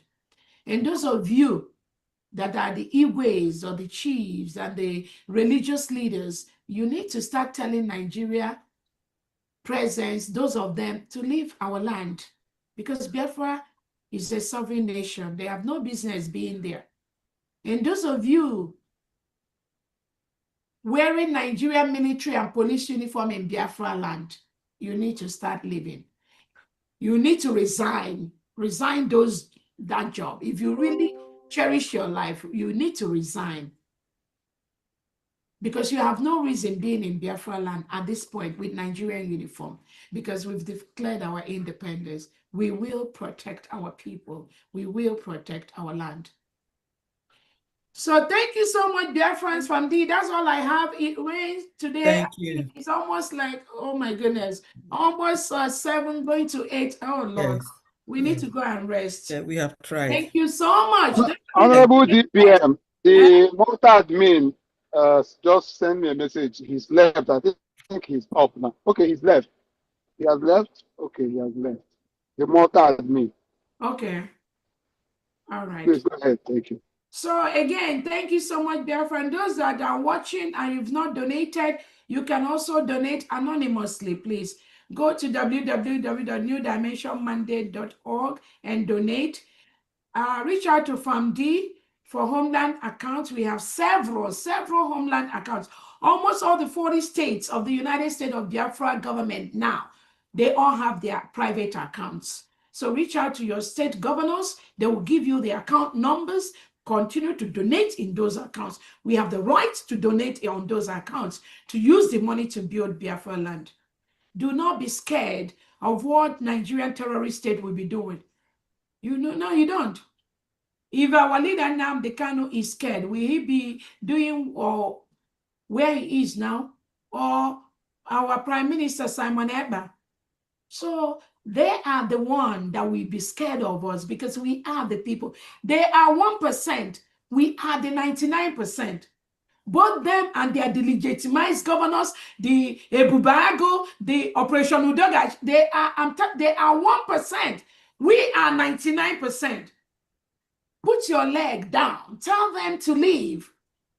It is our nation. It is our land. They must leave. There are no two ways of, they don't leave today, they will leave tomorrow. I promise you that. So thank you so much, Famdi. Thank you. and then that brings the curtain down. All right, I see Honorable Chukuma. Honorable Chukuma, can you please make it in a jiffy? Why do we have 4 hands up again? The other ones are not there. Honorable Chukuma, are you there? Okay, good. Honorable Chukuma, unmute yourself. Is that Honorable Chukuma from Guyana?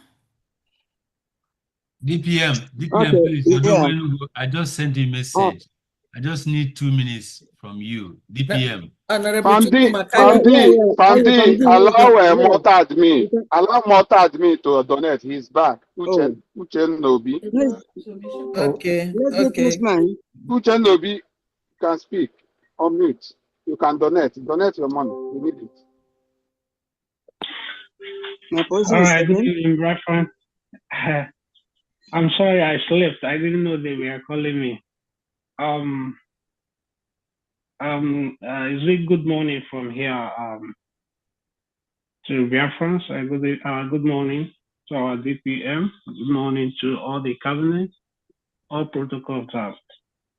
So I will donate 100 Ejema. Thank you.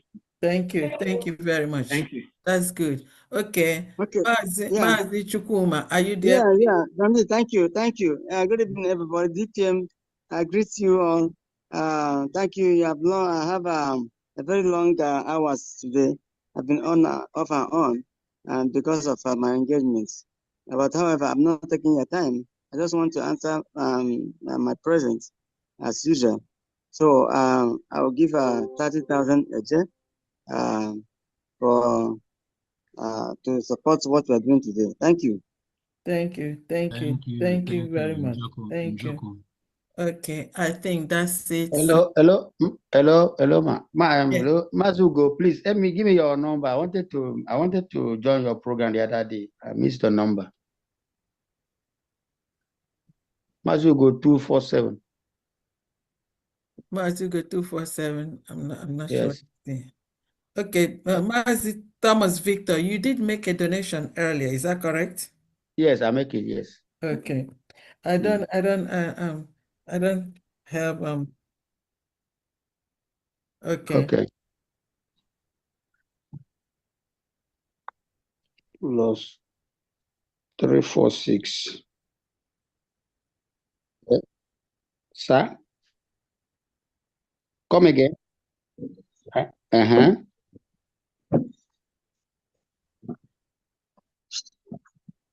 I'm hearing, sir. Plus 346.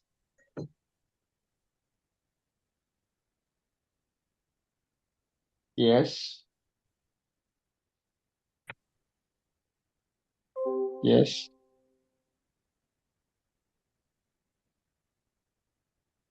630 6 and 6. Okay. Thank you very much, sir. Thank you. Thank Good you. night, everybody. Good night, everybody. Thank you. Is Ekpa Kano here or still sleeping? And then in the absence of that, I say thank you and may God continue to bless us all as we continue to fight for our freedom. Our freedom is here. Our freedom is here. Ekpa Kano is on the line. Who? Ekpa Kano. Okay, Ngwana. Ekpa Kano. Wait a minute. Yes. Good evening, everyone. The Honorable DPM and all the cabinet members want to seize this opportunity to thank you all on your relentlessness towards the final restoration of Biafra. I am calling from Ohabeni State. I am the Ohabeni admin. We had a little fundraising in support of the new Biafran embassy and the useless Sue. That's the case that is already dead on arrival, according to our DPM. So the case they had is gone. They have no case. So they don't have no case. They are implicating themselves the more. We did fundraising as follows. Mazi Ogbonna Ephraim, 5,000 eje. Mazi Nwagod, 5,000 eje. Ifeanyi Stanley Obeta, 50,000 eje. Nnaji Ifeanyi, 1,000 eje. Chima Bartholomew, 1,000 eje. Ogbu Martin, 1,000 eje. Pastor Innocent, 2,000 eje.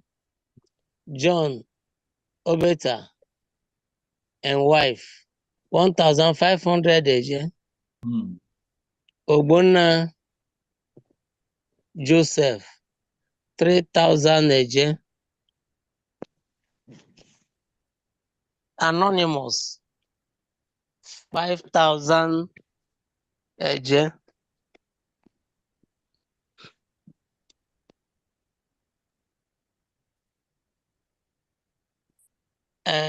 Admin, my humble self, 2,000 eje. Making it grand total of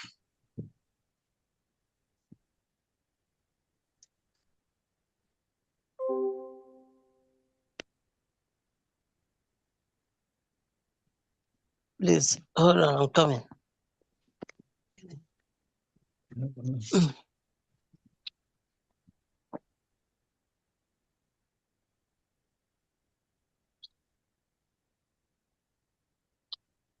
Some Biafra. 76,500 eje. Wow. Wow. Yeah. Wow. So, for today. 76,500 AJ, is that correct? Yes. Wow. Benny. Yes. Wow.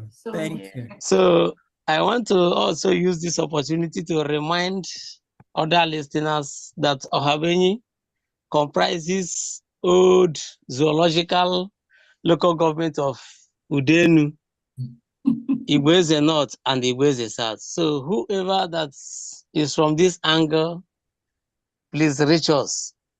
You are highly welcome when you come to us, so that we will get what we are looking for.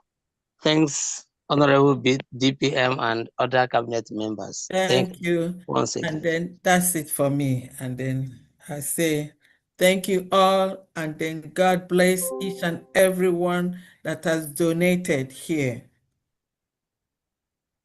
May you never lack anything. May happiness be ours forever. He said, as we going to walk and then stride into a new nation. He said, We heard all the testimony here today. Akachukwu dị ya. Ihe ahụ na-anaghị ekwe omume, Chukwu na-eme ya. Omego ya. Our children, our generations to come, they will always be thankful and proud of what we are doing here today. Thank you, and may God bless each and every one of us so that we meet again next week, Saturday. Thank you.